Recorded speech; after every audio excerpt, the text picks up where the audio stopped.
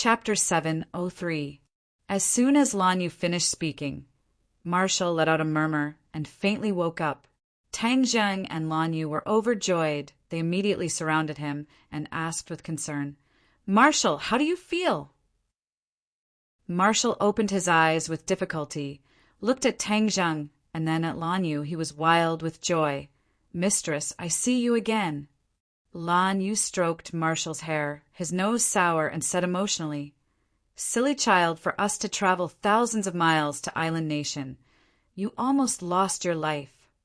Marshall is useless. I was unable to save Master, Mistress, and all my fellow sect members." Marshall said in shame, his eyes wet. Lan Yu's face turned serious as he said, "Who dares to say that you're useless? I'll beat him up until his mother doesn't even recognize him." Marshall broke into a smile and said, "Where are Master and the others?"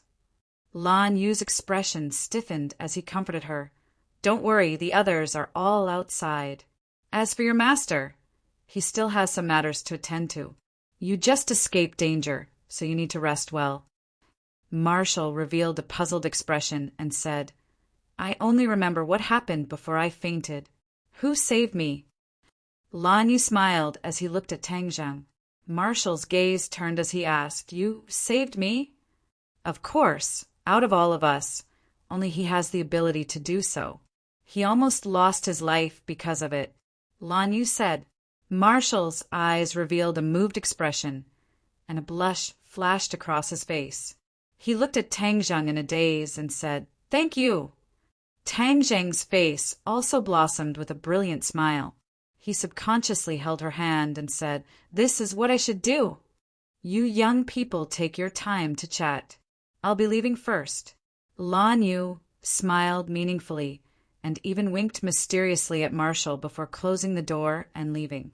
There were only two people left in the room, and they immediately fell into silence. The two of them looked at each other. Then Marshall hurriedly looked away. She had a clear feeling that the world after waking up was completely different from before, especially Tang Zheng's gaze, which was even softer and filled with deep affection.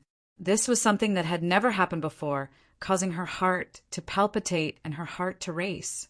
Tang Zheng coughed and broke the silence. "Are you tired? Do you want to rest for a while?" "Not tired." Marshall blurted out, looked at him, and said, "In order to save me, you almost sacrificed yourself." "It's not that exaggerated," Tang Zheng said lightly. But the more he said this, the more certain Wu was that this was the case. He couldn't help but hold his hand. Tang Zheng's heart warmed, and he also held her hand tightly. Their eyes met, and this time they did not avoid each other's gaze. The two pairs of eyes that were close to each other silently communicated, transmitting each other's feelings. The atmosphere was changing bit by bit, and a mysterious feeling was brewing in the air. Tang Zheng bent down and gently kissed her lips. Wu did not resist, but instead closed his eyes and quietly felt it, as if his heart was about to melt. The things that the two of them had done in the past were also unable to resist the magic of this kiss. It was so beautiful that it made one's heart bloom with joy. Every pore on one's body seemed to open, giving one a kind of limitless power. Their lips parted. Tang Zheng looked at Wu, who was so close to him that he could almost see the fine hair on her face and feel her breathing. Wu had her eyes closed the entire time. She knew that Tang Zheng was staring at her, so she was too embarrassed to open her eyes. She didn't know when she had become so shy. She sensed her own thoughts, and the blush on her face became even redder. She was like a ripe apple, tender and alluring. "Rest well." Tang Zheng did not push his luck and said gently, "I'll be outside. If there's anything, call me." Wu Weiwei opened her eyes and narrowed them into slits. She nodded her head and watched Tang Zheng leave. Then she let out a long breath. The sweet feeling lingered in her heart for a long time. Unknowingly, she fell asleep with a smile on her face. Outside the house, Lan Yu looked at Tang Zheng with a smile and said, "Why don't you accompany me for a while longer? She's a little tired. I'll let her rest first. There'll be plenty of time in the future."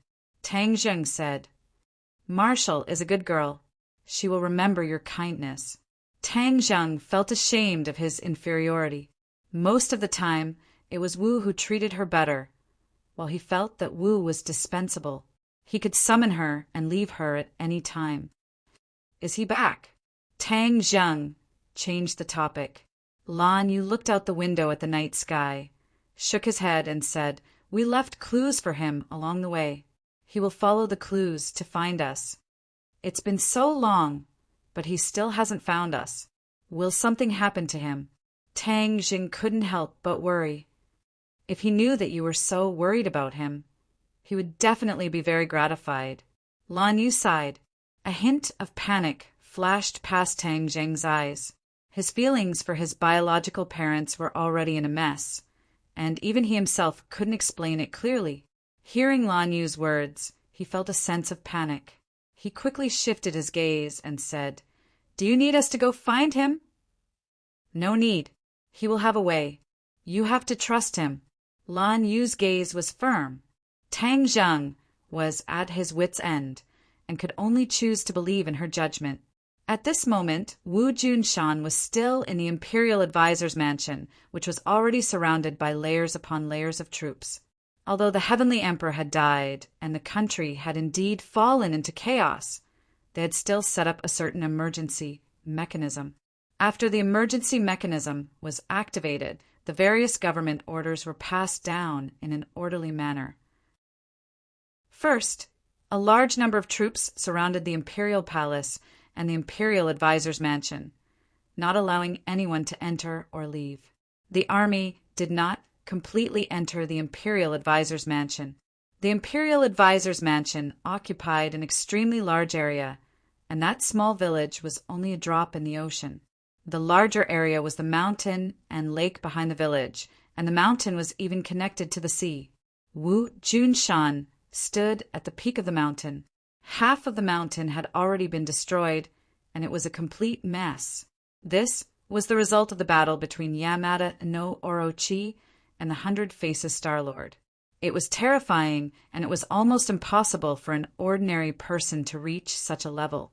Wu Junshan's expression was cold, and his clothes were a little messy.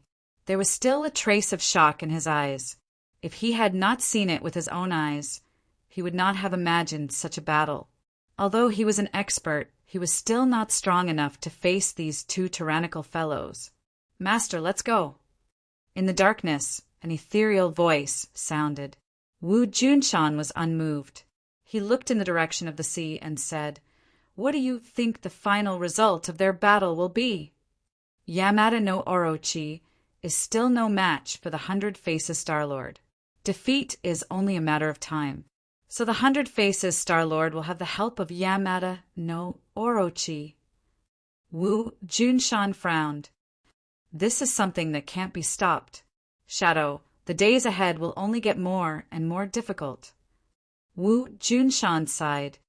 If you hadn't stopped me, I'm afraid I would have disappeared from this world. Shadow, a martial scholar, was really like a shadow following beside Wu Junshan. It was all thanks to the shadow that they were able to leave the martial organization so smoothly. This time, the shadow had helped Wu Junshan again. Wu Junshan could not remember how many times the shadow had helped him. It was as if the shadow had become a part of his body. "Master, this is what I should do," the shadow calmly said. "Let's go.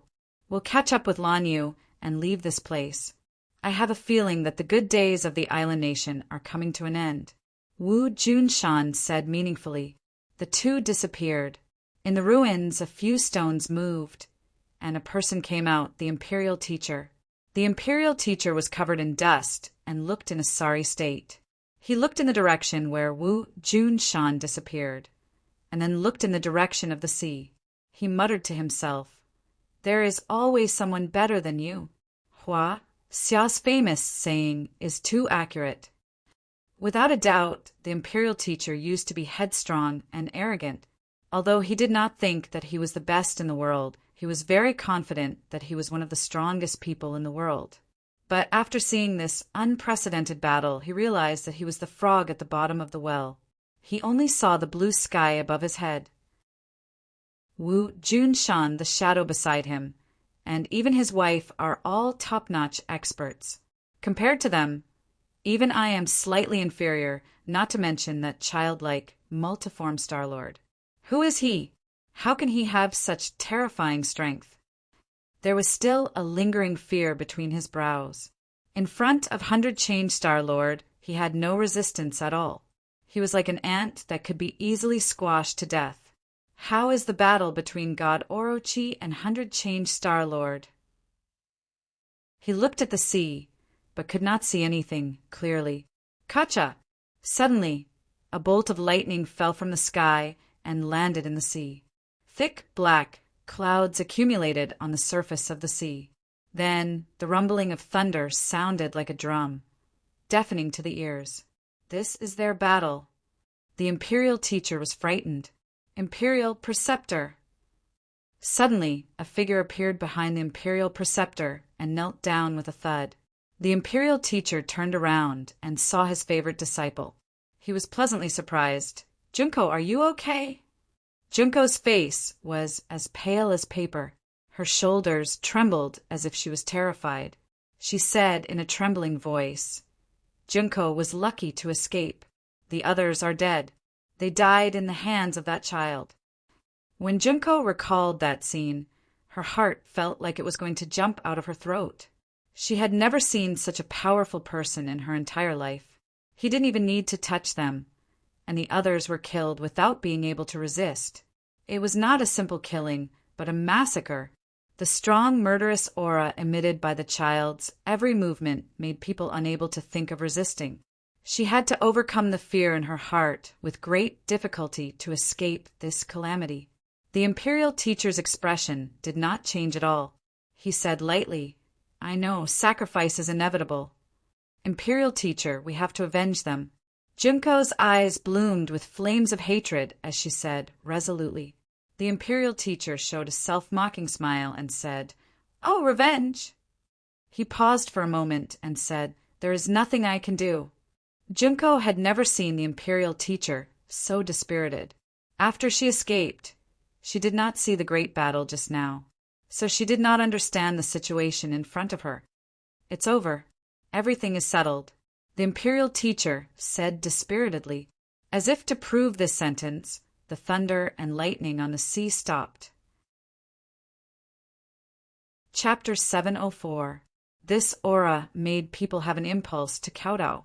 Junko looked at it with a pale face and asked, State Preceptor, what is that? The Imperial advisor was silent, but his face became serious. Boom! Rivers and seas were overturned, and huge waves surged up on the surface of the sea. Junko subconsciously took a step back and exclaimed, Tsunami! State Preceptor was still motionless as he stared at the monstrous waves. Although Junko had the urge to run away, she stopped abruptly when she saw State Preceptor's tall and straight figure. The huge wave stopped in front of the mountain. The seawater was like a waterfall. With a splash, it fell into the sea, splashing water vapor all over the sky. It was like a rainstorm. A huge monster quietly revealed its true face. It was none other than Yamada no Orochi. However, the 8 heads of Yamada no Orochi were protected by a person standing at the top, 100 Faces. Although he was still dressed like a child, he looked down from above like a king looking down on the world. Obviously, as the Imperial advisor expected, Yamada no Orochi had been subdued by 100 Faces. Yamada no Orochi lowered its noble head. This was a world where the strong were respected, especially the creatures who came from the cultivation world. They understood the principle of the strong being respected and had a deeper understanding of the law of the jungle. If they didn't submit, they would die. Yamada no Orochi obviously didn't want to die, so could only submit. The Imperial advisor's face changed a few times, and the loss and pain in his eyes were self-evident. Although he had expected this result, he still had mixed feelings when he saw it with his own eyes. All these years, Yamada no Orochi had been respected by him as a god. In the long history, both the Imperial advisor and the Emperor respected Yamada no Orochi as a god, so it was called Yamada no Orochi. deities were lofty and undefeatable. However, at this moment, it was proven that Yamada no Orochi was still a long way from being a god. It was because the imperial advisor and the emperor were frogs at the bottom of the well that they worshipped Yamada no Orochi as a god. This was equivalent to 100 faces slapping the imperial advisor in the face. He couldn't resist and could only raise his head to take it. Oh, this old man is quite interesting. He is a grandmaster warrior. 100 faces said with interest. It was the first time he saw the imperial advisor.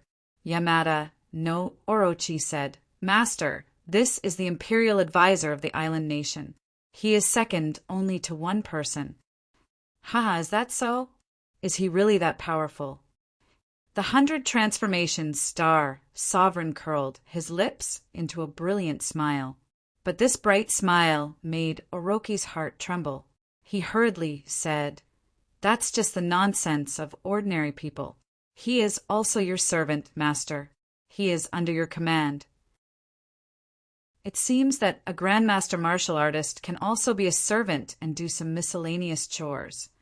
100 Faces Star Lord accepted Orochi's good intentions and said, Junko had already seen the appearance of the 100 Change Star Lord. Wasn't this the murderer who had killed countless of her fellow disciples?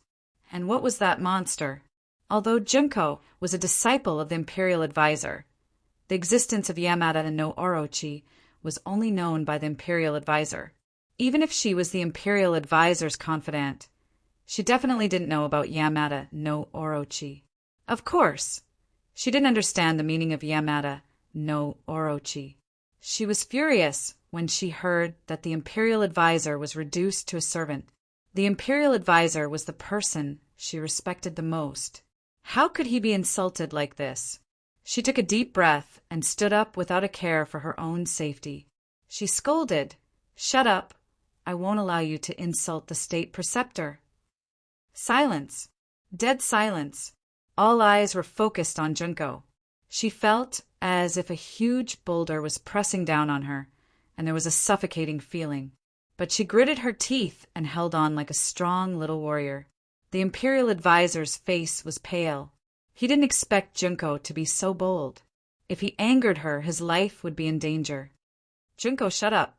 The imperial advisor scolded and then respectfully said to Yamada no Orochi, "Yamada no Orochi, she is young and ignorant. Please don't lower yourself to her level." Yamada no Orochi's huge eyes seemed to have magic as he stared at Junko. Junko stubbornly raised her neck and looked at Yamada no Orochi face to face. Those huge eyes seemed to want to swallow her soul, causing her to feel fear and tremble from the bottom of her heart. "How dare you be disrespectful to my master and me? It's a capital offense," Yamada no Orochi suddenly said. The imperial advisor's body trembled. He wanted to say something, but in the end he didn't say anything. He just looked at Junko with pity. The imperial advisor had made his decision. Since he couldn't go against it, he could only listen to the arrangement of fate and submit to the Zodiac Star Lord. Although he was extremely unwilling to do so, he had to do it in order to survive. He secretly comforted himself that perhaps it would be easier for him to achieve his previous goal after following the Zodiac Star Lord. He wanted to plead for Junko, but after seeing Yamada no Orochi's attitude, he decided to give up. He didn't want to take the risk. Junko was his disciple, but she was more important than his own life. Junko looked at the imperial advisor in disappointment. It wasn't because he didn't want to plead for her, but because of his cowardice. He actually submitted to the Zodiac Star Lord. Where did his usual pride go? Why was he so afraid of death? The high image of the imperial advisor in her heart instantly collapsed. She raised her head in despair, but she didn't lose her pride. She looked at the others with contempt and said, "Come on, kill me. Anyway, you have already killed the other disciples of the imperial advisor's residence. It doesn't matter if you kill one more."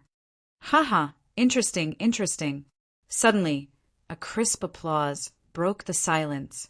The Zodiac Star Lord clapped his little hands with a mysterious smile on his face. It's interesting to have such a person as a servant. There are too many spineless people like that. It's not rare. The rarer something is, the more valuable it is. This little girl is the rarest talent. The Zodiac Star Lord didn't hesitate to praise. Little Snake, I'll give that guy to you. After eating a master warrior, your cultivation will recover a little, the Zodiac Star Lord said. Hearing this, the state preceptor's expression changed drastically. He exclaimed in disbelief, "Don't kill me. I will obediently be your servant. I will never be disloyal." The Zodiac Star Lord didn't even look at him. All his attention was focused on Junko. He said, "Didn't I already tell you?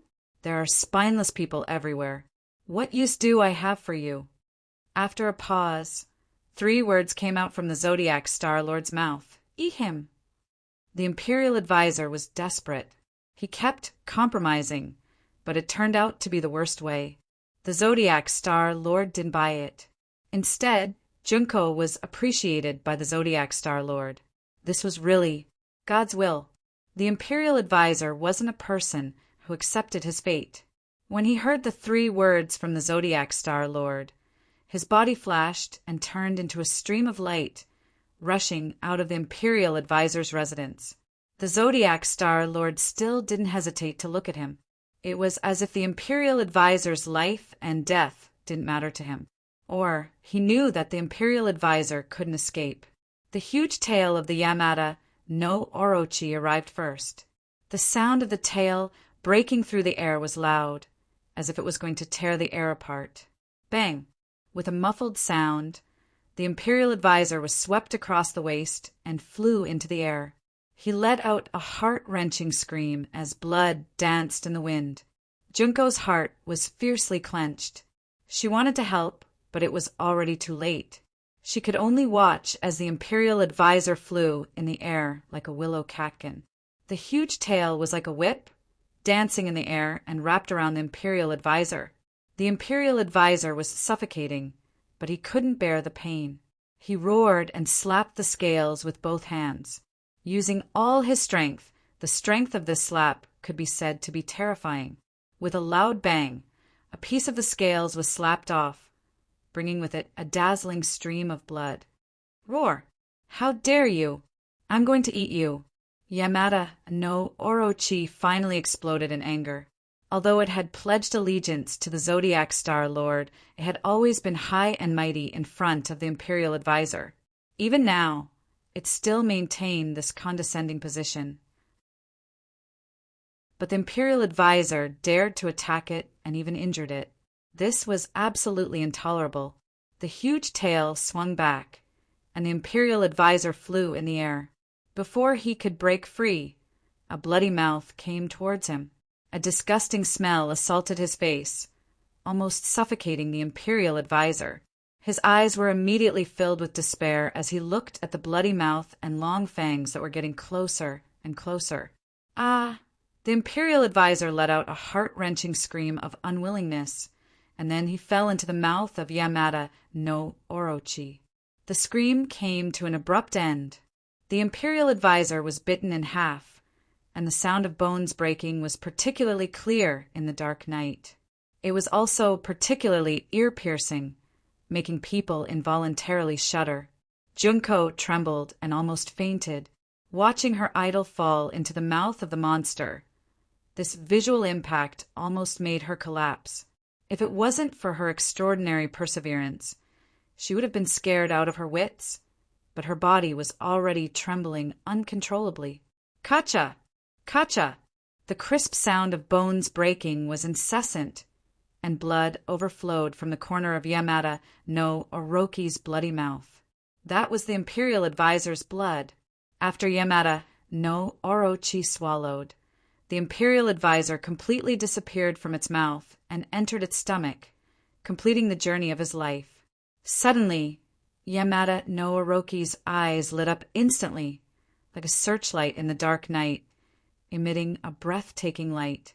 Turning its gaze, it swept towards Junko, and Junko subconsciously stepped back. "Don't be afraid, I won't kill you." 100 Faces Star Lord said patiently, like a strange uncle tricking a little girl. Become my servant, and your life in the future will be 1,000 times, 10,000 times more interesting than now. Before his voice fell, he was already in front of Junko, but he didn't move. Instead, it was the head of Yamada no Orochi that carried him to Junko. He slowly stretched out a finger and pointed at Junko's forehead. Junko wanted to dodge, but found that she couldn't move at all. She was firmly locked by the other party's aura. Chapter 705. The Finger of the 100 Transformations, Star, Sovereign blossomed with a dazzling light, and this was the only light left in Junko's eyes. There was an explosion in her mind, and countless information flooded in, filling up every single one of her brain cells and nerves. Her pupils instantly enlarged. As a ninja, she could be regarded as a beginner in magic. Seeing this information, she was overjoyed and almost went crazy. She understood the value of these things too well. Didn't the state preceptor rack his brains to capture Tangjung for these things? Magic. The real Huaxia magic, not the superficial ninjutsu. She felt that every word in her mind was so beautiful, exuding a charm that made her enchanted. Rumble. A burst of sound like the yellow river bursting the dike. The sound of the surging river suddenly sounded in her body. Her complexion greatly changed, and she quickly checked the condition of her body, only to see that the sound came from her meridians. At this moment, her meridians were like a big river, and the true chi flowing in them was like a river, surging and full of power. The true chi widened her meridians, which was conducive to storing more true chi. What made her even more ecstatic was that her cultivation was soaring rapidly.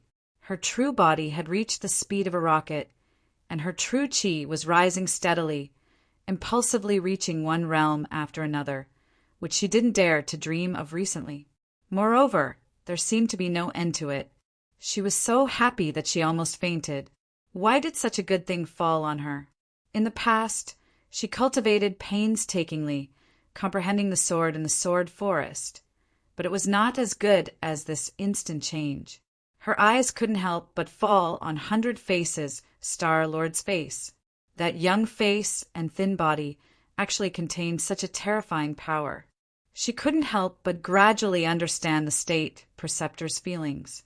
It was not that he didn't dare to resist, but that there was no room for resistance. She was not afraid because she didn't know.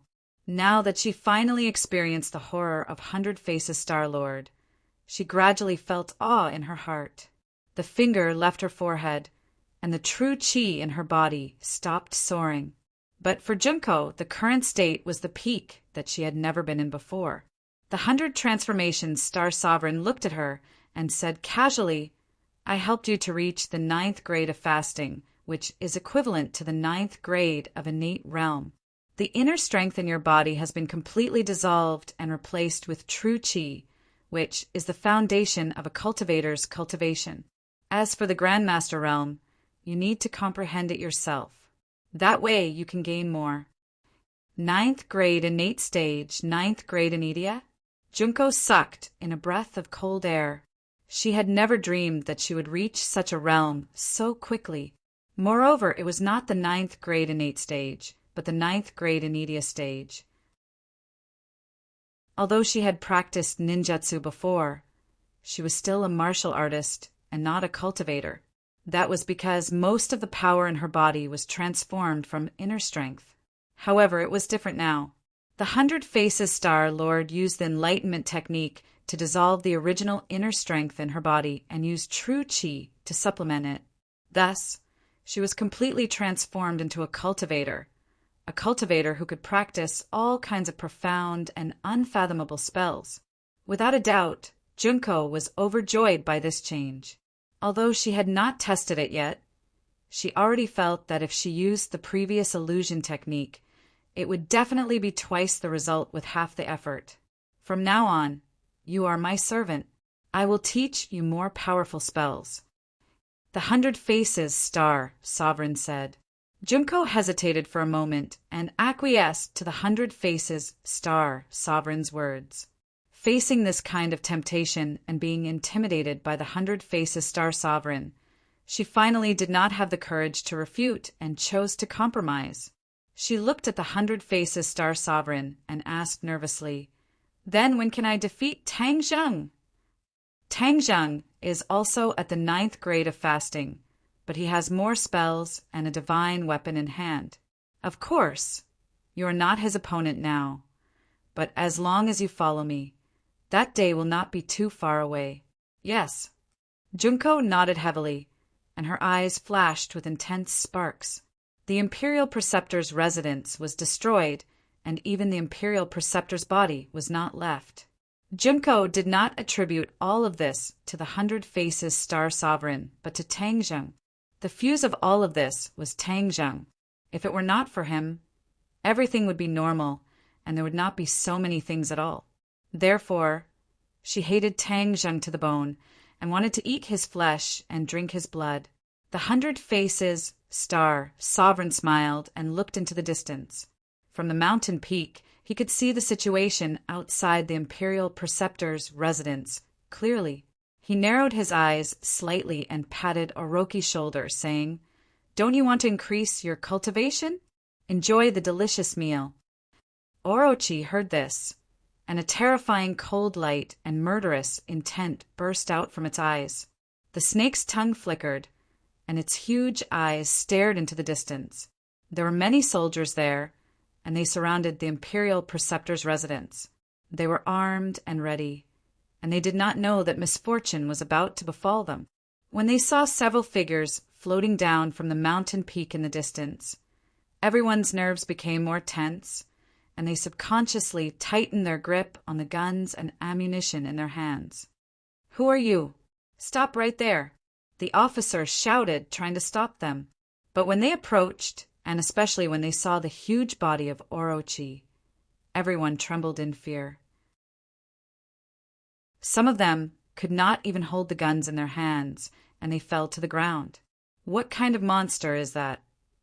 Everyone's mind was full of question marks, and some smart people immediately shouted in fright, "Open fire! Don't let them come close."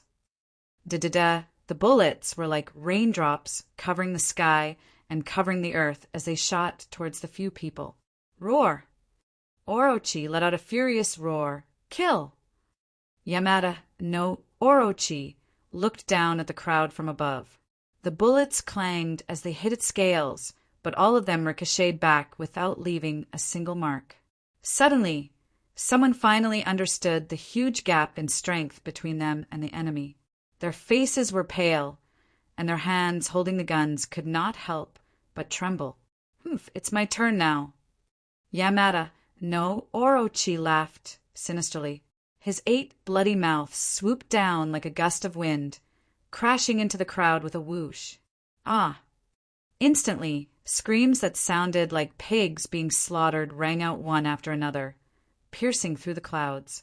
One by one, the mouths of the Yamada no Orochi bit down on the bodies of many people. Kacha! The bodies were torn apart at the waist, and then they were swallowed into the stomach of the Yamada no Orochi. 100 Faces looked at all of this with a smile, as if this hellish slaughter was nothing out of the ordinary for him, and there was no fear at all. Junko's face was as pale as paper, and her stomach was churning. Finally, she could not help but vomit at the side, as if she was going to vomit out her gallbladder. 100 Faces glanced at her from the corner of his eyes, and the corner of his mouth hooked up into a meaningful smile, and he said lightly, "You have such a big reaction to such a small scene. It seems that you need to train more in the future." Junko put her hands on her thighs, bent over, and touched the corner of her mouth, and asked in shock, "Why did you do this? These people are innocent people. Why did you kill them?" "Orochi wants to improve his cultivation, so of course he needs these food." 100 Faces said matter-of-factly, "Food."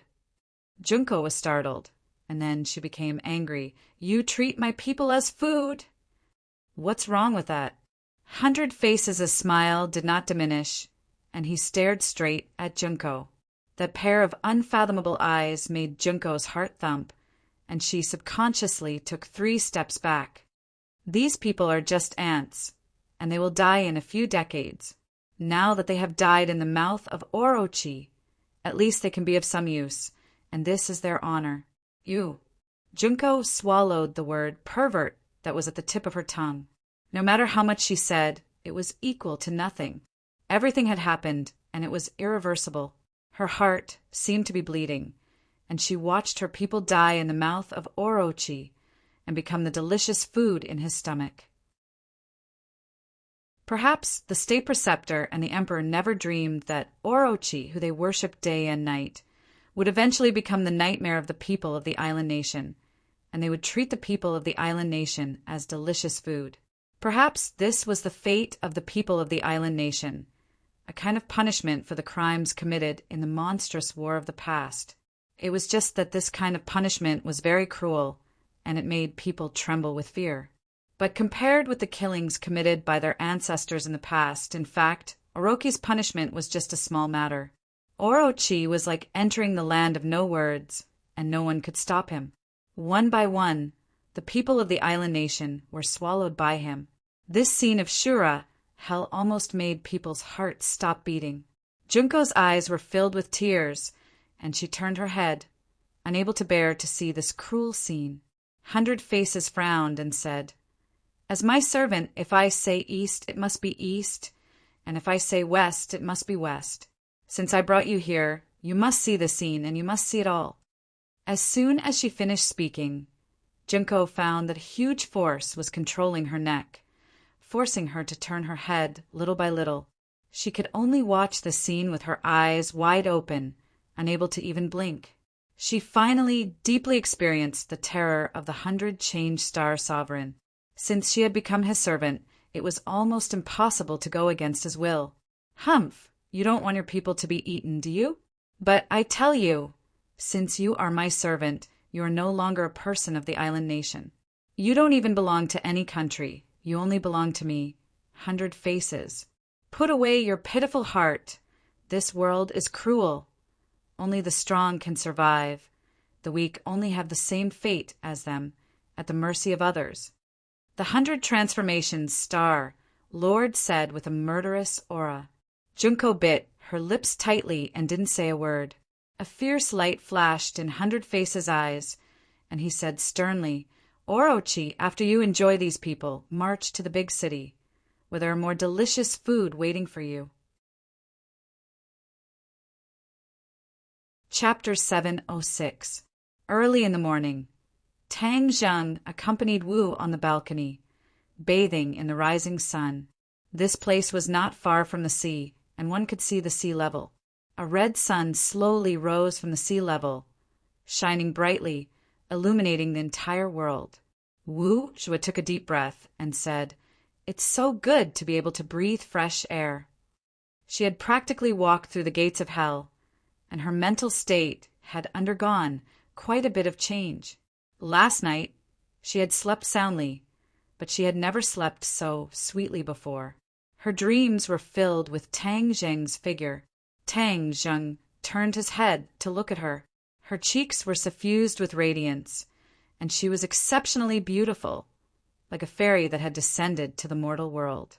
Tang Zheng smiled slightly and said, "After a night of rest, your injuries have mostly healed. This is all thanks to you." Wu Zhua looked at him. "This is what I should do." After Tang Zheng finished speaking, his gaze was attracted by a person in the distance. His pupils constricted as he said, "He's back." Wu also immediately turned his head to look, revealing an excited expression as he shouted in ecstasy, "Master is back." Hua! Many people rushed out of the house and rushed towards Wu Junshan to welcome him. Lan Yu walked at the front. When the couple was young, their relationship was extremely good. However, because of Tang Zheng's matter, their relationship was broken. However, ever since Tang Zheng appeared, this crack had gradually been mended, and the relationship between the two of them began to improve by leaps and bounds.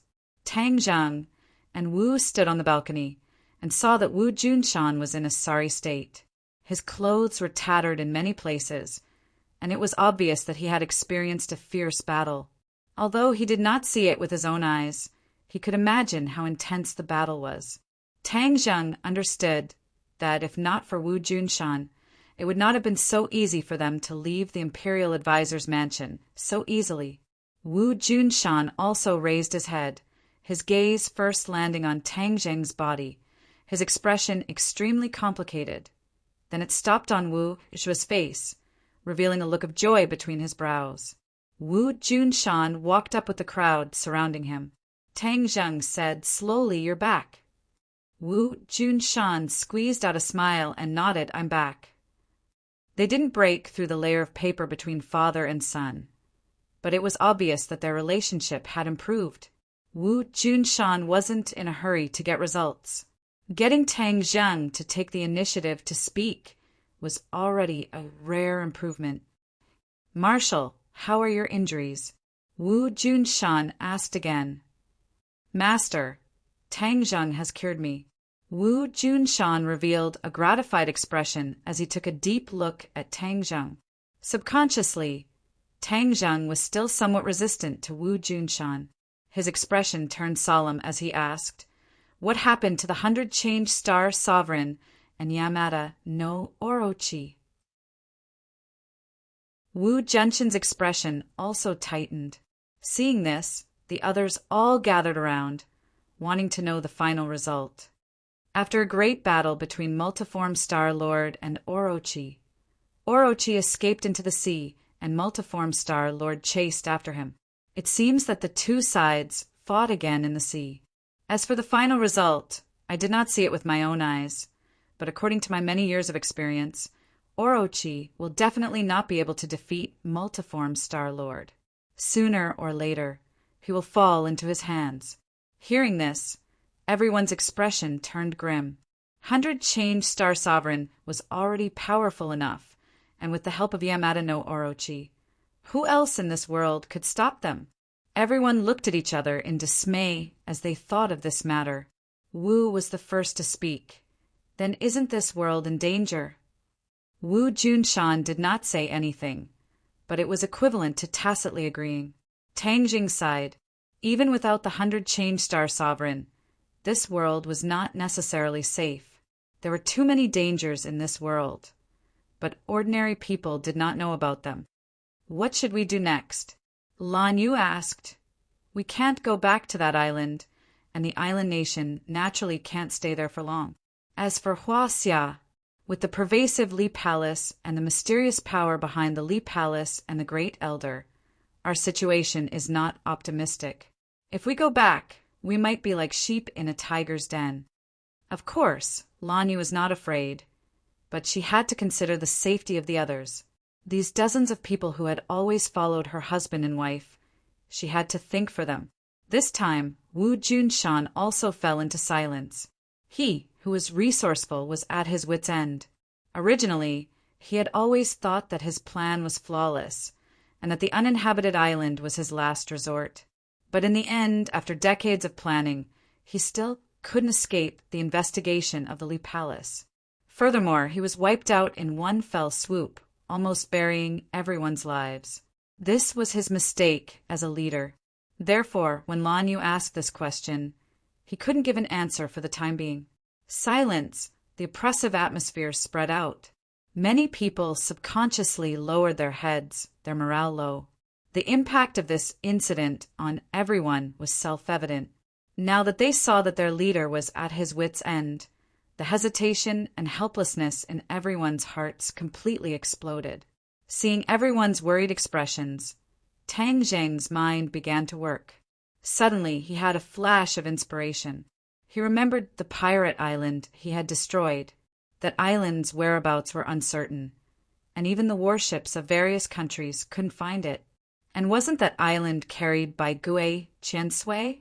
This was a moving island that could change its position at will. It was almost impossible for the enemy to investigate it. Moreover, the island's defense would be combined with Gue Qiansui's. Gue Qiansui had a natural advantage in defense. If he built a new moving island like this, wouldn't these people have a place to go? He couldn't wait, his eyebrows dancing as he said, "I have an idea." The others immediately gathered around. These people were more and more trusting of Tang Zheng.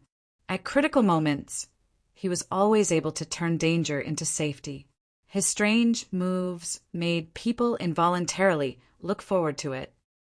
What idea? Wu Junshan couldn't wait to ask. We want to build a moving island on the sea, so that when everyone lives on it, the enemy will find it extremely difficult to find us. We will be safe, Tang Zheng said solemnly. Moving island? Everyone was stunned. They didn't expect that Tang Zheng would come up with such an outrageous idea.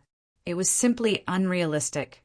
As if he saw through everyone's thoughts, Tang Zheng confidently smiled and said, "For others, a moving island is almost impossible, but for me, it is not impossible." Oh, everyone's interest was aroused. Even if Wu and Tang Zheng had crossed the ocean together and had seen the magic of Gui Qiansui for a moment, they didn't think of this point. Looking at everyone's anxious eyes, Tang Zheng didn't keep them in suspense. He faintly smiled and said, "Gui Qiansui can do this. It can carry an island in the sea and can move it at any time. It even has a defensive function." Gui Qiansui? Everyone subconsciously turned their head to look inside the room. The two small figures were behind the floor-to-ceiling window, and their spirits were not very good. Gui Qiansui was injured, and a crack appeared on his turtle shell. Xiao Bai was also injured, but it was not as serious as Gui Qiansui. But after the continuous battle last night, it consumed a lot of energy. So, the two little guys were a little dispirited. It can do this? Everyone still felt that it was inconceivable. How could Gui Qiansui's small body carry such a huge island? Gui Qiansui opened his eyes. Last night he had been healing. When he heard everyone's conversation, he staggered out. Looking up at everyone, he slowly said, "Immortal, I am seriously injured. My current spiritual power is not enough to carry an island." Hearing a turtle speak human language, except for a few people, most of them showed a look of seeing a ghost. Tang Zheng's heart skipped a beat. He immediately saw the crack on Gui Qiansui's back. If not for saving him, Gui Qiansui would not have been bitten by Yamada no Orochi's fangs, let alone be seriously injured. "Gui Qiansui, don't worry. I will find a way to heal you," Tang Zheng said seriously with a calm face. Gui Qiansui shook his head and said, "Immortal, this time my injury is very serious. I won't be able to recover in a short time." Tang Zheng said without hesitation, "Let's find a way together. There will be a solution." After a pause, he said to Wu Junshan and the others, "It seems that we will have to stay here for a while." During this time, everyone must be on high alert. Last night, I killed the emperor and destroyed the Kokyo. The island nation is in complete chaos. Moreover, the other party must want to find us, even if they have to dig 3 feet into the ground. So, they may follow any clues to find us. Most people did not know that Tang Zheng had done such a big thing last night, especially Wu, who looked at him in shock. Seeing this, Lanyu reminded, "At that time, you were in a critical situation. He was avenging you." Wu seemed to have been immobilized. She was motionless as she stared at Tang Zheng. Her eyes seemed to have ripples. Even a fool could understand the emotions in her eyes. Lan Yu smiled knowingly and winked at everyone. Everyone understood tacitly and tiptoed away from the balcony. Even Gui Qiansui tactfully returned to the house. There were only 2 people left on the balcony. For eyes looked at each other. Too many feelings were revealed from each other's eyes. This was the first time Wu knew about Tang Zheng's crazy actions last night. This moved her more than when Tang Zheng saved her life, because Tang Zheng's actions were too dangerous. What kind of place was the Kokyo? Who was the emperor? Destroying the Kokyo and killing the emperor. Even without thinking, one would know how difficult the task was. In this world, there were not many people who had the courage to do such a thing. But in order to avenge her, Tang Zheng did not hesitate to put himself in danger. This moved her to the extreme. She stared at Tang Zheng and could not help but walk to his side. She gently hugged his waist and leaned her face on his neck. She clearly said, "In this life, no matter what you do to me, I will never leave you." In just a short sentence, she seemed to have exhausted all her strength. Then, her whole body softly leaned on Tang Zheng's body. Tang Zheng's heart seemed to have been punched. His hands also hugged her body. Chapter 707. Time flies. It has been a few days since Tang Zheng made a ruckus in the Kokyo. During this time, Tang Zheng and the others learned about the changes in the island nation from the TV. After the death of the emperor, the whole country was under martial law. Every port and airport was strictly controlled, and there were countless people patrolling every day. In addition, the royal family also sent out troops to investigate the whole country, and vowed to find the murderer even if they have to dig 3 feet into the ground. However, the storm did not completely stop, and there were many cases of people disappearing in many cities, and according to preliminary statistics, there were more than 10,000 people. An invisible fear shrouded the sky of this small place, and the people were in a constant state of panic. Fortunately, the place that Tang Zheng and the others chose was relatively remote, and the carpet search did not reach this place yet. In the past few days, Tang Zheng had been looking for a way to heal Gue Qiansui. However, no matter how many methods he tried, it was all in vain. That crack was still a ghastly sight. Without Gue Qiansui, they could not safely leave the island nation, let alone build a moving island in the sea. Tang Zheng failed again and looked deeply at Gue Qiansui, and his eyes could not help but become gloomy. "Immortal, it's all my fault for being useless and dragging you down." Gue Qiansui blamed himself. "Is identical to Gue Qiansui. You were injured because of me, and I did not protect you well."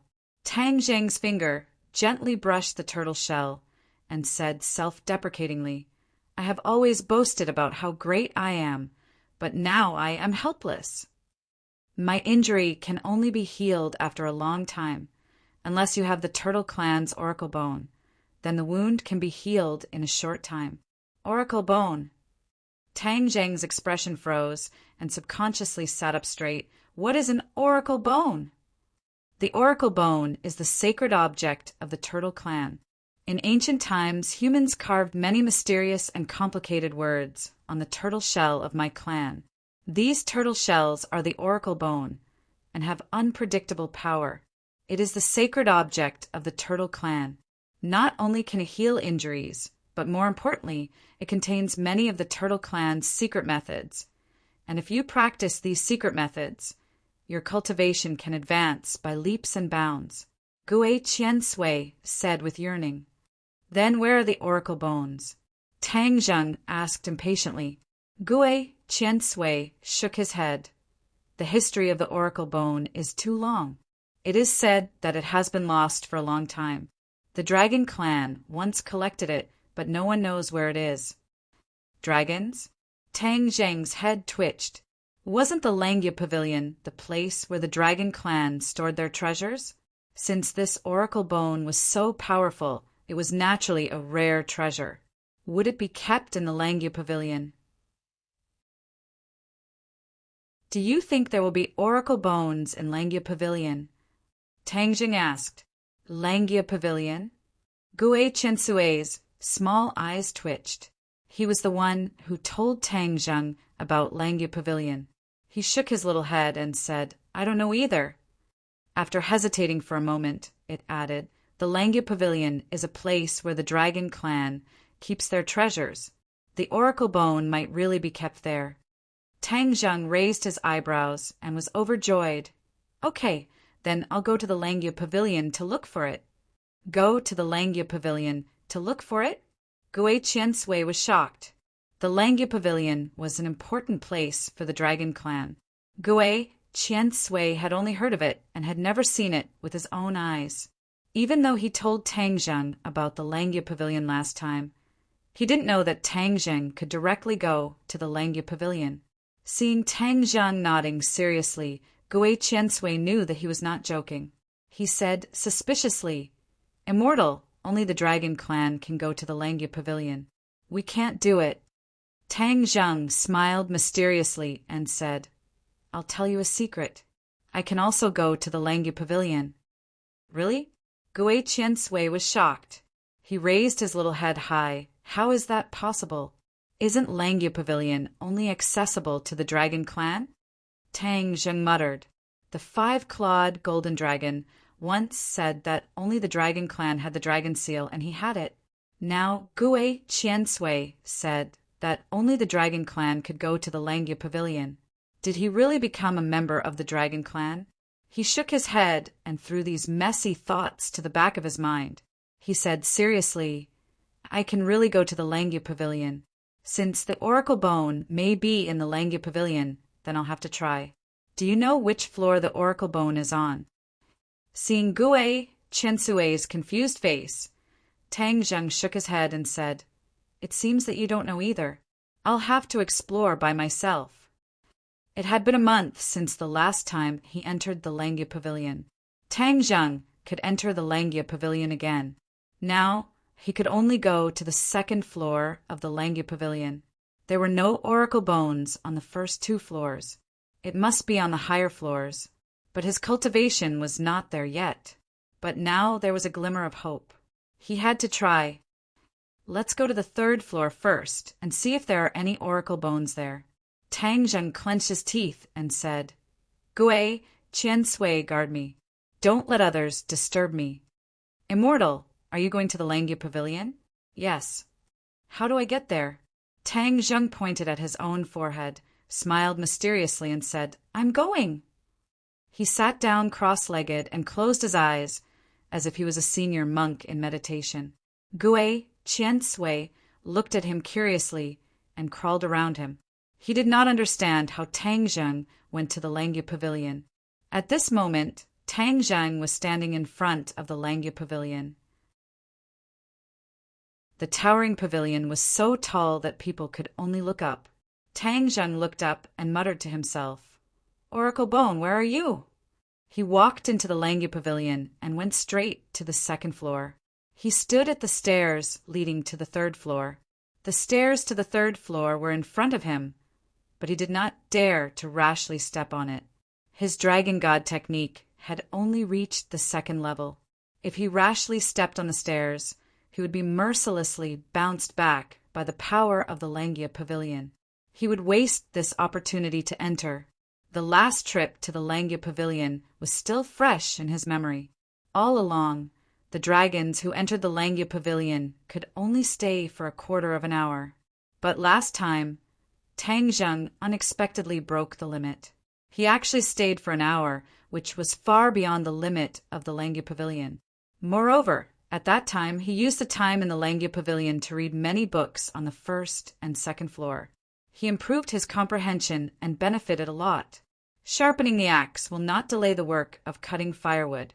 Let's cultivate first and strive to break through the Dragon God technique. Tang Zheng was not in a hurry. Instead, he sat down in front of the stairs and focused on cultivating.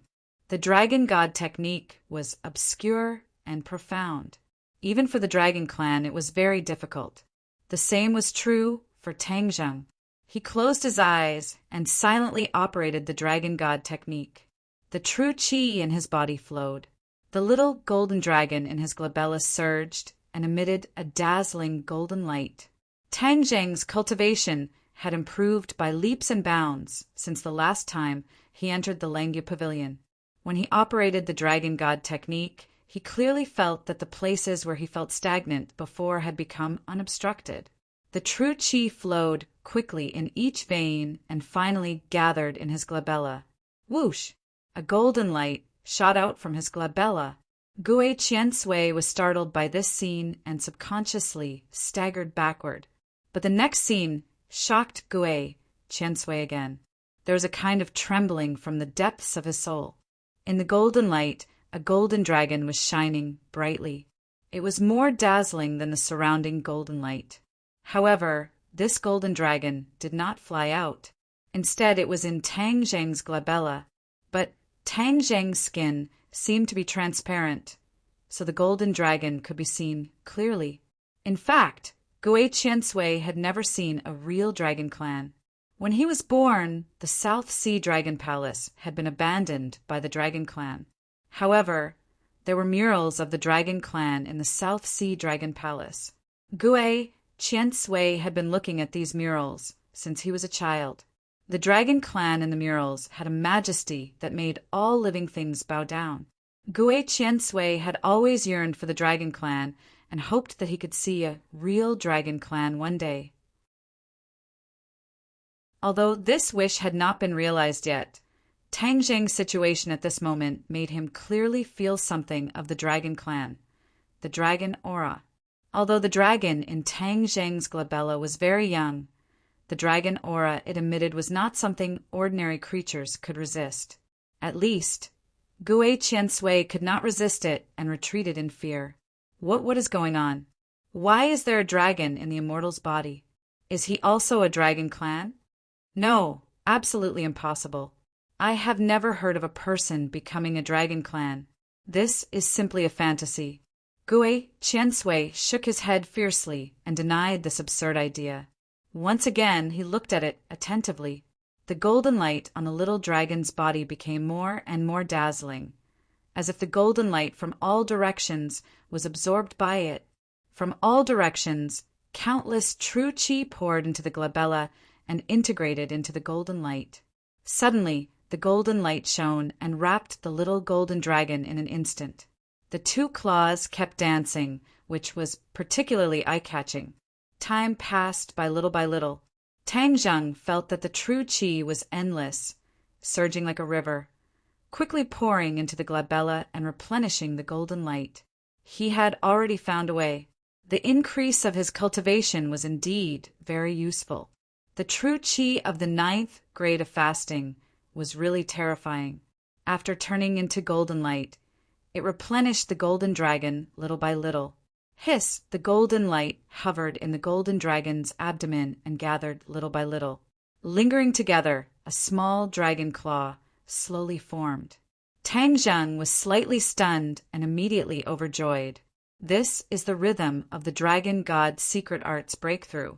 At this critical moment, he must not drop the ball. So he quickly calmed his mind, calmed down, and stared at the golden dragon and the dragon claw that was in the process of forming. Time passed by little.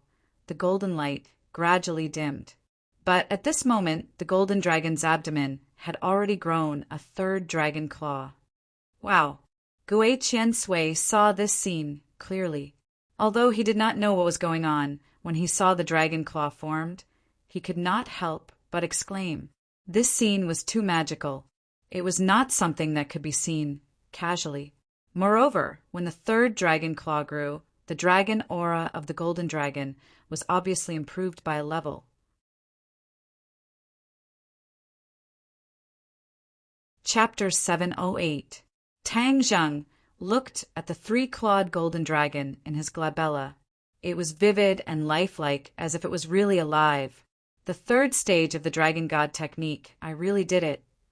Tang Zheng excitedly waved his fist.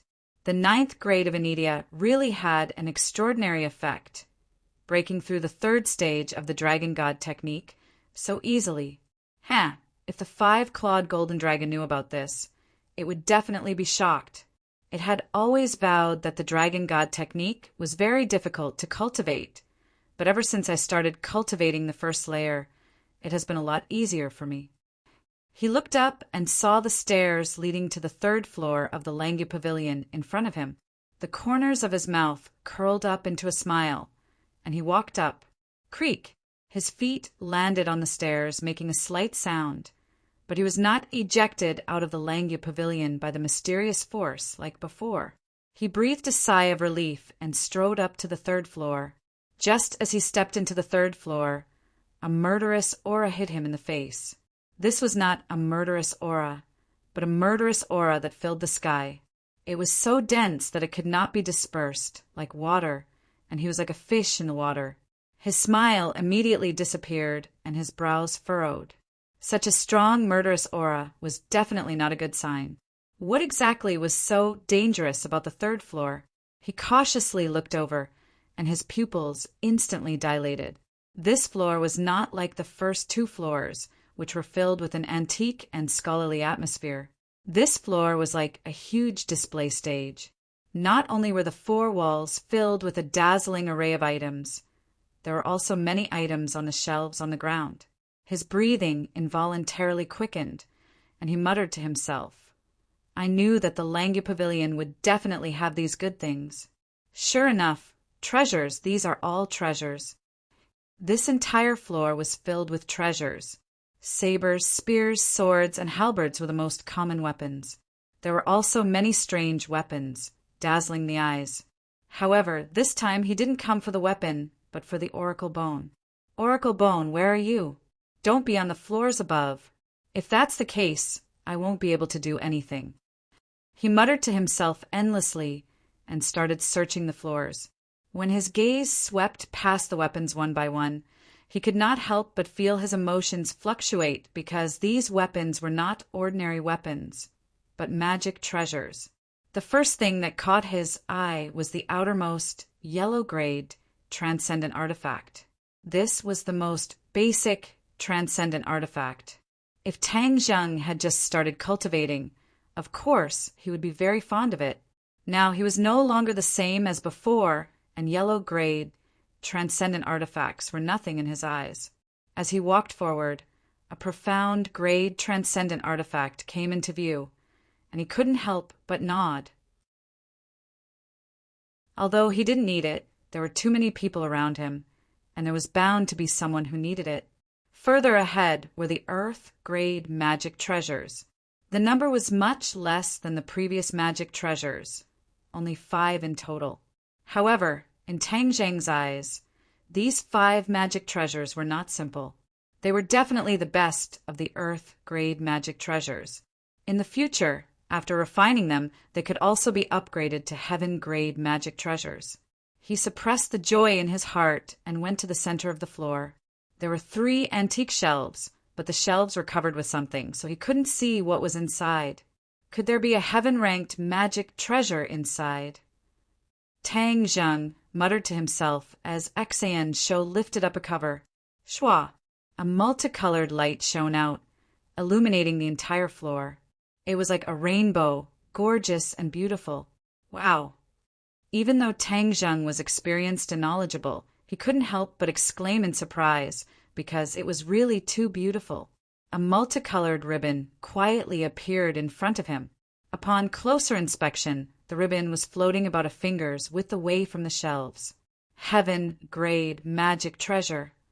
Tang Zheng cried out in surprise. Although he couldn't see what was so magical about this magic treasure, the power and aura it emitted still allowed Tang Zheng to make an accurate judgment. He carefully picked up the magic treasure, and a cool feeling spread from his palm to his whole body. It was as if he drank a bottle of ice water on a hot summer day, making him feel relaxed and happy. However, a few other large words appeared in his mind at the same time. Rainbow damask. This heaven-grade magic treasure is called rainbow damask. It's obviously more suitable for women. Tang Zheng already had many women by his side. Marshall was a martial artist, and she cultivated the Inferno divine palm. Moreover, her martial arts were extremely masculine, completely different from the rainbow damask's feminine. Yi Ding Dang. When he thought of her, Tang Zheng's mood couldn't help but become gloomy. Before leaving Huaxia, the two of them had a conflict because of Princess N. Moreover, looking at Yi Dingdong's appearance, the situation this time was especially serious. Feng Shirshir. Tang Zheng's head went soft. She was alone abroad, and he didn't know how she was doing. Moreover, other than the gold, jade, purple robe that he gave her, she didn't have any other suitable magic weapons.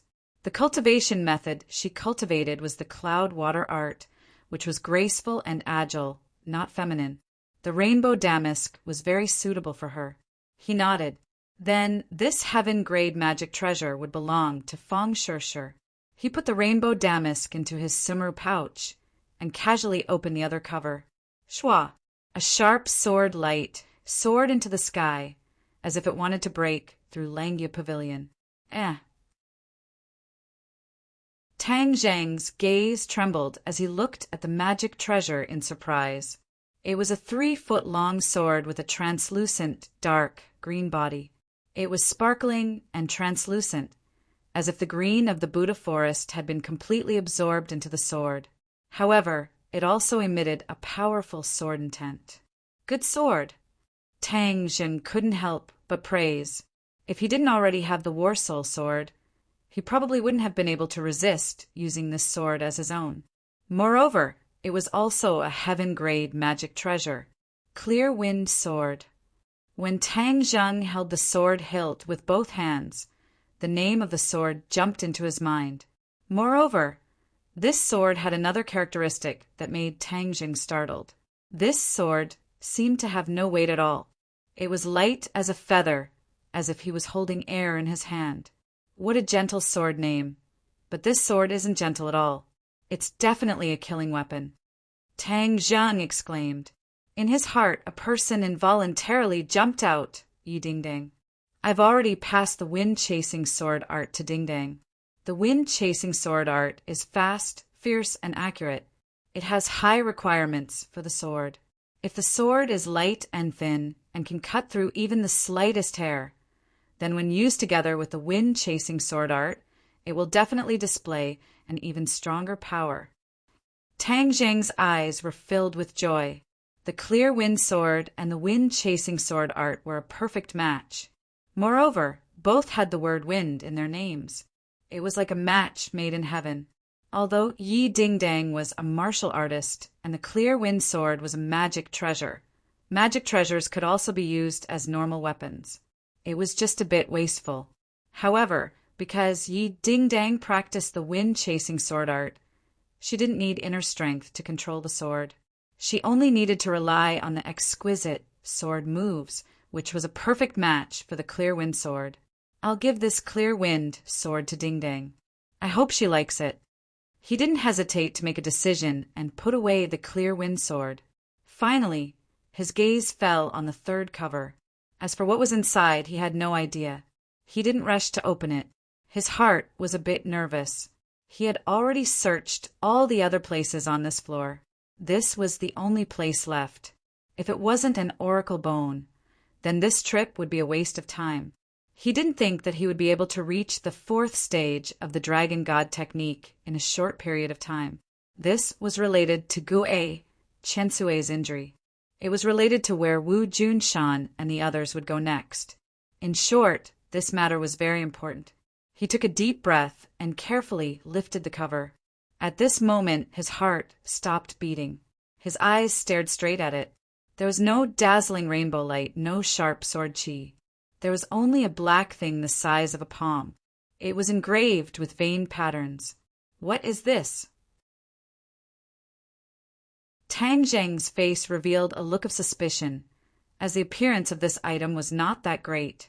It could not be compared to the 7-colored silk or the clear wind sword, but since it was placed here so solemnly, then it was definitely not trash.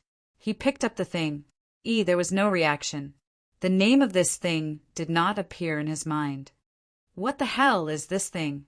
Tang Zheng looked at it over and over again. For a long time, he didn't get a specific answer. The veined patterns engraved on it were very complicated. It was like a small tadpole. It looked like words, but it didn't look like words. Tang Zheng had never seen such a strange thing. After searching all the places, he still couldn't find the oracle bone. He couldn't help but feel dispirited and disappointed. God, are you playing with me? You gave me hope, and then instantly made me despair. You can't play with people like this. Tang Zheng waved his fist above his head and angrily roared. The voice hovered above his head for a while and then disappeared. Only Tang Zheng and the weapons in the room were left. Well, since it's like this, I can only think of another way. Tang Zheng casually threw the black thing into the sumer pouch and then strode downstairs. He didn't put the other weapons into the pouch. Because now he was surrounded by warriors, he didn't need these magic weapons for the time being. Tang Zheng slowly opened his eyes. Gue Qiansui hurriedly crawled over and couldn't wait to ask, "Upper mortal, how's the situation?" Tang Zheng's expression dimmed as he said, "I entered the Langyu Pavilion, but there are many floors in the Langyu Pavilion, and my cultivation can only reach the 3rd floor. I didn't find the oracle bone. Maybe the oracle bone is on a higher floor." Gue Qiansui heard this, and the expectation in his eyes immediately disappeared. It was replaced by disappointment and loss. "Gue Qiansui, I'm sorry. I couldn't help you." Tang Zheng apologized. Gue Qiansui raised his head and said, "Upper mortal, you're too kind. It's my great honor to find the oracle bone in Langya Pavilion for me. Even if I die, I'm already satisfied. Moreover, this injury won't take my life. I just need more time to recover. But I'm really useless if I delay upper immortal's important matter."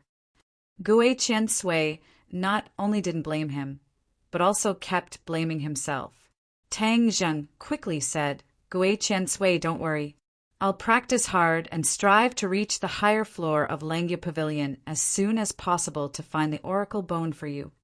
Upper immortal, Langya Pavilion is an important place of the dragon clan. You can go in and out freely. Moreover, a golden dragon appeared on your forehead just now. This situation has never happened before. It's a great opportunity for upper immortal." Gue Qiansui praised, "But you'd better not let others know about this situation. Otherwise, I can't guarantee that others won't covet it." Tang Zheng was moved and nodded. He admitted that Gue Qiansui's reminder was very reasonable. Chapter 709. Tang Zheng remembered his harvest in Langyu Pavilion, but he didn't know what that black thing was, so he took it out and asked Gue Qiansui, "What do you think this is?" That thing flew to Gue Qiansui and stared at it with its small eyes. It touched it with its claws and said, "This." For a moment, it was a little sluggish. Tang Zheng was startled and asked curiously, "What's wrong?" Gue Qiansui raised his head and looked at Tang Zheng with a strange expression.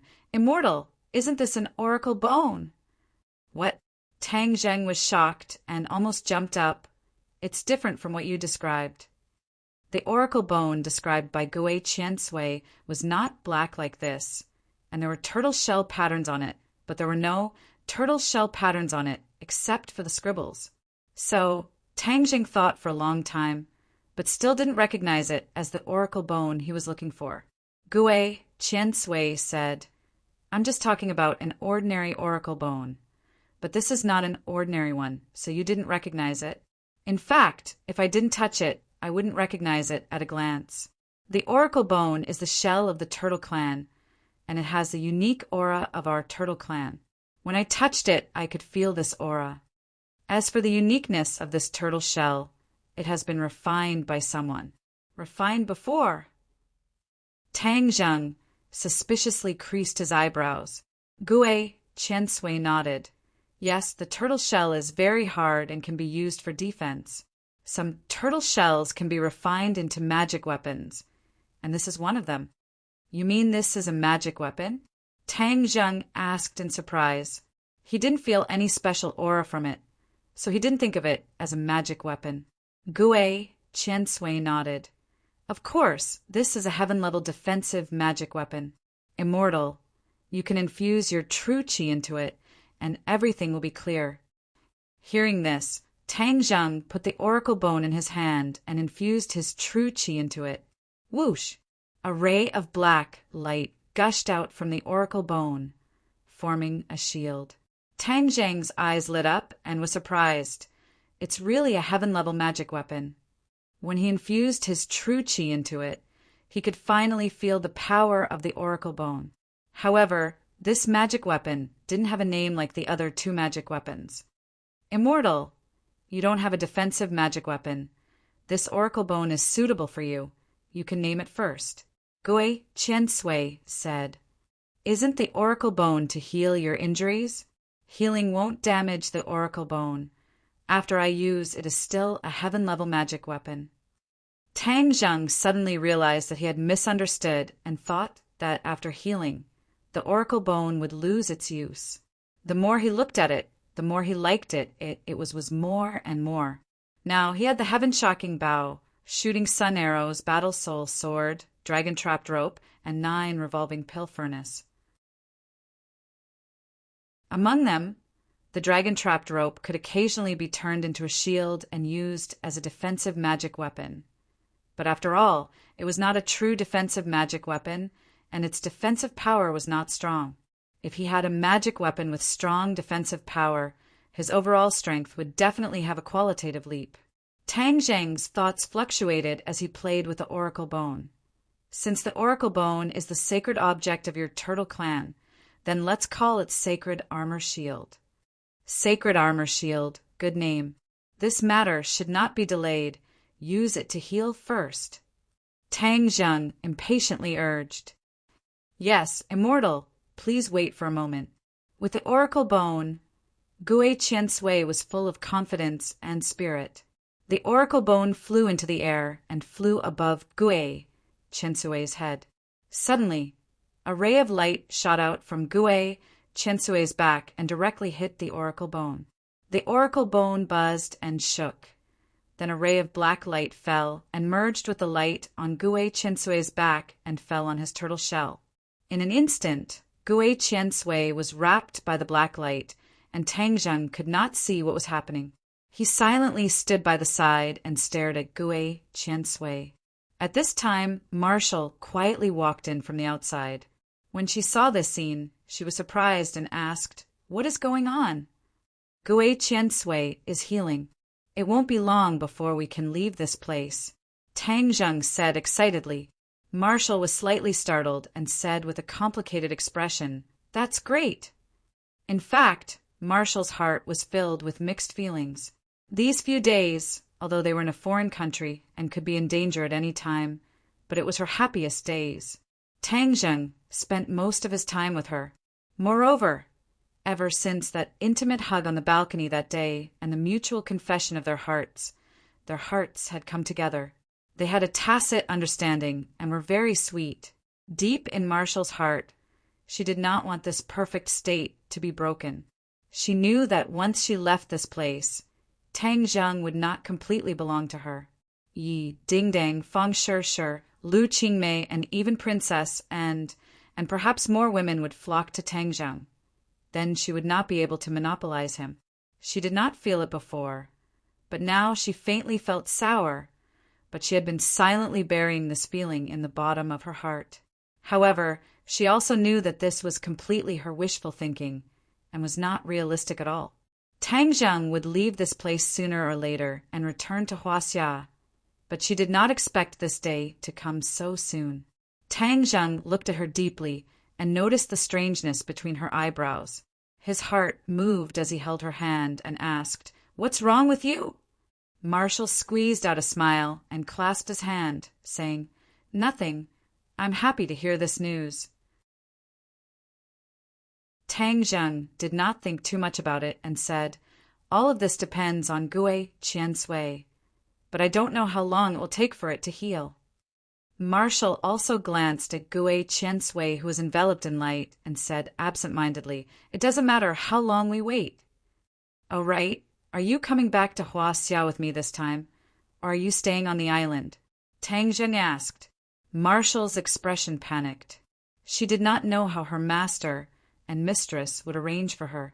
She could not help but feel a little scared and said, "I don't know either." "This is your choice." She hesitated for a moment, then said, "I want to go back to Huaxia with you." Tang Zheng's mouth hooked up into a smile. He gently wrapped his arms around her waist and said with a mischievous smile, "Is it because you can't bear to part with me?" Marshall was a little embarrassed. These days, when Tang Zheng had nothing to do, he would smile mischievously and move his hands and feet. He was like an irritable little monkey, which often made Marshall feel shy. In the past, the relationship between the two of them was too rigid.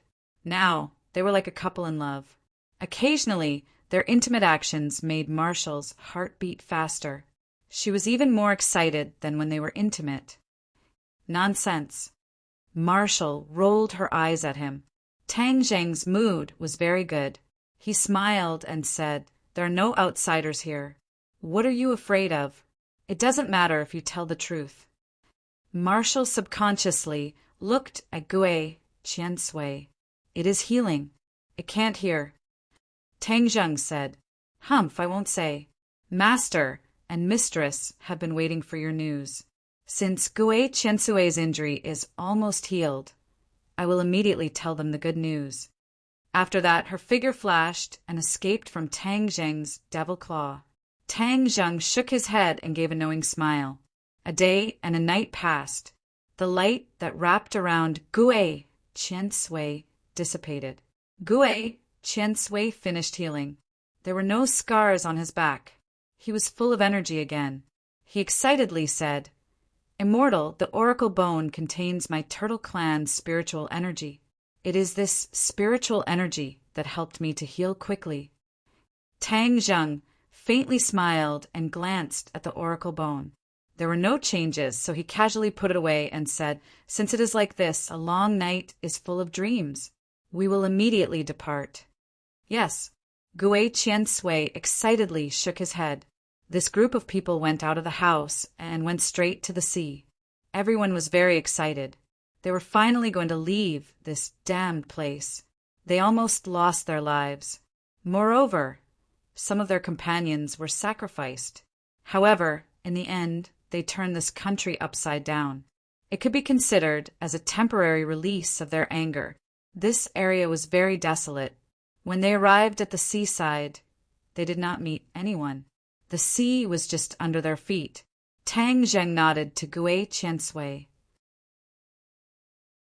Gue Qiansui immediately climbed into the water. When it was immersed in the water, its speed was significantly faster. It was completely submerged by the sea. Gue Qiansui stopped, turned around, and opened his mouth. A bubble came out of his mouth. This bubble was getting bigger and bigger. Finally, it became the size of a room, enough to accommodate dozens of people. If we enter the bubble, we can dive to the bottom of the sea. In this way, the enemy will not find us easily. Tang Zheng did not think that the enemy would only intercept them at the port and the airport. He was afraid that the Maritime Self-Defense Force would also be arranged to patrol the sea. They would not let them go easily. When they were at the bottom of the lake, they experienced the mystery of the bubble. So they entered the bubble. The bubble quickly sank to the bottom of the sea. There was no trace of them on the surface of the sea. Gue Qiansui took the lead and led the way. The bubble automatically followed his footsteps. Everyone opened their eyes wide and looked at the world under the sea in amazement. This kind of treatment was not common. They should seize the time to enjoy the beautiful scenery of the sea. The bottom of the sea was really beautiful. Countless kinds of fish swam from both sides of the bubble. Some of them curiously looked around, looking at the strange big bubble and the people inside. Wu opened his eyes wide and looked around. His face showed a surprised expression. Wu Junshan and Lan Yu looked at each other. Both of them showed a gratified expression. All of this was due to their son's credit. The so-called the student surpasses the master. Qiansui Gue and Bubble were not slow. They had already drifted far away from the coast and arrived at the deep sea. The surrounding scenery was more colorful, and there were many huge fishes swimming by on both sides. It was a sight to behold.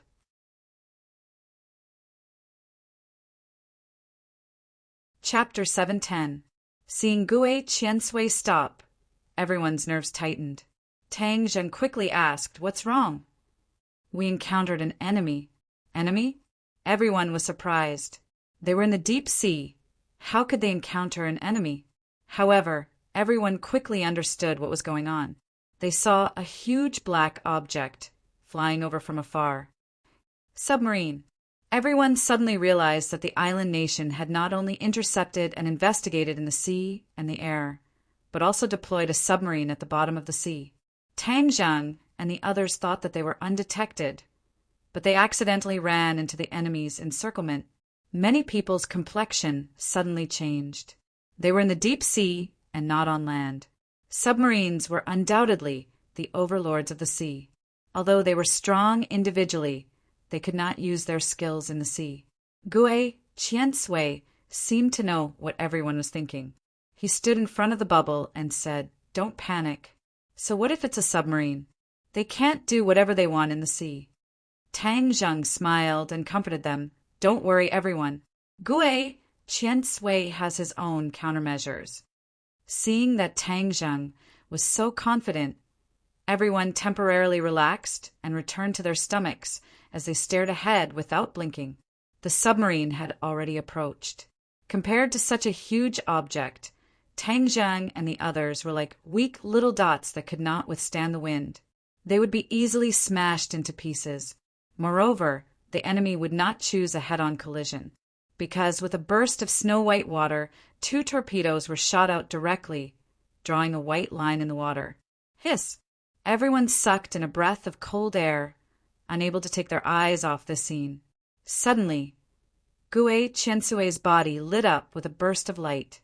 With a bang, the light shone and the sea rolled. The explosion of the torpedoes was completely blocked by the light.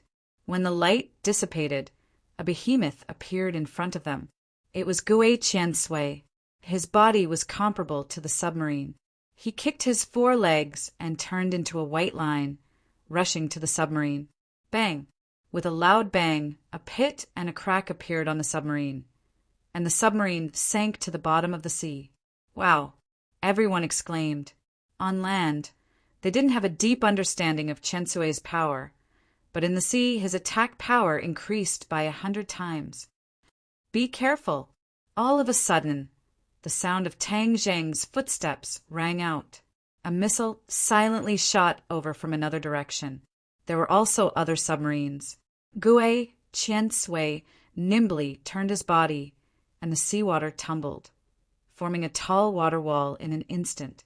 The missile hit the water wall and exploded, but the huge shock wave did not make Gui Qiansui move an inch. "You want to play hide and seek with me? Let's see how you can hide in the sea," Gui Qiansui said angrily. The opponent seemed to have discovered Gui Qiansui's strength, so he didn't rush forward recklessly. Instead, he chose to attack from a distance in order to play to his advantage. Gui Qiansui immediately saw through the opponent's intention and took the initiative to attack. His huge body flashed and disappeared into the dark sea. Boom! Boom! The sound of an explosion immediately came from the dark depths of the sea, making people feel as if their hearts had been hit by a heavy hammer, almost suffocating them. Everyone stared at the deep sea, trying to figure out what had happened. Suddenly, there was a loud explosion, and a ball of fire rose into the sky, but was quickly swallowed by the waves. Gui Qiansui swam back from the deep sea and said, "Shangxian, the enemy has been completely eliminated." Tang Jing nodded with relief. The destruction of 2 submarines of the island nation would certainly make them feel distressed for a long time. "Let's move on," Tang Zheng ordered. Gui Qiansui took the lead and led the way. This time, they didn't encounter any more enemies. After a long time, they finally arrived at their destination, the island where Wu Junshan and the others lived. Everyone floated to the surface and walked on the beach. Seeing the island again, everyone had a complicated feeling. They had just walked through the gates of hell, so their mood was particularly complicated. The others didn't know Tang Zheng's plan, so they looked at him curiously. Tang Zheng smiled and didn't keep them in suspense. He said directly, "Everyone has lived on this island for so long, so we are familiar with it. Moreover, there are many houses on the island that can be used after some repairs, so it's more convenient. So I chose this island to be everyone's residence in the future. Isn't this place already exposed? The island nation won't let go of this place. Isn't this a living target?" Someone questioned. "Don't worry. Didn't I say that I will build a moving island? Everyone on the moving island won't be easily discovered by the enemy. Tang Zheng said. Moving island? Isn't this a fixed island? Everyone was skeptical. Tang Zheng didn't waste time and directly asked everyone to get on the island. Then he said, Everyone wait on the island for a while. There may be some movements later. Don't panic and be impatient. What movements will there be? We'll know in a while. Tang Zheng smiled mysteriously. Gui Qian Sui, let's go. Tang Zheng and Gui Qian Sui went into the sea together and soon sank to the bottom of the sea, leaving behind a group of people looking at each other and chattering. Wu Junshan looked at Lan Yu and said worriedly, Can he do it? Lan Yu proudly raised his head and said unquestionably, Of course he can. How can my son not do it? Marshal, don't you think so? Marshal had been staring at the sea. Hearing this, he turned his head and smiled. Master's wife is right. Lan Yu looked deeply at Marshal and praised. Marshal, you look very good when you smile. You are very feminine. In the future, smile more when you are beside Tang Zheng. He will definitely like it. Men like feminine women. Master's wife, Marshal's cheeks were slightly red. Although she had been with Lan Yu all the time, Lan Yu had never said such words to her. She couldn't help but feel shy. Silly girl, I'm doing this for your own good. He has so many women by his side. If you don't stand out, how can you compete with those women? Lan Yu said earnestly. Marshal's cheeks turned even redder. He wished he could find a hole to hide in. Cough! Hearing this, Wu Junshan suddenly coughed, reminding them that there were others. Lan Yu turned around and looked at the crowd. Go to the side. You have the nerve to eavesdrop on women's matters. Everyone smiled meaningfully and quickly retreated to the side. However, their gazes towards Marshal were very thought-provoking. In the past, Marshal had a high prestige in the Marshal organization. Sometimes his prestige was even higher than some elders. Now that everyone was looking at him with such gazes, he was extremely shy. Lan Yu pulled Marshall's hand and said in a low voice, Marshal, I watched you grow up. I understand you too well. The environment of the Marshal organization has created you, turning you into a decisive person, just like a boy. The Marshal organization has let you down. Master's wife, Lan Yu interrupted her, shook his head and said, Listen to me first. After all, you are a girl, so you should have the characteristics of a girl. How could I not know your feelings for Tang Zheng? Actually, I have high hopes for you too, and if you become my daughter-in-law, I will definitely be very happy. However, just like I said before, men will always like gentle women. This is the nature of men. If you restrain your previous personality and pretend to be gentle, you will definitely leave a deep impression on him and make him like you even more. Don't you want that too? At this point, Marshal no longer hesitated and asked nervously, Really? Of course it's true. I've been there before, so I know better than you. Oh, I'll remember. Marshal blinked her big black eyes and silently memorized it. In addition, this time when you accompany him back to Huaxia, you will definitely experience many difficulties and obstacles. You must always accompany him. This is a good opportunity to improve your relationship and capture a man's heart.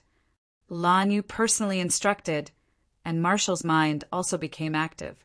The two of them whispered to each other nonstop. Boom! With a loud sound, the earth shook and the mountains shook. Everyone was shocked and exclaimed, What's going on? Is there an earthquake? Lan Yu and Marshal also stopped. Lan Yu remembered Tang Zheng's warning and quickly comforted them. Don't worry. Tang Zheng said that nothing will happen. Everyone, don't panic. The island kept shaking as if there was a real earthquake. Everyone's face tightened and looked at each other, not knowing what happened. At this moment, Tang Zheng was staring at Gui Qiansui from the bottom of the sea. Gui Qiansui became a huge monster again. This time it was bigger than before, like an island. It broke the stone connecting the island and the bottom of the sea. With a rumbling sound, the island immediately sank to the bottom of the sea. Gue Chinsue's figure flashed and swam to the bottom of the island. The island fell on its back, splashing countless waves, and the falling momentum of the island immediately stopped. So that's how it is. Although Tang Zheng already knew about Gue Chensue's plan, seeing it with his own eyes, he still couldn't help but feel shocked. Gue Qiansui was really too powerful. He could actually carry an island like this. Tang Jing couldn't estimate how heavy it was. Immortal, I'm done. Gue Qiansui fixed the island and said. Tang Jing nodded and said, Gue Qiansui, it's been hard on you. Now, I'll leave all of them to you. Take care of them for me. Immortal, rest assured, with me here, I will do my best to protect their safety. It's just that I can't serve you in the future. No, your island is my last support. If I can't survive in the future, then I can only return to this island. Tang Zheng already had a plan. His strength was getting stronger and stronger, and the things he did were getting more and more out of hand. He couldn't guarantee that he wouldn't be chased down by others.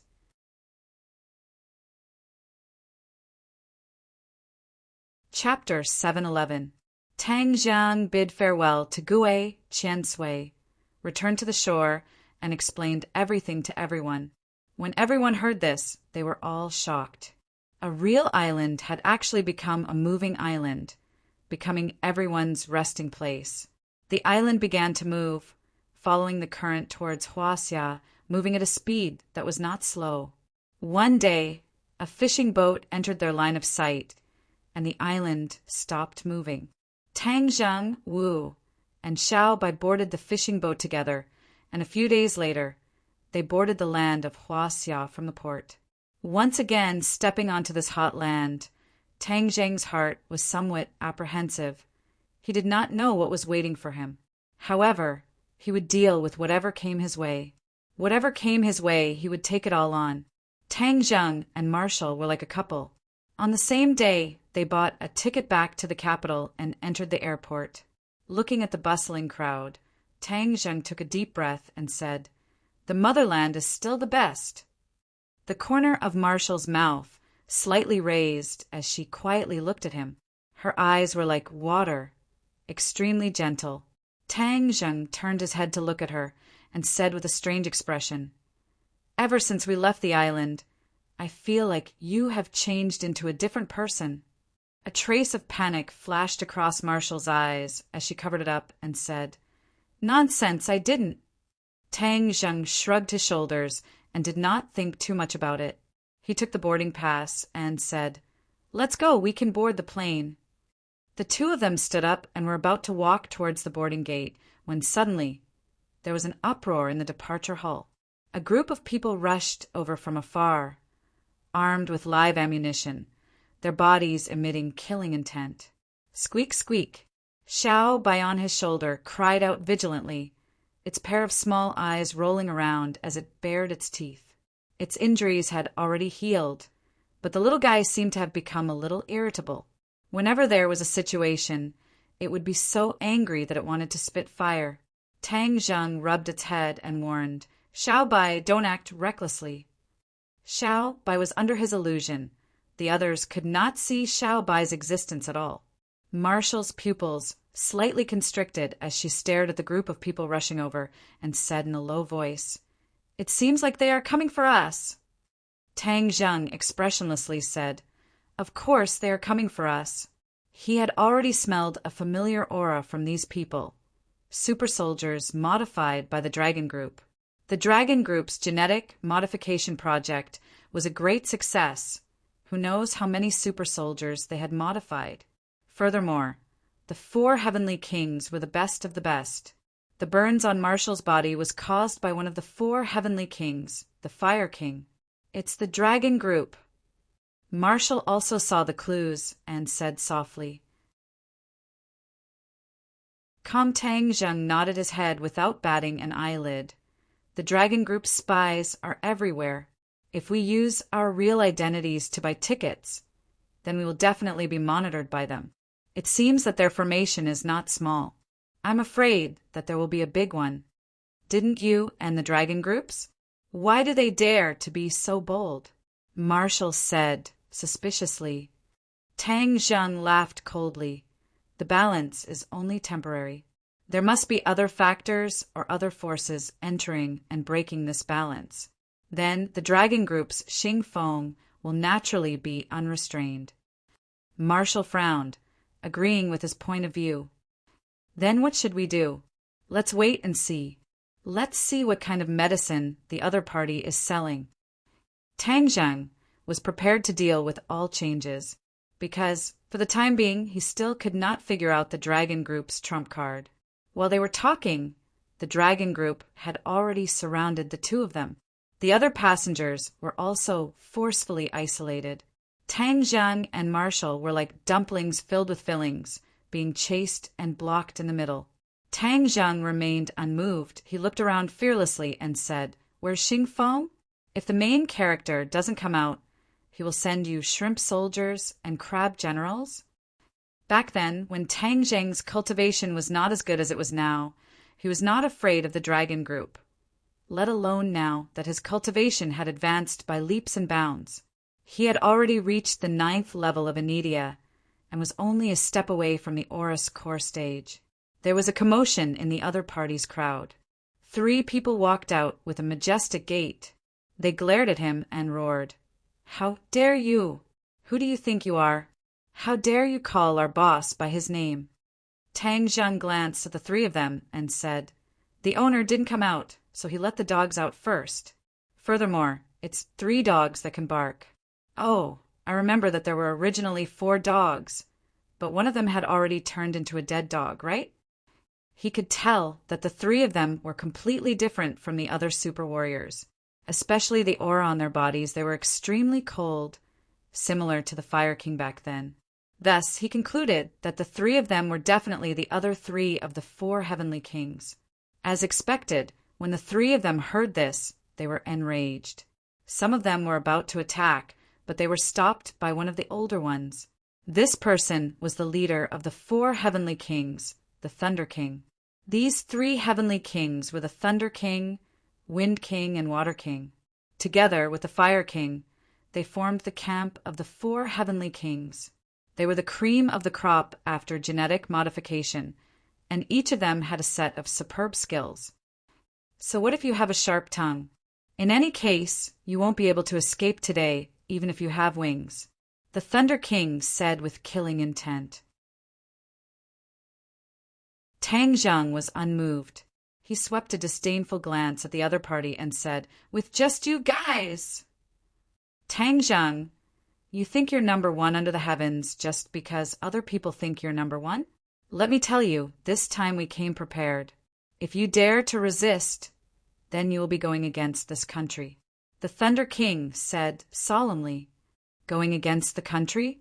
Tang Zheng's expression turned cold. "Can your dragon group represent the country?" The Thunder King said confidently, "Perhaps not in the past, but today, at this very moment, the dragon group represents the country. If you resist, then you will be going against the country. I am not joking with you. Actually, I would be more happy if you resist, because then you will definitely die today. I am very happy to see this kind of scene." Tang Zheng stared unblinkingly into the Thunder King's eyes, confirming that he was not lying. His heart thumped. Something must have happened during this period of time that caused the dragon group's status to rise greatly. Otherwise, the other party would not be so unrestrained. But could it be that he was just going to follow them? The dragon group was not a benevolent group. As long as he fell into their hands, it would be like a lamb entering the tiger's den. Even if he did not die, he would lose a layer of skin. Seeing Tang Zheng's expression change, the Thunder King said with killing intent, "There is no time for you to consider. Since you are not going to surrender, then we will take action directly. Resist as much as you want. The more you resist, the more people you kill, and the happier I will be." As if trying to goad him, these words caused Tang Zheng's eyelids to twitch. Flames of fury shot up within him. In the blink of an eye, the Thunder King waved his hand, and the other super soldiers charged forward. In an instant, the airport was in chaos, and screams rang out everywhere. This kind of scene was rare, and there were still many people who stopped to watch. Tang Zheng had originally wanted to call Su Yingtian to clarify things, but the other party's movements were too fast. Before he could take out his phone, the attack had already reached him. Tang Zheng frowned deeply, weighing the pros and cons. In the end, he decided not to take a loss for the time being. Otherwise, if he fell into the other party's hands, he would be at their mercy. "Do it!" he called out in a low voice. Just as he was about to counterattack with his martial arts, he heard a thunderous voice ring out. "Stop, all of you stop. I want to see who dares to make a move today. Then I will definitely make him regret being born into this world." This voice was crude and filled with an explosive aura. However, it was as if it had a magical power, causing everyone to subconsciously stop what they were doing. The three heavenly kings frowned at the same time. Today, the three of them had made a move together, and that meant that they had a plan in mind. If Tang Zheng resisted, the three of them would work together to capture him, or even kill him directly. This was Xing Feng's plan. It was a pity that an unforeseen event had suddenly occurred. If they wanted to carry out this plan, it would be harder than ascending to the heavens. Moreover, there was a possibility that they would achieve the opposite of what they wanted. Even the three heavenly kings could not bear this responsibility. Another group of people charged in, and like a spear, they charged at the people from the dragon group, causing them to sway unsteadily and fall into disarray. A tall figure came before Tang Zheng, frowning as he looked him up and down. Then he thumped heavily on his chest and said, "You brat, you really make people worry." Tang Zheng smiled slightly and said, "Chief Su, you came just in time." "I had no choice but to come in time. Do you think I don't know your temper? If I had come just a little later, you would have directly torn down this airport. That would have been a huge mess." As he said that, Su Yingtian glanced at the people from the dragon group and said, "Wouldn't that be fulfilling their wishes? I won't just stand by and watch this kind of thing happen." The Thunder King's expression changed slightly, and he walked out, furiously saying, "Chief Su, Tang Zheng is someone that our boss specifically wants. Are you trying to stop us and go against the dragon group with such a big lineup?" Su Yingtian glanced at the other party in disdain and said, "Who do you think you are to dare speak to me like that?" The Thunder King's face alternated between red and white as he roared furiously, "Su Yingtian, don't go too far!" Su Yingtian ignored the Thunder King and said, "Go back and tell your boss that if he wants to touch Tang Zheng, he will have to go through me first." "Hold it right there." Seeing that the other party was about to leave, the Thunder King quickly blocked his path. The others also moved, and the Dragon Group and the National Security Bureau were in a standoff. The flames of war seemed to be on the verge of erupting. Su Yingtian's expression did not change as he stared coldly at the Thunder King and said, "You want to stop me? Don't blame me for being merciless. Su Yingtian, you should know that Tang Zheng is someone that the higher-ups specifically want. If you dare to take him away, that would be disobeying orders," the Thunder King said in exasperation. Su Yingtian pursed his lips and said, "The higher-ups?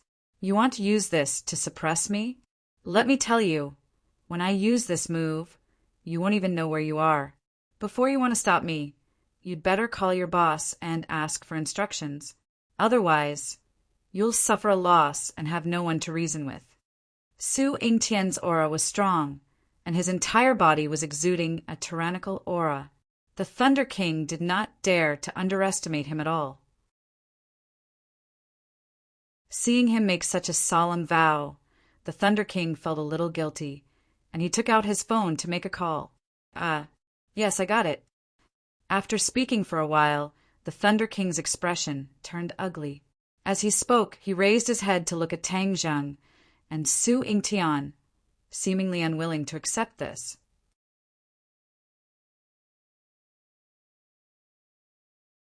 Chapter 712. The Thunder Emperor glared at Tang Zheng and gnashed his teeth. We're not finished. After that, he turned around and left with his subordinates.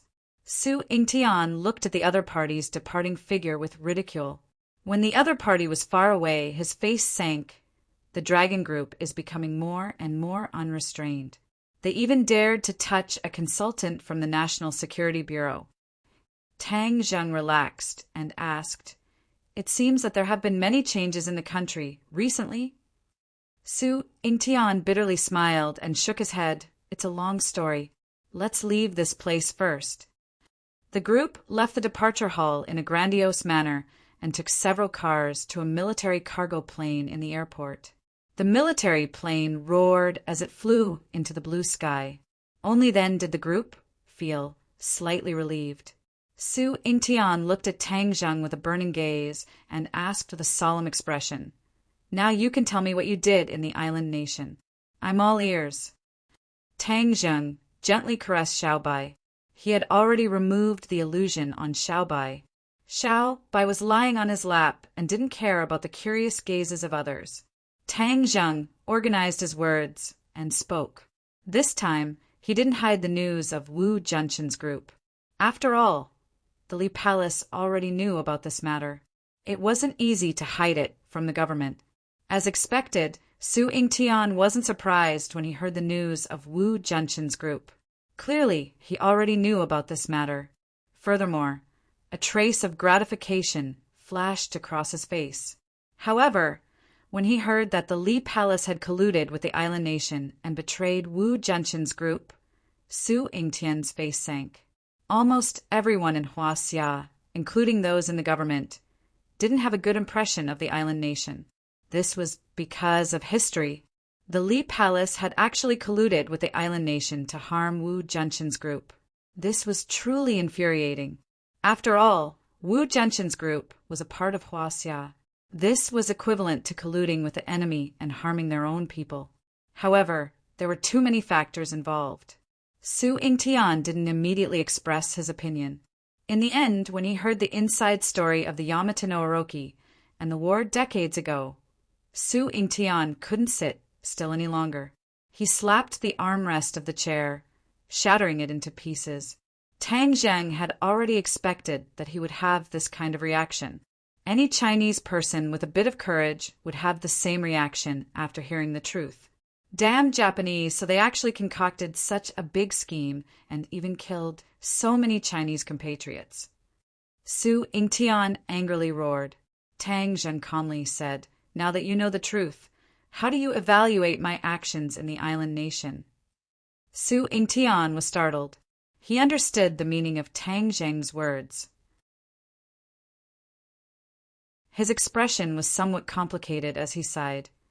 "As an official, I obviously don't want you to do such an extreme thing. But as a Huaxia person, I can't help but clap my hands in joy. What you've done is too damn satisfying." Su Yingtian heavily slapped Tang Zheng's shoulder and continued, "Although I'm an official, I'm first and foremost a Huaxia person. Those people in the Imperial Advisor's residence and the Imperial Palace all deserve to die. They should die without a burial site." Tang Zheng looked at him with gratification and said, "I didn't misjudge you." Su Yingtian revealed a bitter smile and sighed. "The new generation excels the old. The secret of decades has been discovered by you. Humph, let's see how the island nation can be arrogant now." Oh, Tang Zheng's heart skipped a beat. The island nation must have already found out my identity. So they're pressuring the country, right? Su Yingtian nodded his head. The island nation's attitude is firm, so they're under a lot of pressure. What do they want? Of course they want us to hand you over. Otherwise, why would the Dragon Group send so many people to capture you? But the Dragon Group isn't the only one in the country. There are still many righteous and unyielding people. Tang Zheng recalled the scene from before and curiously asked, "Why did the Dragon Group suddenly compromise?" "Because I invited a big shot to reject the Dragon Group's previous proposal."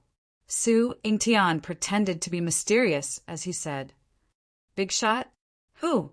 Tang Zheng curiously asked. Su Yingtian laughed and purposely kept him in suspense. This is a secret for now. You'll naturally know when you see him.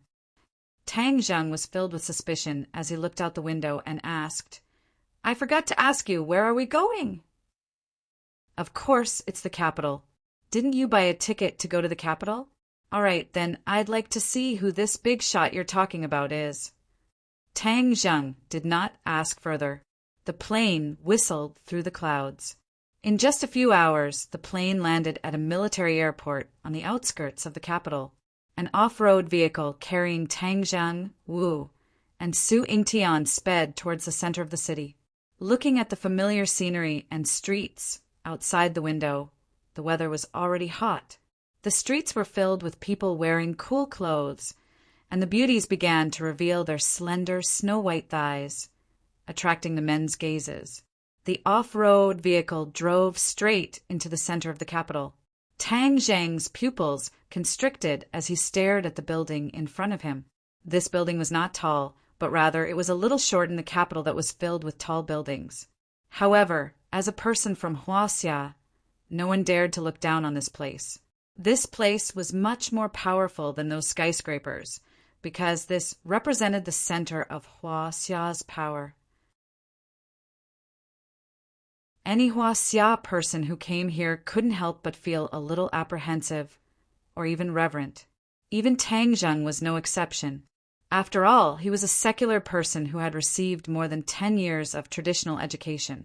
Even though his strength had greatly increased in the past year and he had experienced many major events, some of the genes hidden in his bones could not be changed in a short period of time. On the other hand, Wu was unperturbed. He glanced outside and then closed his eyes to rest. Even his mood did not fluctuate in the slightest. Power in her eyes was really ephemeral. She had been taught to despise secular power since she was young. This was a world of difference from Tang Zheng. As if sensing his mood, Su Yingtian said, Don't be nervous, there are also people living here. Moreover, in terms of individual strength, you are stronger than any of them. Tang Zheng revealed a wry smile, took a deep breath, suppressed the fear in his heart, and said, It's my first time here, so it's difficult to avoid the customs. Su Yingtian chuckled in satisfaction at Tang Zheng's bluntness and said, The first time I came here, I was even more nervous than you. My hands were trembling, and my legs were almost unable to take a step. In the end, when I went back, I found that my vest was full of sweat and my clothes were as if they had been fished out of the water. Is it that exaggerated? Tang Zheng sneered. Although he was in awe of the power here, it was not to that extent. It's not exaggerated at all. I'm still considered good. There are people who are so weak that they can't even walk. Your condition is already very good, Su Yingtian praised. After hearing his words, Tang Zheng's remaining trace of nervousness gradually disappeared. He loosened his shoulders and instead felt a kind of unprecedented ease. Seeing his change, Su Yingtian's eyes flashed with a strange light. He secretly praised him, a dragon among men, as expected, extraordinary. This change was far from what an ordinary person could compare to. The off-road vehicle passed through a strict inspection and passed through a series of armed guards before finally entering the central area of this power center. Most of the buildings here were courtyards or 2- or 3-story buildings. These buildings were hidden in the greenery. Although there was already a trace of summer in the sky, when one was in this space, one's whole body was emitting a cool feeling. A cool breeze brushed past one's face, and it was incomparably comfortable. The few of them got out of the car, and Su Yingtian led the 2 people and 1 beast into one of the courtyards with ease. Tang Zheng could not help but size up. The Ye family's residence in the capital was also a courtyard, and it occupied a larger area than this courtyard. However, Tang Zheng felt that this courtyard was far more formidable than the Ye family's, especially the few powerful auras in the dark, which made Tang Zheng's heart involuntarily tremble a few times. What a tight security force! Tang Zheng secretly praised. The security here was even tighter than the imperial palace of the island nation. Although there were many masters in the imperial palace, there were very few true masters. However, judging from the auras that Tang Zheng felt just now, there were definitely no less than 3 masters. The corner of Tang Zheng's mouth raised. They had really mobilized a lot of people. Were they afraid that they would not be able to control him and prevent him from harming people? But on second thought, he was relieved. If any one of the people living here had an accident, it would be a major event no less than an earthquake for the country of Huaxia. It would affect the development and strategy of the entire country and affect thousands of families. Indeed, they couldn't be careless. Of course, from the difference in the strength of the guards, it could be seen that Huaxia's foundation was far from what the island nation could compare to. What was extremely laughable was that the island nation still did not give up and tried to start a war with Huaxia again. Wu, you and Xiao by need to stay in this room for the time being. The few of them entered a small room, and Su Yingtian said solemnly. At this moment, his brows were filled with the seriousness of official business. When Wu heard this, he immediately frowned and looked towards Tang Zheng. I want to bring Tang Zheng to see an important figure. He's the only one. I don't have the authority to bring anyone else in. Su Yingtian said honestly. Wu still did not say anything, but his brows were knitted tighter and tighter. The atmosphere was somewhat tense. Tang Zheng roughly guessed Su Yingtian's thoughts and said, Wu, you and Xiaobai stay here. I'll be back soon. When Wu heard this, his brows immediately relaxed and his eyes became gentle, like a pool of autumn water, causing Su Yingtian to be speechless. When did Wu become so docile and obedient? He looked deeply at Tang Zheng. How many more surprises would this brat give him? Tang Zheng and Su Yingtian walked out together, passed through a courtyard, and arrived at a study room. They knocked on the door and entered, and a room full of books greeted their eyes. Although it was Tang Zheng's first time here, he could clearly feel that the books on the bookshelves were definitely not used as decorations to show off, but were frequently flipped through. It could be seen how astonishing the reading volume of the owner of this place was.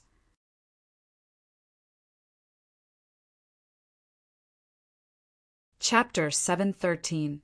This back view often appeared on television news and in various news reports. Most of the citizens had a deep impression of it. Tang Zheng was no exception. Although the other party had yet to turn around, Tang Zheng had already guessed his identity. He couldn't help but be stunned. Why was he here to see him? Who was this person? It was the person who had a meeting with Su Yingtian, Xingfeng, and the others some time ago. He was one of the people at the top of the power pyramid in Huaxia, the bureau chief of the central government, an absolute big shot.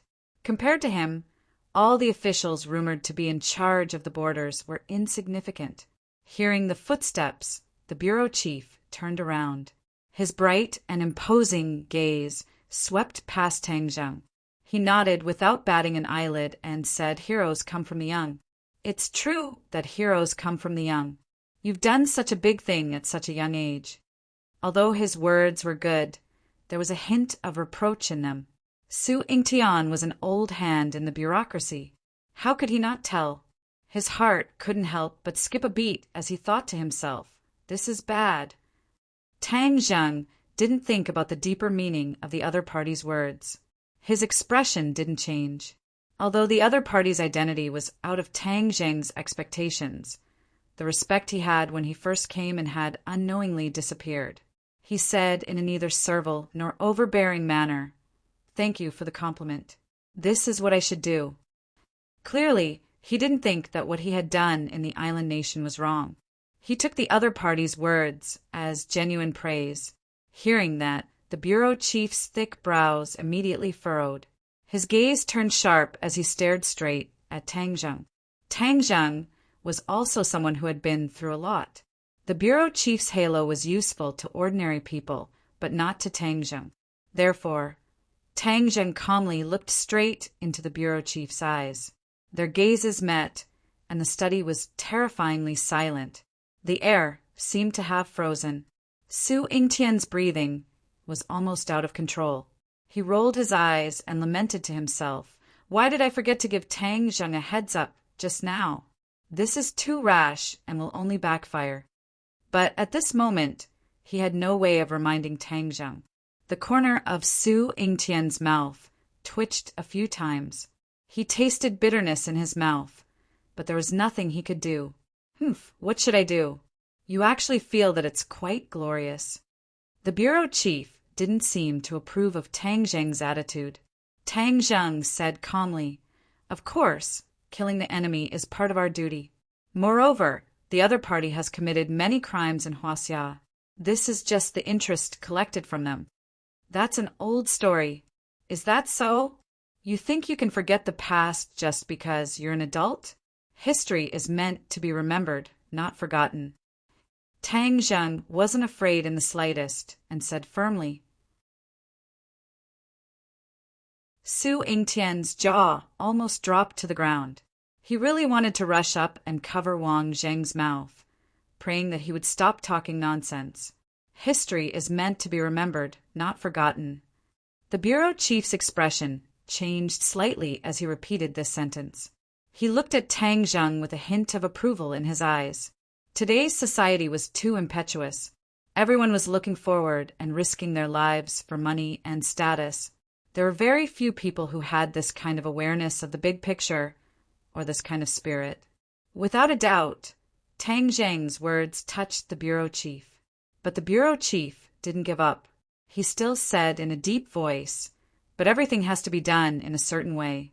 If you mess around like this, you will only end up in a passive position and disrupt the established steps." Tang Zheng didn't give in at all. He said stubbornly, "But sometimes the arrow has to be shot. Island Nation has two malignant tumors, Yamata no Orochi, and the Imperial Tutor's residence. If we don't get rid of them, there will be endless troubles in the future." Imperial Tutor's residence, Yamata-oki? The bureau chief frowned. He was no stranger to the Imperial Tutor's residence. After all, the National Security Bureau had a lot of information on the Imperial Tutor's residence. But it was the first time he heard of Yamata no Orochi. Tang Zheng didn't answer. Instead, he looked at Su Yingtian. Su Yingtian understood tacitly. He knew that Tang Zheng wanted him to introduce the situation and give him the opportunity to show his face. He couldn't help but feel grateful. He quickly organized his words and introduced the situation of Yamata no Orochi. As expected, the bureau chief and Su Yingtian had the same reaction. Especially when it came to the conspiracy of the war decades ago, his eyes were obviously burning with anger. Seeing that ball of anger, Tang Zheng was secretly relieved. If the country's leader could still maintain this sense of pride and honor for history, then this country had a lot of hope. There's such a thing. It was the bureau chief's first time hearing about this inside story. He stared at Tang Zheng. Tang Zheng nodded seriously. "I can guarantee the authenticity of this information." The bureau chief nodded seriously and looked at Su Yingtian. Su Yingtian had an idea and said, "Then we can use this to change the situation this time." Obviously, he wanted to use this to make a fuss. After all, the island nation was already putting pressure on Huaxia to make Huaxia hand over Tang Zheng. The bureau chief also saw through Su Yingtian's thoughts. He didn't comment. Tang Zheng did not care about what the two of them were thinking and said to himself, "I haven't finished speaking yet. This is only a part of the news. There is another piece of news that is even more important. I think you guys are more interested in hearing it." "What?" "My guess is that the 8-headed serpent has already been subdued by the 100 Transformation Star-Lord. These two fellows are together, colluding with each other. The consequences will be extremely terrifying, and it is definitely not something you want to see." Tang Zheng said in a heavy tone. Actually, he didn't want to see this result either. Although this news hadn't been confirmed, he completely believed it. 100 Faces Star-Lord.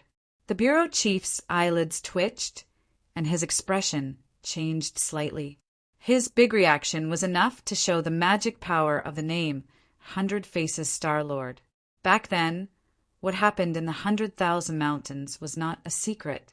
The government had already inquired about most of it through various channels. Later on, they even sent elite troops to barge into the 100,000 Mountains. But without exception, they were all annihilated. Among them, the scattered news that was sent back was that 100 Faces Star-Lord was very terrifying.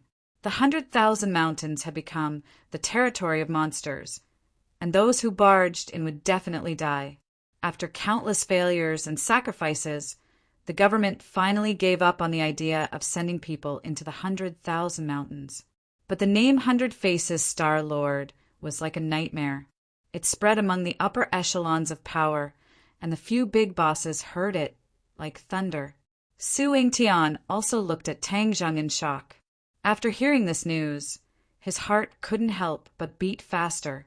100 Faces Star-Lord had already made them helpless. If Yamata no Orochi was added, it would definitely be a huge disaster. Then wouldn't they immediately attack us? Su Yingtian asked in a hoarse voice. Tang Zheng had also been thinking about this problem. After a few days of thinking, he rejected this idea. He shook his head and said no. Oh, why?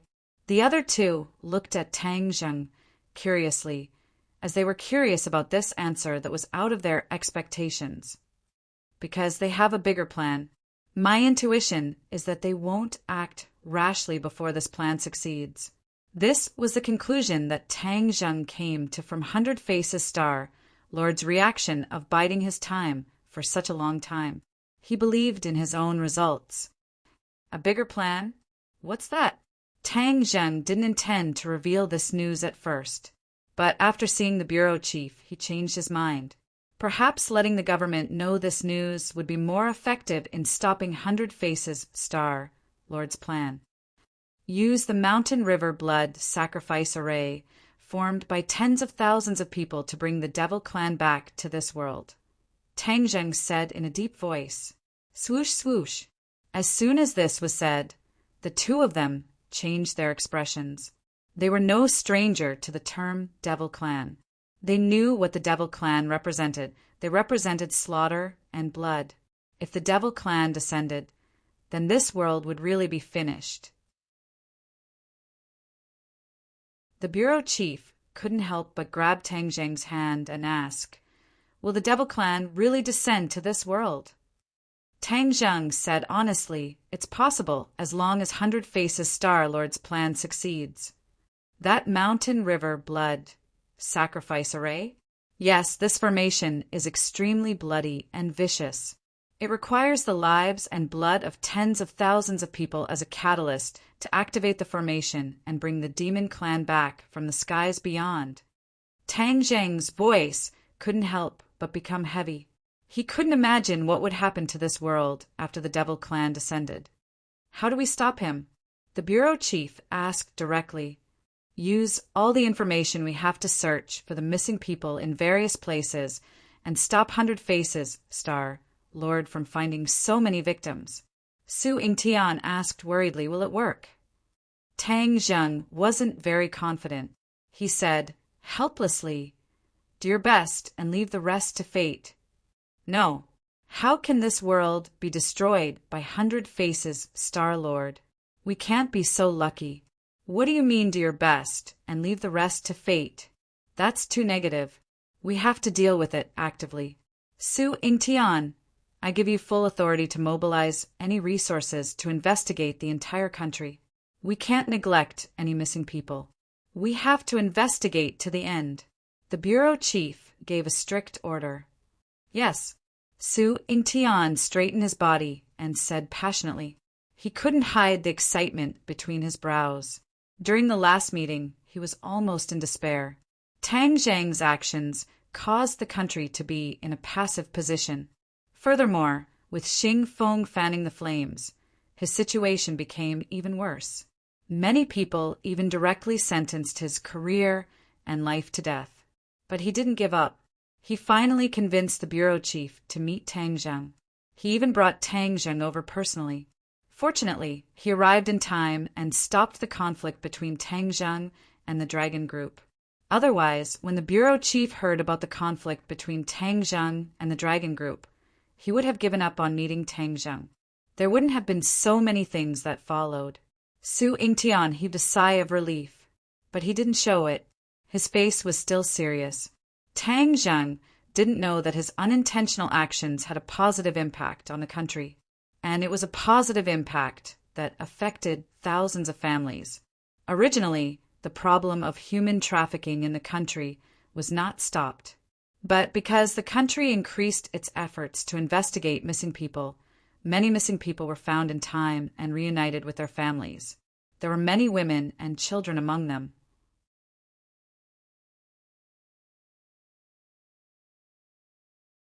Chapter 714. The bureau chief looked at Tang Zheng sternly and asked, "As a cultivator, you have a special identity. Do you have any suggestions?" Tang Zheng's heart moved, and he asked the question that had been buried in his heart for a long time. How does the country view cultivators? Hiss! Su Yingtian sucked in a breath of cold air. This question was too direct. The bureau chief was calm and said, "Cultivators and martial artists are the same. They are also part of society. A few hundred years ago, cultivators were expelled. That was because people were limited by their knowledge and experience. Now that technology is advanced, many things are different. Cultivators can also exist in this world like martial artists." Tang Zheng was happy. It seemed that the government's attitude towards cultivators was much more open-minded. They didn't just suppress them. However, cultivators are too special, or rather, they are too powerful. If too many of them exist in this world, there will be many problems. The bureau chief added. Tang Zheng's head thumped. It was as if a bucket of cold water was poured on his head. His excitement was extinguished. He smiled bitterly. He was too naive. He really thought that the government would accept all cultivators. At least with the current situation, it was impossible. Greater than or equal to, cultivators were too powerful. Especially Tang Zheng's action this time. The government had directly witnessed the power of cultivators. Cultivators were like nuclear bombs. They were very powerful. If they were within a controlled range, they would be beneficial to the country. If they were completely out of control, they would definitely be a very unstable factor. That was to say, if a small number of cultivators existed, the country wouldn't interfere too much. If they allowed a large number of cultivators to return, the government wouldn't sit by and do nothing. Of course, there was another layer of meaning in the bureau chief's words. Tang Zheng also figured it out. The bureau chief emphasized on technology. That was to say, it wasn't a few hundred years ago. The government had no way to deal with cultivators. The power of technology couldn't be underestimated. Not to mention nuclear bombs. The mecha developed by the Dragon Group couldn't be underestimated. There were also super soldiers. No one could be sure that super soldiers wouldn't be weaker than cultivators in the future. Also, super soldiers could be mass-produced. That would be a very terrifying force. The bureau chief's words were a combination of kindness and authority, which gave Tang Zheng a lot of insights. However, he was not as enthusiastic as Tian Chanzi about the return of the large group of cultivators. He had already determined that if the large group of cultivators returned, it would not be of much benefit to the ordinary people. What he considered was not the stability of the regime, but the benefits to the general public.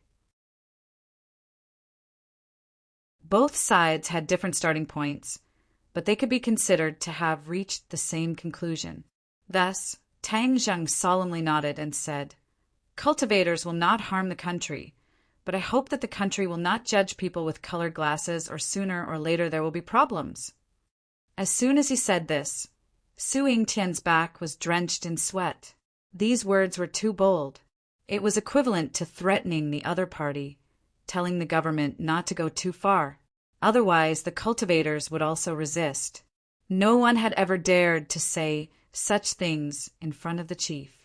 Su Yingtian was secretly anxious for Tang Zheng. Newborn calves were not afraid of tigers. The bureau chief looked at Tang Zheng with burning eyes. Their eyes met, and after a long time the bureau chief took the initiative to reach out his hand and simply said, "Okay." The two hands tightly held together, and it could be considered that they had reached a preliminary consensus. Su Yingtian brought Tang Jing out of the study and said in a low voice, "You are so bold. You scared me to death just now. I almost had a heart attack." Tang Zheng smiled indifferently. "Is it so exaggerated?" "Of course. You don't know, but if there is really a disagreement, there are countless experts in the dark who are not to be trifled with." Su Yingtian said with a bitter smile, "I am not to be trifled with either." Tang Zheng said quietly, if the other party really wanted to kill him, he would not sit still and wait for death. In the end, it was still unknown who would emerge victorious. If Su Yingtian knew his true thoughts, he would probably be so scared that he would hide far away. Seeing Tang Zheng's disapproving expression, Su Yingtian only hoped to bring them away from this place as soon as possible. Suddenly, a person walked in front of them. The two of them were startled, and their expressions became somewhat unsightly. Enemies are bound to meet on a narrow road. They actually met Xingfeng here. Xingfeng strode towards the two of them and stopped in front of them. He coldly looked at Tang Zheng and said, "This time consider yourself lucky. You managed to get away with it." Tang Zheng looked at the other party in ridicule and said, "Xingfeng, to be honest, when I first saw you, I really did not expect that you would have today. Otherwise, when we were in Dianan, you would have died long ago." Xingfeng's pupil shrank and said, "I still have to thank you. If not for you, I would not have today's achievements." This was the truth. Back then, Xingfeng was just a general in the army in Dianan. He still had to look up to Long Xianyuan, but now he was the leader of the dragon group, and the power of the Long family was no longer a threat to him. Then we will meet again. Let's see who will have the last laugh. Tang Zheng did not waste time with the other party and directly said it out loud. "Then let's wait and see." Xingfeng coldly snorted, walked past the two of them, and strode away. Turning his head to look at his back, Tang Jing frowned and said, "The chief summoned him?" Su Yingtian sighed and said, "The situation of the Dragon Group and the National Security Bureau as equals has already formed. Especially this time, the Dragon Group was one step ahead of the National Security Bureau in reporting the island nation's information, causing the National Security Bureau to be very passive. The Dragon Group is in the limelight. I have implicated you." Tang Zheng patted Su Yingtian's shoulder. "What's there to be polite about? My point of view is the same as yours. The Dragon Group won't be able to jump around for long, especially since Xingfeng is too high profile. Furthermore, he has the final say in the Dragon Group." The two of them returned to the hut, picked up Wu and Xiaobai, and left this heavily guarded place together. When they were about to part ways, Su Yingtian pulled Tang Zheng and asked in a low voice, "I still have a question in my heart. Where did you place Wu Junshan and the others?" Wu Junshan and the others were a force that could not be underestimated, but it was as if they had disappeared from the face of the earth. Tang Zheng smiled mysteriously and did not answer. He held Wu's hand and quickly disappeared in front of Su Yingtian's eyes. Su Yingtian shook his head. There was nothing he could do.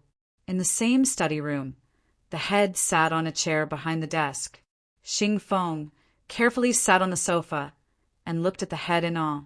"The Li Palace has already sent back news. The Li Palace master has already explained the matter of the island nation. This is only a personal grudge between the Li Palace and Wu Junshan and the others. It does not involve the country, so they used the power of the island nation. Before this, they did not know about the matter of the Yamada no Orochi. It turned out that before Tang Zheng could say the truth, the Li Palace had already contacted the Dragon Group and explained the matter of the island nation. They wanted to remove the Li Palace from this matter and reduce the country's hostility towards the Li Palace." Hearing this, the head's face turned cold. "Personal grudge, humph. Xing Feng's heart thumped. The head was really angry. The actions of the Li Palace were contrary to the country's wishes. It was truly infuriating. Head, I believe that the Li Palace master is not someone who does not know how to adapt to the situation. He would not do such a disgraceful thing as colluding with the enemy. Although he knew that the other party was angry, Xing Feng still had to bite the bullet and explain for the Li Palace. The head coldly looked at Xing Feng. Xing Feng hurriedly lowered his head and said, "The Dragon Group has conducted a detailed investigation of the Li Palace. What they said should be true. Furthermore, the Dragon Group has already begun to infiltrate the Li Palace. In time, this mysterious force will also be used by the country." The Dragon Group infiltrated the Li Palace. Xing Feng really dared to do something that had never happened before. The bureau chief glanced at Xing Feng with gratification. Xing Feng had many shortcomings, but there was one thing that Su Yingtian couldn't compare to. Su Yingtian's thinking was much more rigid, while Xing Feng was very daring and would often do many unexpected things. The infiltration this time was one of them, and it had enlightened the higher-ups. The few large organizations were impenetrable, and they were not controlled by the government. This made the government very passive. If this continued, it was hard to guarantee that nothing would happen in the future. Xing Feng's suggestion was exactly what the higher-ups wanted. That was why they valued him more and more. They even turned a blind eye to the fact that he had the final say in the Dragon Group. The head's expression finally looked better. He nodded approvingly and said, "Follow up on this matter closely." "Yes." Xing Feng hesitated for a while, then said hesitantly, "Tang Zheng's matter. Put aside your feud with Tang Zheng for now. Tang Zheng is a force that can be won over." The head had made his judgment. Even if Xing Feng had thousands of words to say, there was nothing he could do. "Understood." Xing Feng accepted the order dejectedly. "How's the progress on the Tree of Life?" the head asked. Xing Feng said dejectedly, "There's no progress. This is all Tang Zheng's fault. I don't know what method he used, but we can't even get close to the Tree of Life. He has ulterior motives." Xing Feng seemed to have found another entry point to attack Tang Zheng, but before he could finish, he was interrupted by the head. "This matter needs to be considered at length. The research on the Tree of Life cannot be stopped, but we can't become enemies with Tang Zheng because of this." Xing Feng's words were blocked again. It was as if someone was strangling his throat. There was nothing he could do. Tang Zheng didn't know how many times he had been on the verge of danger. He was almost killed by Xing Feng's scheming. He returned home with Marshall, but when he opened the door, he wondered if he had walked into the wrong house. Was this still his home? He didn't dare to admit it. His home in the past wasn't bad, but it was completely different from what he saw now. His home now was like a palace. Although it was a 2-bedroom room, the smell was completely different. It was completely renovated and decorated. There were all kinds of decorations. Even Tang Zheng, a layman, could tell that it wasn't ordinary. Of course, he didn't know that these materials, furniture, and decorations were all flown over from Sweden. The renovation cost was more than the price of buying this house. Marshall also looked at everything in front of her in disbelief and said, "Did we go the wrong way?"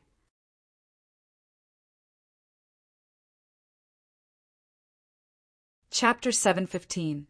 Tang Zheng and Wu strode in. Since they didn't go wrong, they couldn't just enter and not enter. Wu looked around curiously. She had to admit that Princess Anne's taste was indeed extraordinary. Even someone like her, who didn't know anything about decorations, could see the extraordinary charm. Tang Zheng couldn't help but exclaim in admiration, "If I were to come back in a while, I'm afraid this place would have become a real palace." Wu said with a gloomy face, "This kind of woman is really powerful. What's so great about that? This is the education she received since she was young, just like how you know martial arts." Tang Zheng said disapprovingly, "Really? Of course." Dong dong dong. While they were talking, the crisp sound of high heels hitting the ground rang out, followed by a beautiful voice. "Ah, Tang Zheng, you're back!" As soon as she finished speaking, a figure flew over like a gust of wind. If not for Tang Zheng moving to the side, she would have directly pounced on Tang Zheng. If this person wasn't Princess Anne, who else could it be?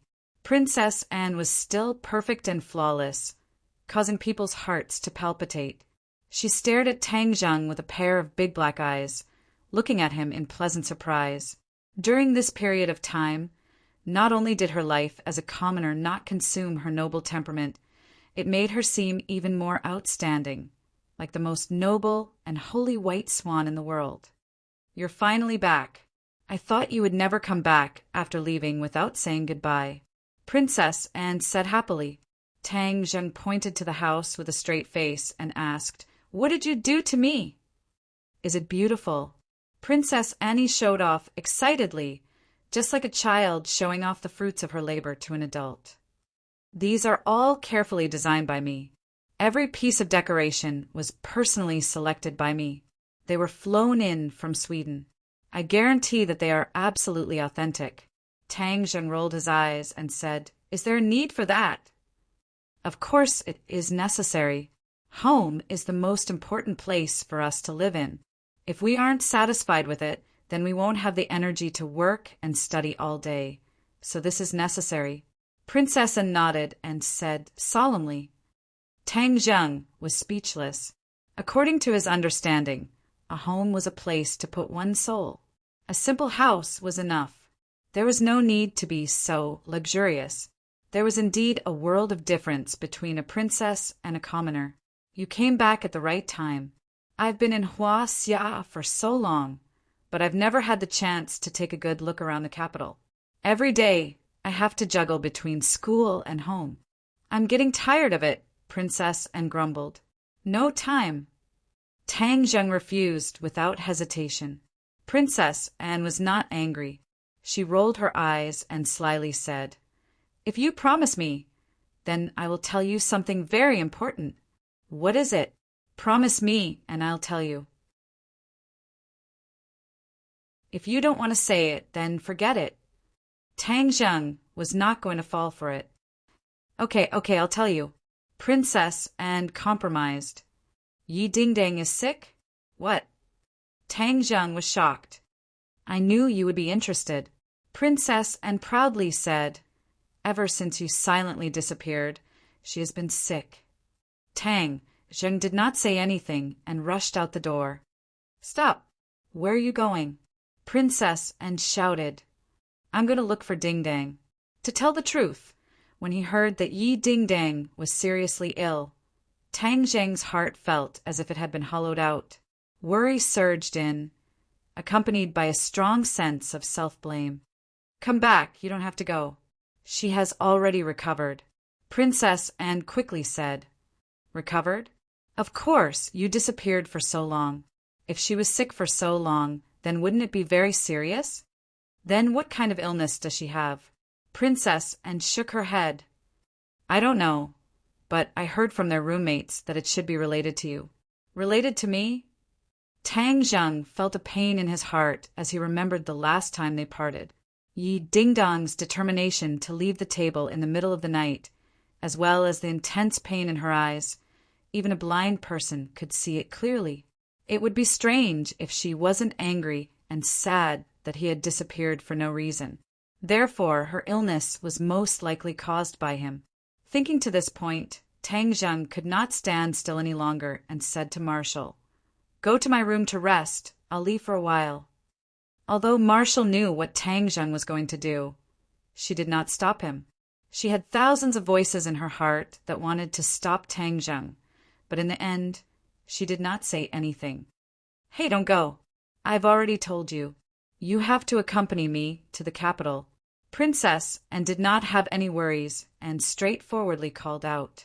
Tang Zheng did not even turn his head as he turned a deaf ear and disappeared through the door, leaving behind the two women looking at each other in dismay. Princess Anne fiercely stomped her feet and said, "If I had known earlier, I wouldn't have told him this news. I ran away so quickly like a rabbit." With that, he turned his gaze and fixed it on Marshall. The corner of his mouth slightly raised as he asked with interest, "You are Marshall, right?" Marshall proudly raised his head and did not answer. He directly walked towards Tang Zheng's room. "Wow, you have a personality." Princess Anne's eyes lit up. She had never been a person who followed the rules and regulations. She was a typical rebel amongst the princesses of the royal family. Seeing martial arts being so cold, she did not feel offended. Instead, she was interested. "It's almost time for dinner. It must be over. I'll treat you to a meal." Princess Anne took the initiative to express her goodwill. If it was anyone else, they would definitely be overjoyed. They would feel that it was their greatest honor. But Marshall did not take this lying down. He turned around and left. With a bang, he closed the door, leaving Princess Anne to stare. She smacked her lips. She did not feel offended. Instead, she praised from the bottom of her heart, "Such a girl with a personality is really too interesting. It seems that we will be living under the same roof in the future. That's great. Oh no, doesn't this mean that Tang Zheng is going to live with Marshall?" Her face instantly darkened, and the light in her eyes also disappeared in an instant. Tang Zheng anxiously rushed to school, but was told that Yi Dingdang had gone home. Thus, under the complaints of Yi Dingdang's 3 roommates, he hurriedly rushed towards the Ye family. The Ye family's courtyard house was serene and quiet. However, it was completely different from the courtyard house that Tang Zheng previously went to. He did not rush into the Ye family's entrance because he was stopped at the entrance. He was already considered a frequent guest of the Ye family. How could the guards at the entrance not recognize him? However, he was still stopped. Tang Zheng suspiciously raised his eyebrows and asked, "What's going on with you guys?" "Sorry, the Ye family does not welcome you," the guard stiffly said. "Does not welcome me? Did you recognize the wrong person?" Tang Zheng asked in confusion. "Of course we recognize you. We would still recognize you even if you turned into ashes." The guard unhappily said, "Aren't you Tang Zheng? The one we are stopping is you. The Ye family does not welcome you." This. Tang Zheng was speechless. Just what happened? How could there be such a big change in the blink of an eye? No, he had to see Dingdang. Otherwise, he would not be able to sleep and eat in peace. "If you want to stop me, then don't blame me for being impolite." Tang Zheng was ready to force his way in. With a push of his hands, the guard was no match for him. With a bang, he slammed into the door and could no longer block his way. Tang Zheng rushed into the Ye family. In an instant, many people gathered from all directions and shouted angrily, "Stop! Do you think the Ye family is a place where you can come and go as you please? Stop right there." The crowd attacked, and Tang Zheng immediately fell into a sea of people.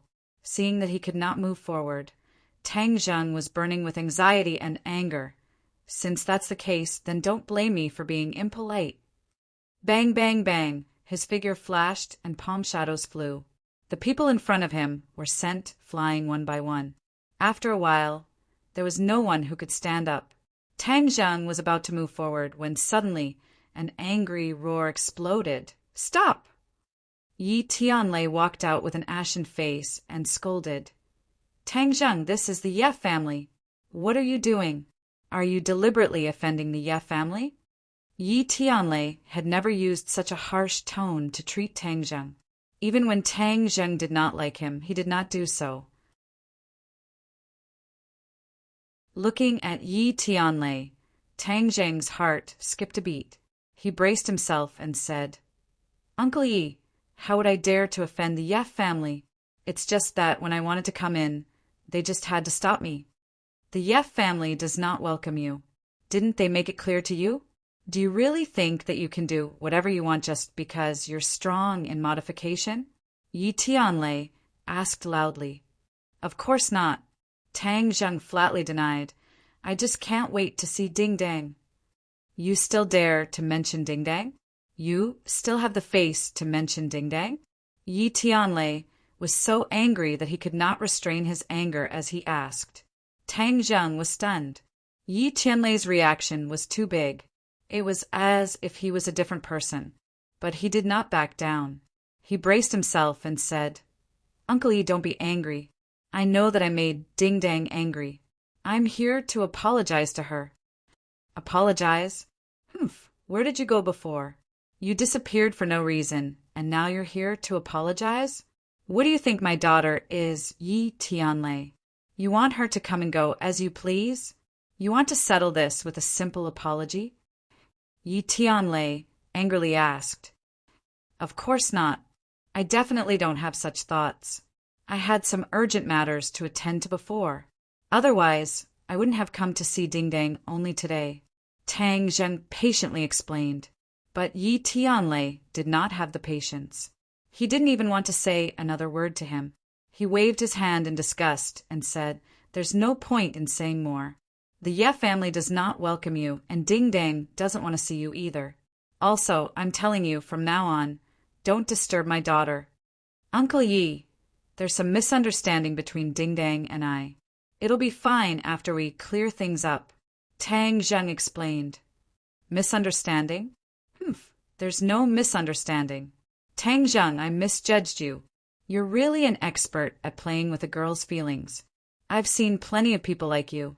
If you don't leave, then I'll beat you up every time I see you," Yi Tianlei threatened as he clenched his fists.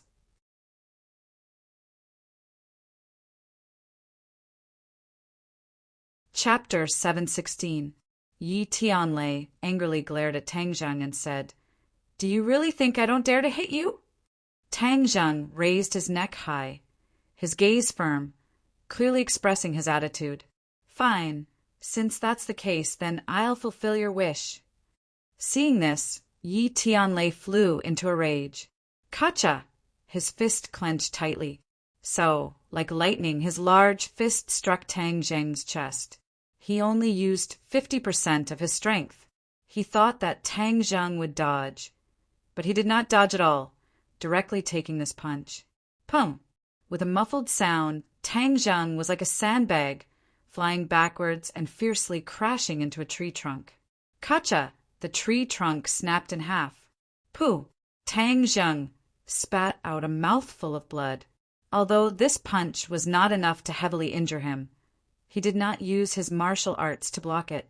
All of the power was completely absorbed by his body, so there was no need to doubt the shock to his internal organs. Why didn't you dodge?" Yi Tianlei asked. Tang Zheng wiped the blood from the corner of his mouth and said, "I already said that I would let you hit me. Why would I dodge?" Yi Tianlei was speechless, his expression changing slightly. Even though he looked angry on the surface, his heart did not feel good at all. He had always thought highly of Tang Zheng, as this kind of young elite was as rare as phoenix feathers and Qilin horns. He and Ding Dang were originally a match made in heaven. But who would have thought that in the end he would hurt his daughter's heart and even cause her to fall ill? If it was any other parent, they would be angry. Inside the room, two pairs of eyes stared at Tang Zheng through the gap in the window. When she saw Tang Zheng injured and spitting out blood, Yi Ding Dong's expression changed, her snow-white teeth biting her lips. Feng Xinyang saw her daughter's appearance from the side and faintly sighed, saying, "Little handsome brother is actually quite good. Just punish him a bit. If this continues, there will be no way to end it." Yi Ding Dang resolutely said, "I have nothing to do with him anymore." "What's the point? You two are really a good match. If you withdraw, wouldn't other women be taking advantage of you?" Feng Xinyang persuaded earnestly. "Humph! Wouldn't that fulfill his wish? Doesn't he like those women?" Yi Ding Dang said in a bad mood. "Ding Dang, I won't interfere with your decision, but don't blame me if you regret it in the future." Yi Ding Dang turned to look at her mother and said, "You've been with Dad for so many years. Has he ever looked for other women?" Feng Xinyang raised an eyebrow. "If he dares, it would be strange if I didn't cripple him." Yi Ding Dang smiled bitterly. "If Dad can do it, why can't he? This, Feng Xinyang hesitantly said, everyone is different. Your father isn't as capable as him. Just because he's capable, he can flirt with other women? Feng Xinyang wanted to say yes. In today's society, how many successful people are loyal to one person? But looking at her daughter's expression, she took back these cruel words. Yi Dingdang coldly snorted and said, "Before I chose to turn a blind eye.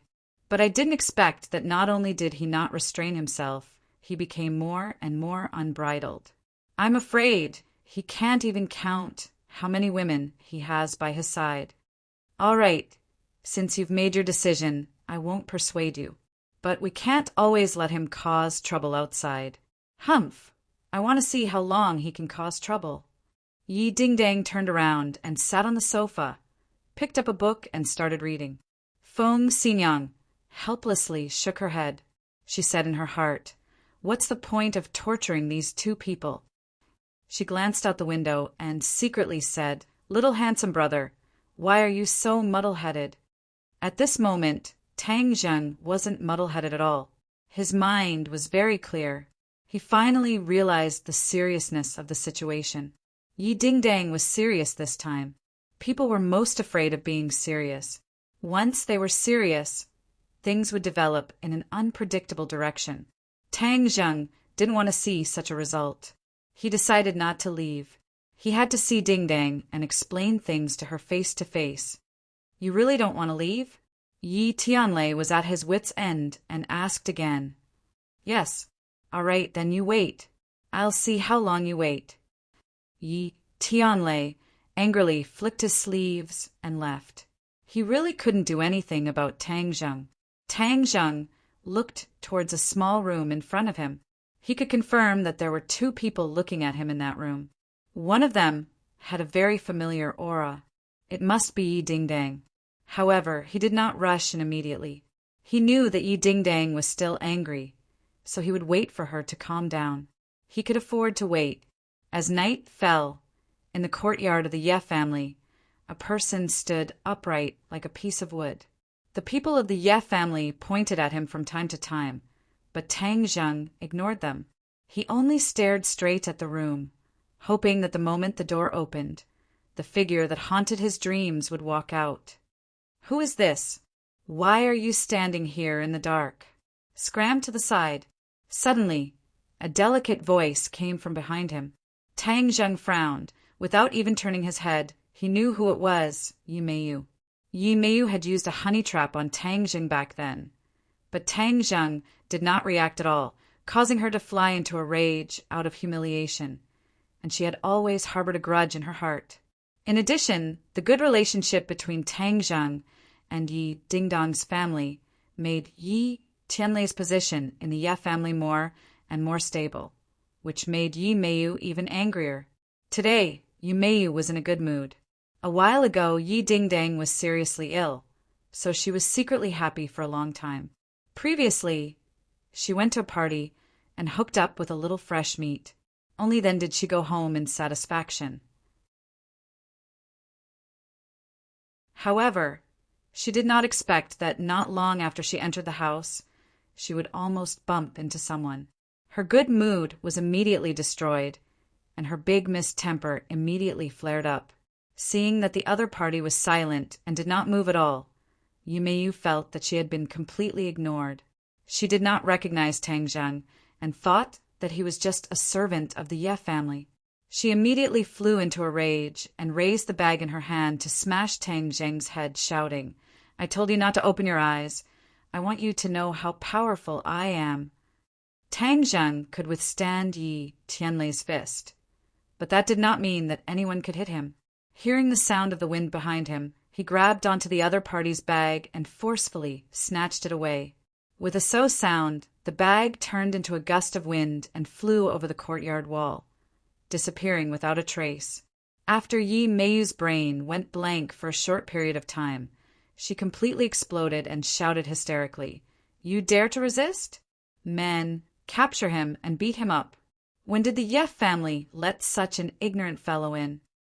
However, no one responded to her, and no one came to stand up for her and chase away Tang Zheng. Yi Tianlei had already given the order to treat Tang Zheng as heir and ignore him. Seeing that no one came to help her, Yumeiyu was so angry that her lungs were about to explode. She rushed to the front of Tang Zheng and forcefully swallowed the vulgarities that she was about to blurt out. She stared dumbfoundedly at the face that she would never forget, even if she became a ghost. Tang Zheng, it's him. Why is he here? Is he here to look for Yi Dingdang again? Yi Meiyu's expression changed rapidly as she ridiculed. Oh, I was wondering who it was. So it's the famous Tang Zheng, standing in our courtyard in the middle of the night. Are you here to be our Ye family's guard? Tang Zheng glanced at her and said, Scram! Immediately, the mocking smile on Yi Meiyu's face froze. Her face turned from red to white and finally to ashen and said, Tang Zheng, this is the Ye family. It's not your place to be arrogant and despotic. Tang Zheng coldly snorted and ignored her, only staring straight at Yi Dingdong's room. Seeing that she was ignored, Yi Meiyu became even angrier.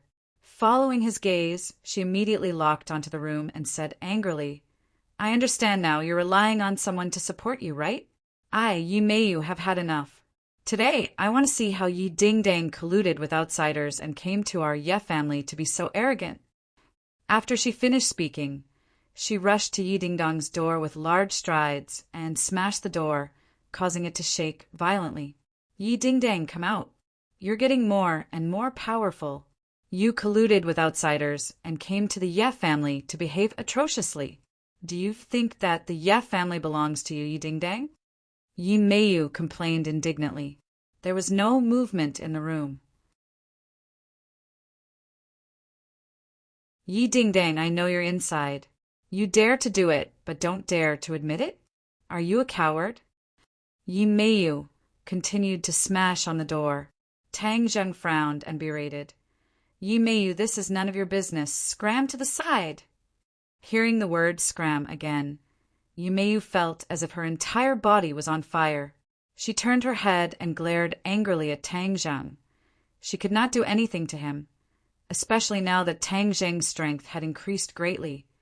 Even Yi Xuanji did not dare to look down on him, let alone Yi Meiyu. However, she could not do anything to Tang Zheng, but she was not afraid of Yi Dingdang. Moreover, she had long been dissatisfied with Yi Dingdang. With the new and old grudges added together, she completely exploded. She crazily slammed on the door, almost smashing it apart, and shouted, Yi Dingdang, get out here! Is it fun to be a coward? Hearing his beloved being insulted like this, how could Tang Zheng just sit back and watch? He quickly rushed to the door, grabbed Yi Meiyu's collar, and berated, Stop! However, Yi Meiyu did not stop. Instead, she felt even more angry and humiliated, and grabbed Tang Zheng's face with her hand, shouting hysterically, You guys are working together to bully me. I'll fight it out with you guys. Tang Zheng grabbed her hand. If he was caught, the sharp nails would definitely scratch Tang Zheng's skin, and that would be extremely embarrassing. Seeing that she was making trouble for no reason, Tang Zheng's face darkened, and he snappily scolded her. If you don't listen to my advice, then don't blame me for being impolite. Why don't you be polite? Are you going to hate me or kill me? All right, Yi Dingdang, you actually colluded with a wild man outside to kill me. You really have guts. Yi Meiyu clamored, purposely framing Yi Dingdang. The commotion caused by the two of them was too big.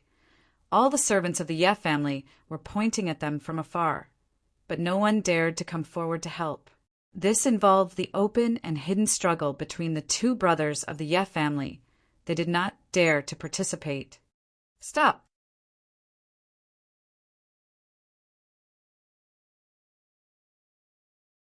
Chapter 717.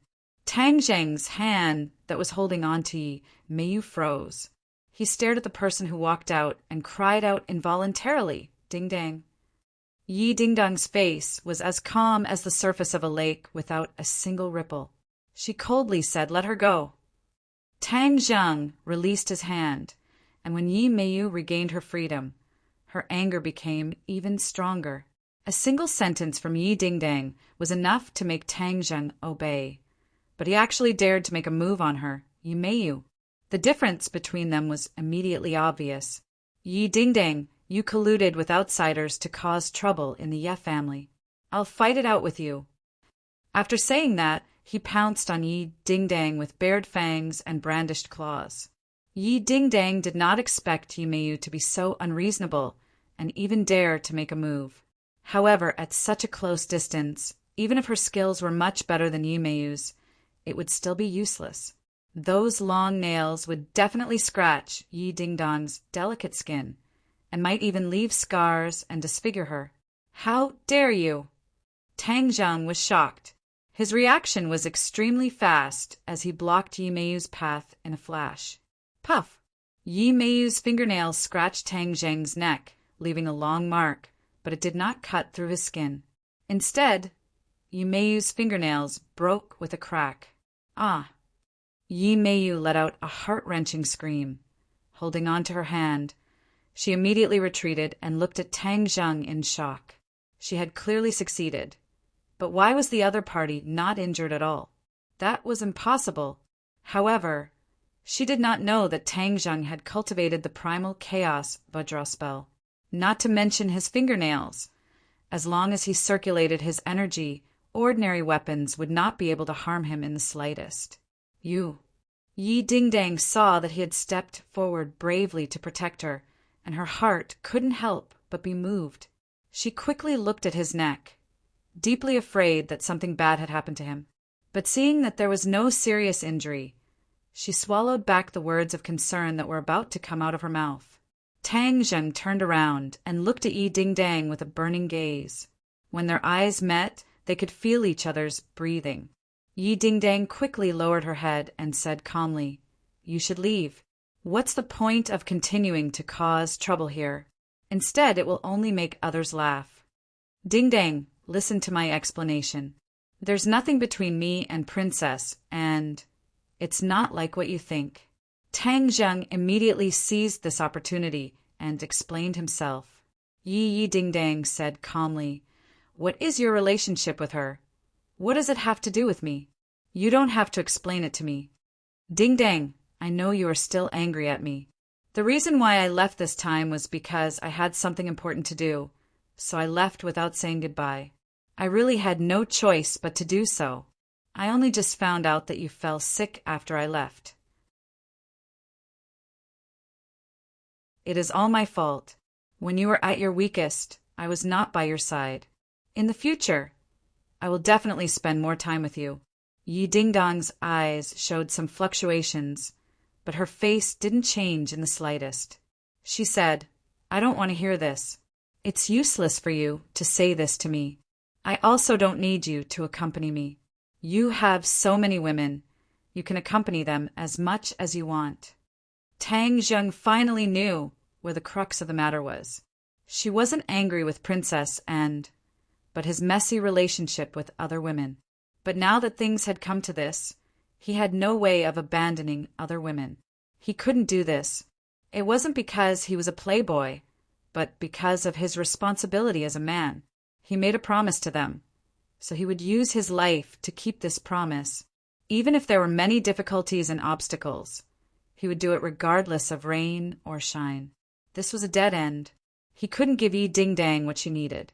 A complete Tang Zheng who completely belonged to Yi Dingdang.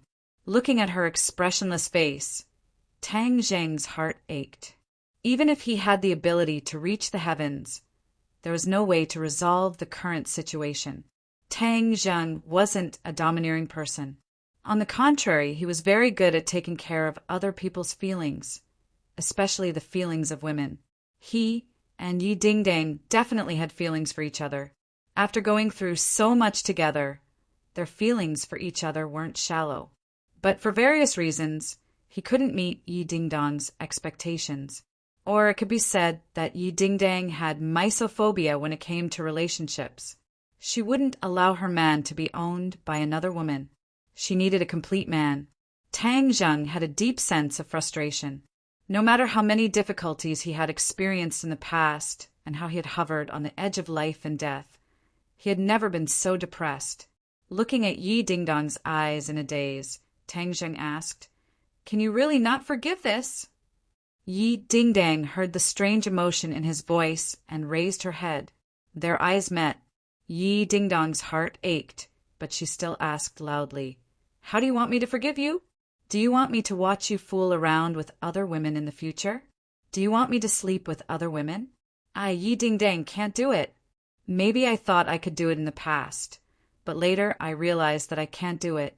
My feelings can't be tarnished." "My feelings for you are real," Tang Jing added, "but it's already been divided into several parts. I need a complete one. Can you give it to me?" Yi Dingdang seemed to have thrown caution to the wind and expressed her feelings completely. Tang Zheng was speechless. He couldn't give her a complete one. This was a dead knot. Yi Dingdang looked at him mockingly and said, "You have nothing to say now, right? Since that's the case, why are you still pestering me? There won't be a result in the end anyway." "I don't like things that don't end well.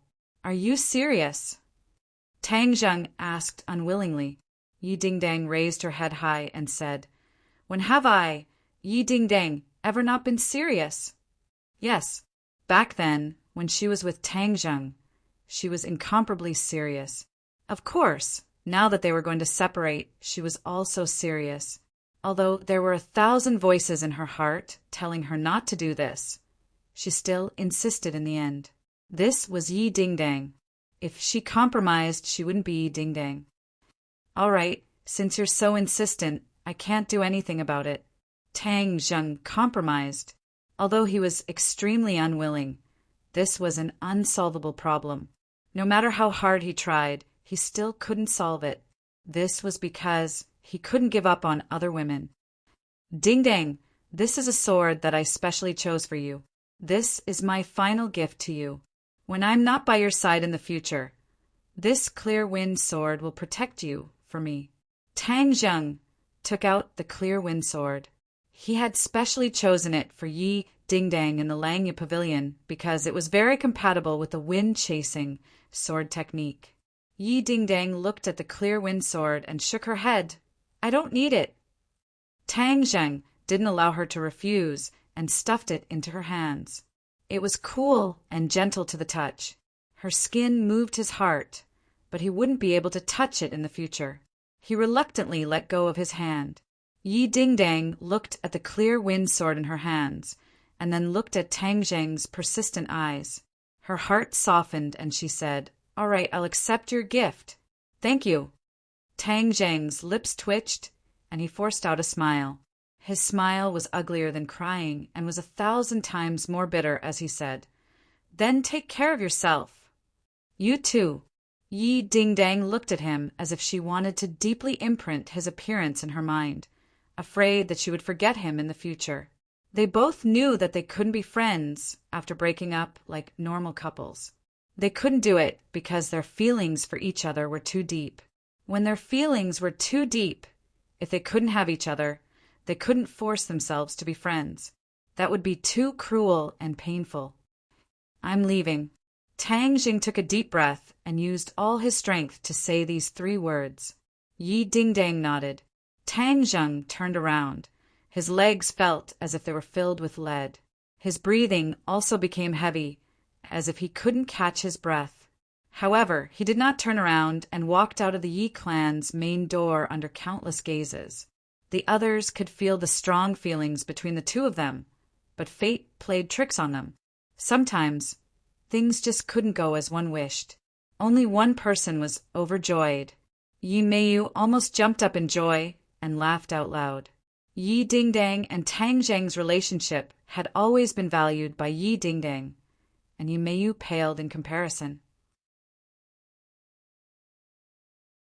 But now that the 2 of them had broken up, Yi Dingdang's advantage was gone. When Yi Dingdang was sad, Yi Meiyu was happy and incomparably happy at that. Seeing her looking at the clear wind sword in her hand in a daze, Yi Meiyu mocked mercilessly. "What's so good about a broken sword? No one wants it, even if it's a piece of scrap metal." Yi Dingdang's expression changed. Swoosh! The treasured sword was unsheathed. The sword, intent, soared into the sky. The bright sword tip was pointed at Yi Meiyu's throat. If it moved another inch, it would pierce through her throat. Yi Meiyu looked as if she had been immobilized. She immediately raised her hands and exclaimed, "Yi Dingdang, what are you doing? If you dare to insult this sword again and insult Tang Jing again, I will use this sword to kill you," Yi Dingdang said with killing intent. Yi Meiyu's entire body trembled. She could see a strong killing intent in Yi Dingdang's eyes. If she dared to speak rudely again, she had no doubt that Yi Dingdang would kill her. "I don't dare, I don't dare." Yi Meiyu immediately begged for mercy. "Humph!" Yi Dingdang snorted coldly. Just as she was about to put away the clear wind sword, a figure appeared beside her. His finger brushed against the sword and praised, good sword, rare treasure sword." This ghost-like person was the patriarch of the Ye family, Yi Xuanji.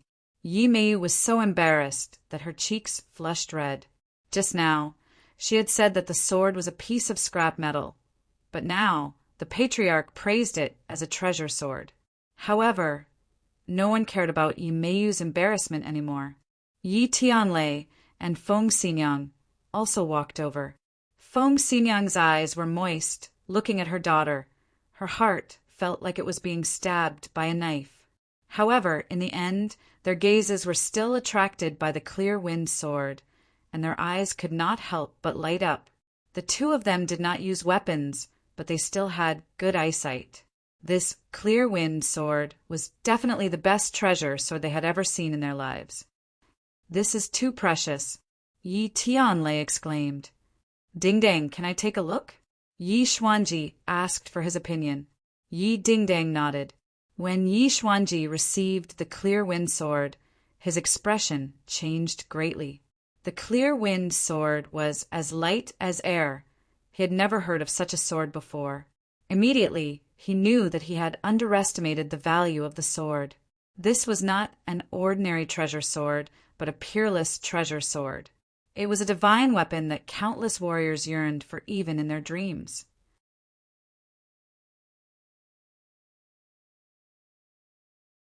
Chapter 718.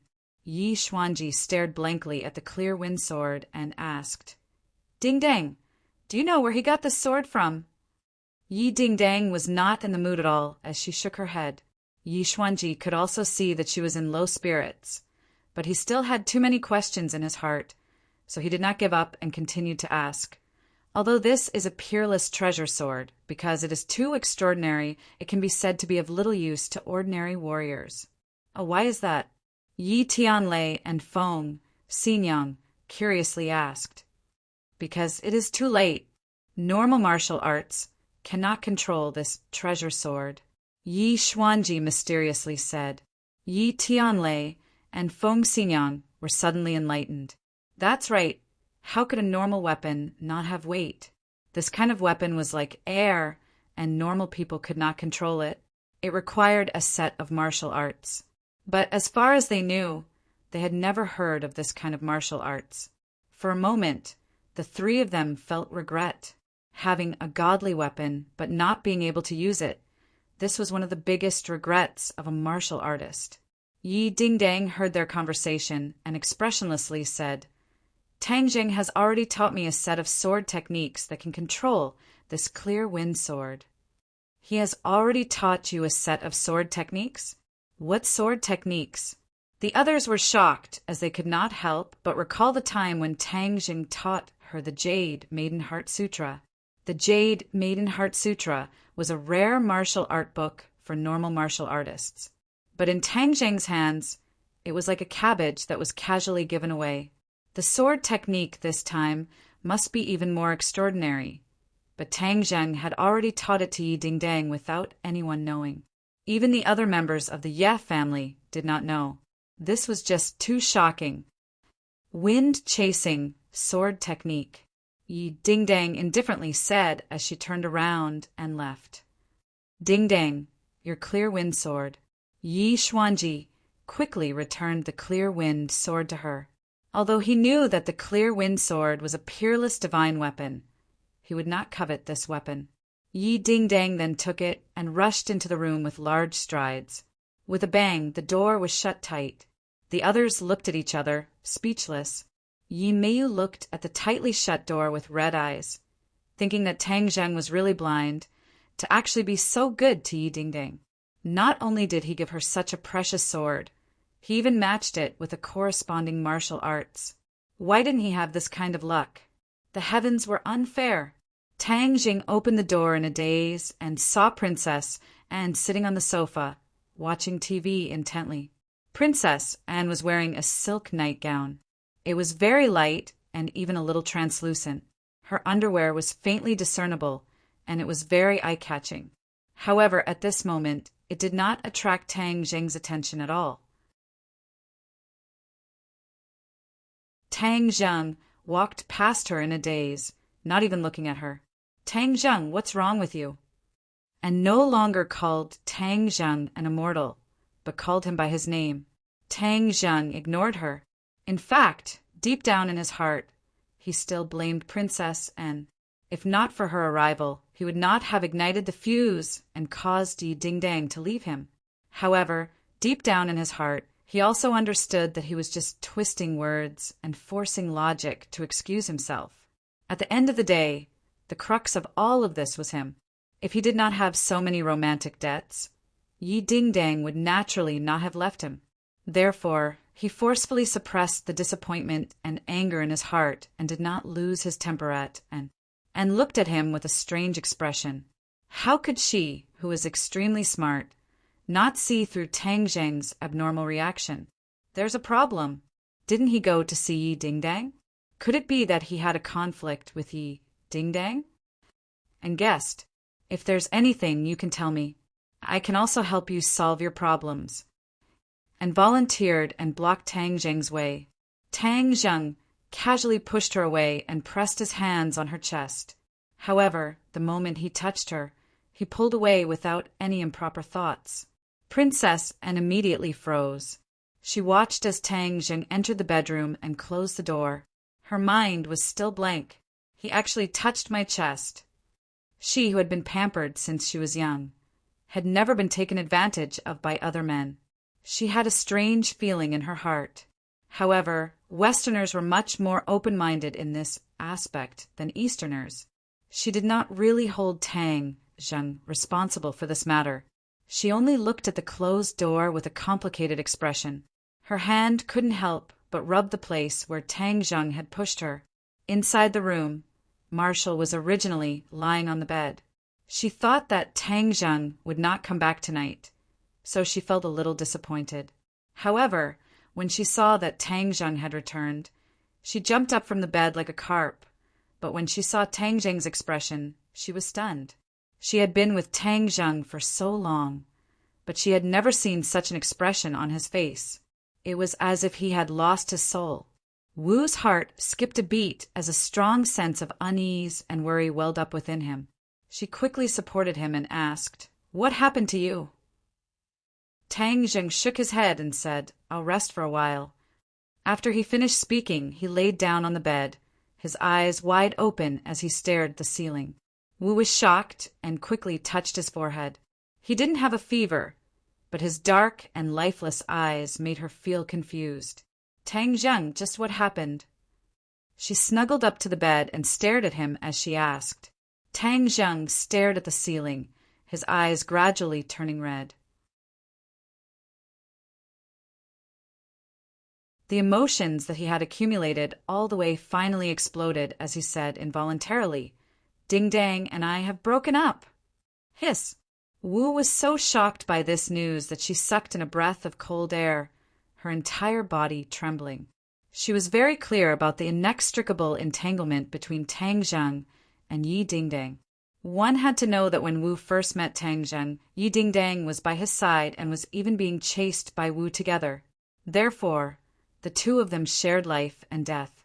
This friendship was something that ordinary people would find difficult to achieve. In fact, Wu had to admit that his position in Tang Zheng's eyes was definitely not as high as Yi Ding-dang's. However, the two of them had actually broken up.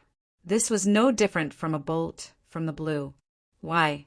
Why is she so stupid? Wu asked in disbelief.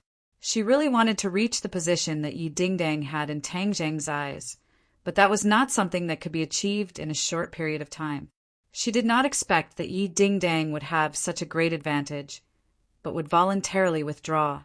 It's not that she's stupid, it's that I'm a bastard. I'm too greedy.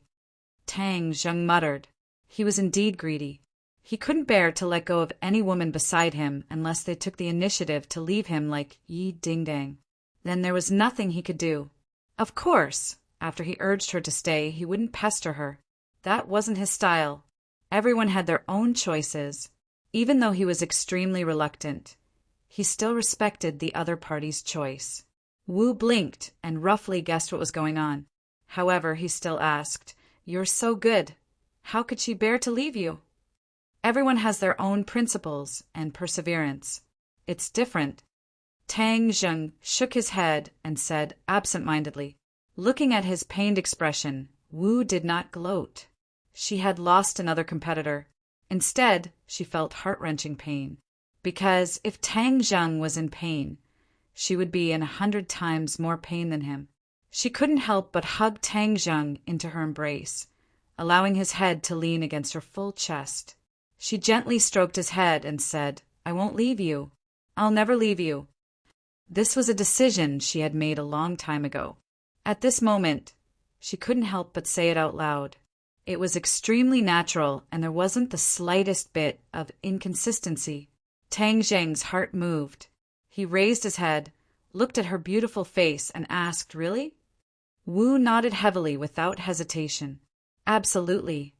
Tang Zheng squeezed out a smile, closed his eyes, and fell asleep. During this period of time, he was simply too tired. His nerves were highly concentrated, and his body and mind were exhausted. After experiencing the unforeseen event with Yi Dingdang, his body and mind were even more exhausted. He couldn't help but fall asleep in Wu's embrace.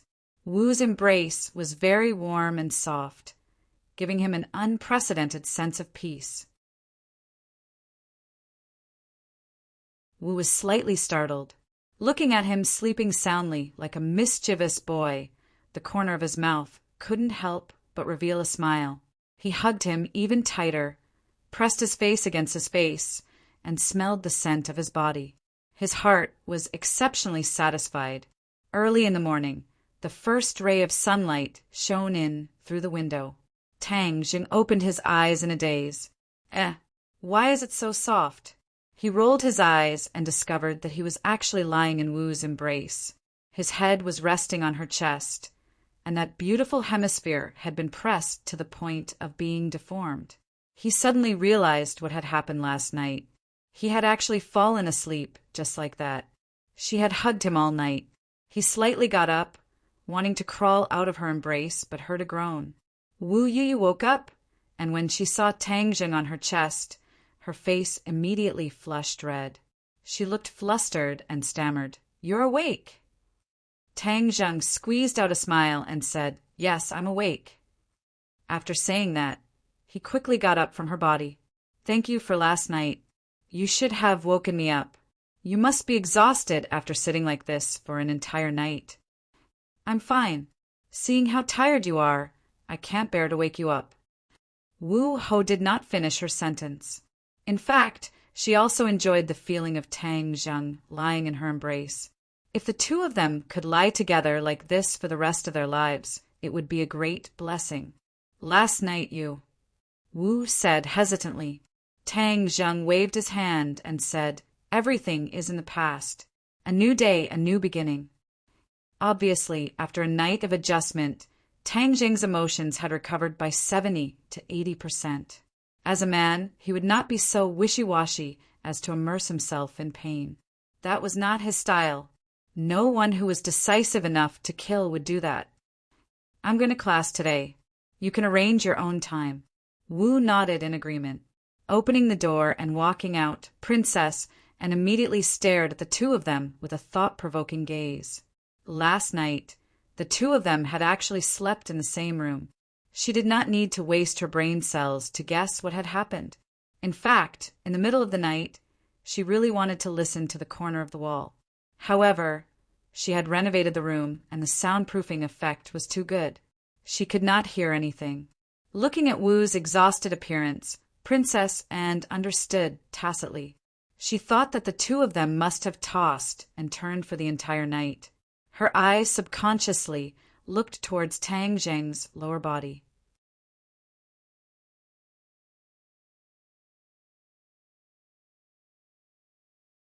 Chapter 719.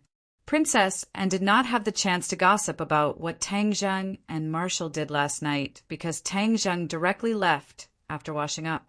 Princess Anne immediately chased after him, but found that he had already disappeared. She could only fiercely stomp her feet to vent the dissatisfaction in her heart. Early in the morning, Tang Zheng returned to room 502. His roommates were still sleeping soundly. When they saw Tang Zheng, they all jumped out of bed as if they had seen a ghost. They circled around him a few times and said, "Old Three, this time you disappeared for so long. Are you all right?" Tang Zheng gave a knowing smile and shook his head, saying he was fine. TSK, Old Three, this time you played too big. Yi Ding Dang is very angry with you. You have to think of a way to calm her down. Tang Zheng's expression darkened and said, "I broke up with her." Broke up? The three of them were all shocked as if they had seen a ghost. They looked at him in disbelief and said, "Old Three, you can't be serious, right?" "It's true," Tang Zheng said solemnly. The three of them looked at each other in dismay.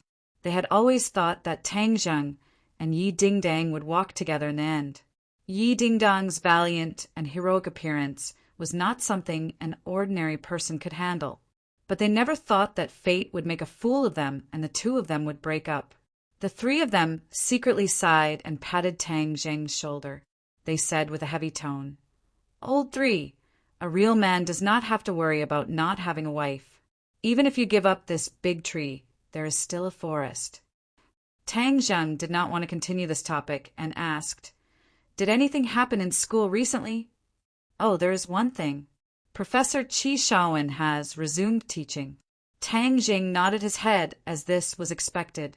Back then, with the help of Princess Anne, Qi Shaowen was exposed so that the villains behind him could no longer plot against him. Professor Qi naturally recovered his position and work. The other things are not big, but the island nation next door has an earth-shattering event. Do you know? Tang Zheng nodded calmly.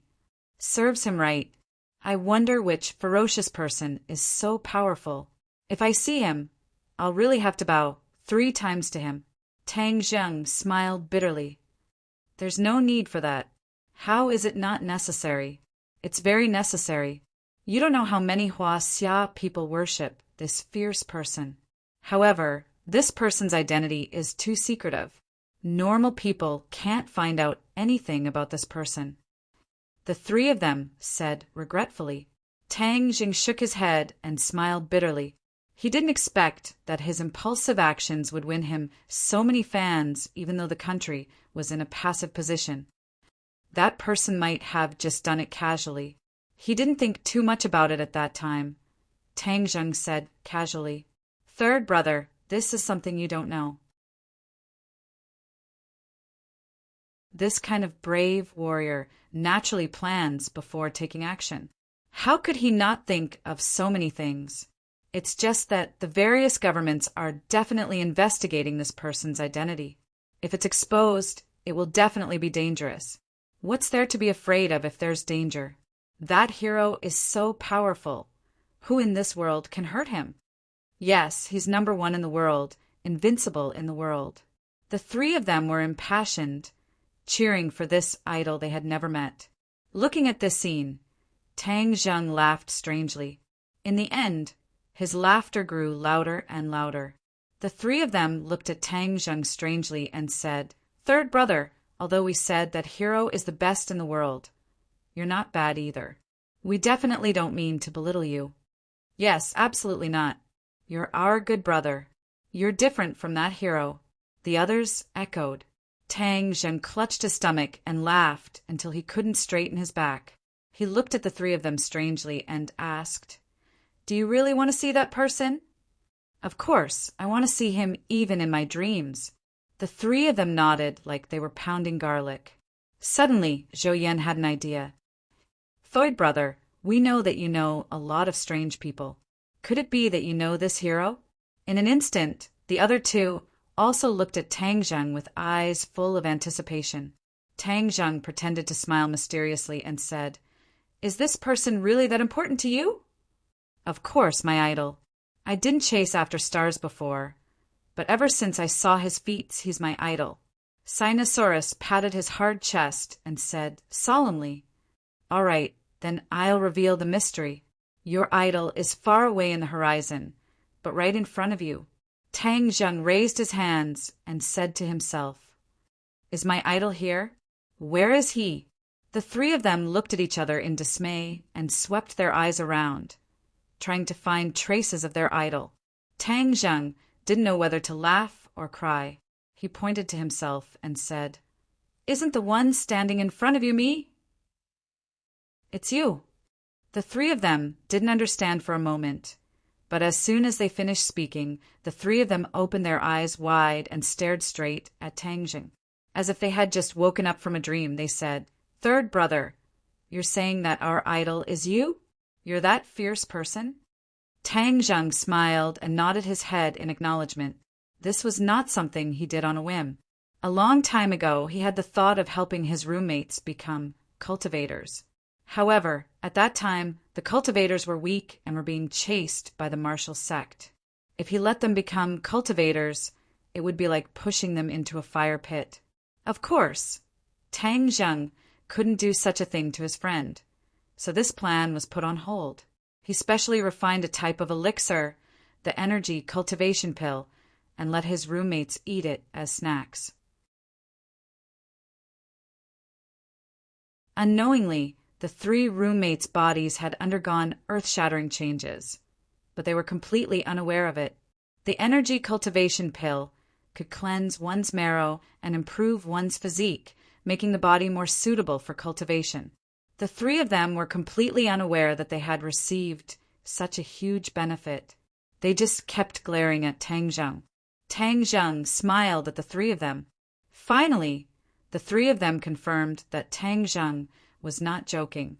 Moreover, Tang Zheng rarely joked. His idol was actually his roommate, Lao San. "Damn, Lao San, you disappeared for no reason this time because you went to the island nation." Sinosaurus exclaimed as he punched Tang Zheng's chest. The other two woke up from their stupor and said, "Lao San, you're awesome. We always knew that you were very powerful, but we never thought that you would be this powerful." "Idol, so Lao San is an idol. Come, everyone must hug one together. I dream of hugging an idol." The four of them hugged each other.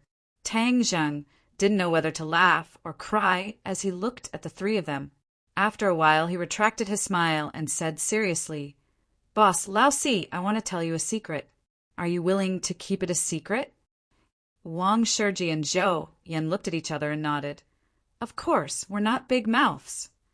Sinosaurus's expression changed slightly. He glanced at Tang Zheng and guessed his thoughts. Sinosaurus had already become a cultivator by chance. Now, if the other two brothers could also become cultivators, then the four of them would roam the world together in the future. How exciting would that be? Just thinking about it made him so excited that he couldn't sleep. This is a very big secret. I didn't tell you before because I was afraid that you would be in danger. But now that things are different, the situation has changed drastically. Telling you might not be a bad thing. Moreover, all the decisions are in your hands. I will respect your choice." Tang Zheng said seriously. Seeing Tang Zheng being so serious, Zhou Wang and Wang Shiji's expressions gradually became serious as they listened attentively to Tang Zheng's explanation. There are three types of people in this world. One is an ordinary person, and the other is a martial artist.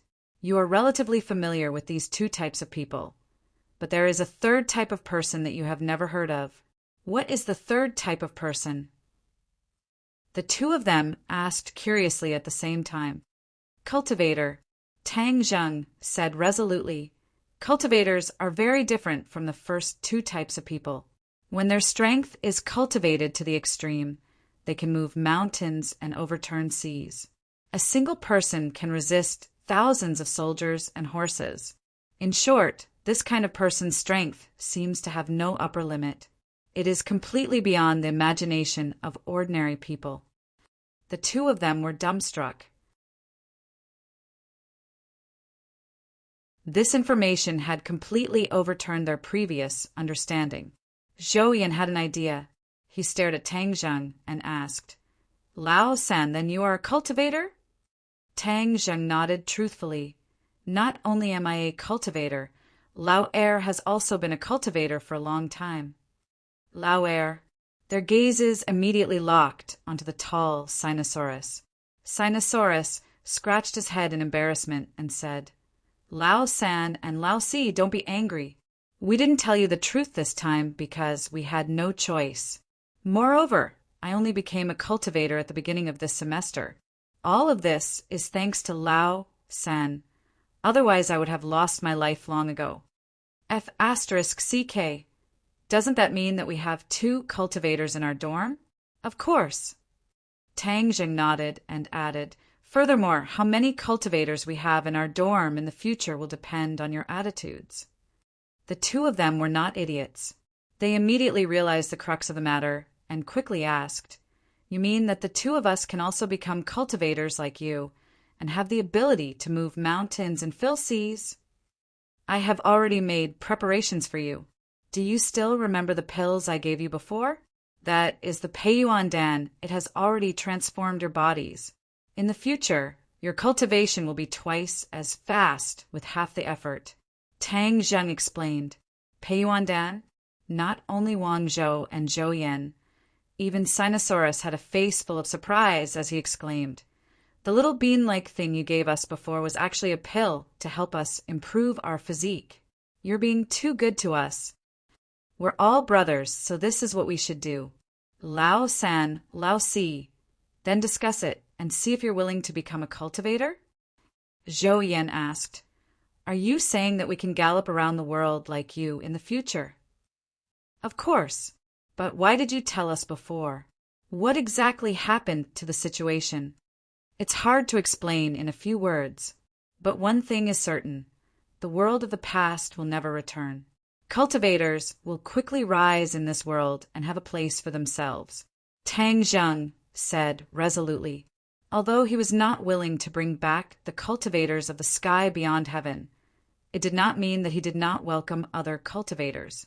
If the other party was a native cultivator of this world, then he would definitely welcome them with open arms.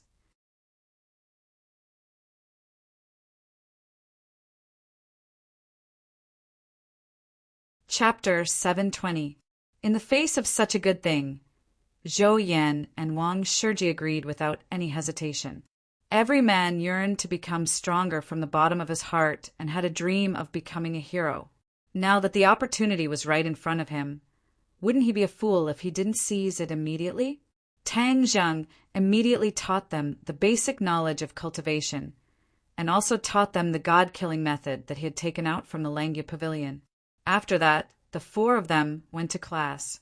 After experiencing the continuous battles of the island nation and returning to the peaceful life of a university, Tang Zheng's heart couldn't help but calm down.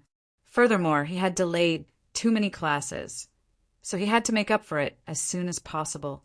Although going to school was only a kind of experience for him, he still took it very seriously. The other students were already used to Tang Zheng's elusive appearance. This archaeology department, or even Yenqing University's anomaly, was far from what others could compare to. During this period of time, he was prepared to stay in school for a while. Moreover, with Princessen at home, he would definitely be harassed when he went back. In addition, he had originally planned to meet Lu Qingmei, but she seemed to have transformed into a workaholic and was still on a business trip. As for the company, with Mu Hongyan overseeing it, he did not need to ask about it. Proportion as a result, he became the most idle person. Of course, this was only on the surface. He still had a lot of things to do. This island nation experience had given him a lot of inspiration and benefited him a lot. Every battle that he had experienced was worth reflecting on. This was very beneficial to his cultivation. In addition, he had already cultivated to the 9th level of Anidia and was only a step away from the Aurus core stage. This was a very critical moment. He had to cultivate well and condense a golden core. This was an extremely important period for a cultivator. If he failed to condense a golden core, then he would be rejected from entering the golden core stage. He would no longer have the opportunity to improve his cultivation, which would undoubtedly be a fatal blow. Furthermore, the higher the quality of the condensed Aurus core, the faster his future cultivation would be. After class, the few of them ate dinner together. Just as they were about to return to the dormitory, they were stopped by Yi Dingdong's roommates. The 3 women were like 3 tigresses who came to denounce them. They already knew that the 2 of them had broken up. Of course, they believed that Tang Zheng had abandoned her and hurt Yi Dingdang. Fortunately, his roommate came to his rescue, and Tang Zheng was finally able to escape from the women's battle of words. Of course, he did not blame the 3 of them. They stood up for Dingdang, and this kind of friendship was rare and precious. It made him feel gratified for Dingdang. He walked around the campus aimlessly, looking at the lush trees and the various teaching buildings hidden under the big trees. He realized that he had not seriously strolled around the campus, and the school was so unfamiliar to him. Thus, he strolled around the campus alone, like a lonely traveler, blending into the beautiful scenery of the campus. Unknowingly, he arrived in front of an office building. He suddenly remembered that Professor Qi Shaowen's office was inside, so he walked in. When he opened the door, he found that the room was full of documents. Professor Qi was buried in all kinds of documents, and his thin body was almost buried by the documents. He flipped through all kinds of documents as if there was no one around. His expression was sometimes excited, sometimes depressed like a madman. Tang Zheng was shocked. Didn't Professor Qi already return to work? How did he become like this? He looked even more down and out than before. Professor Qi. Tang Zheng called out softly. Professor Qi did not raise his head and said, "You're a delivery man, right? Put the food on the table. The money is on the table. Take it yourself." Delivery? Tang Zheng was stunned and looked at the table by the door. There was indeed money on the table, and the trash can beside it was full of fast food boxes. He didn't even have time to go out for a meal, and he stayed in the office all this time? Tang Zheng was shocked. This was like going crazy. He strode over and snatched the documents from his hands. Professor Qi resisted and tried to take them back, but when he raised his head and saw Tang Zheng's face, he was stunned and said, "Tang Zheng, why are you here?" Tang Zheng did not know whether to laugh or cry. "Professor Qi, what's wrong with you?" "I'm fine. I'm just researching." "There's no need to be so crazy about researching. Your body can't take it. What's wrong with this? When I was young, I did research for days and nights without sleep." Tang Zheng looked at the bony Professor Qi and shook his head. "But you're not the same as when you were young."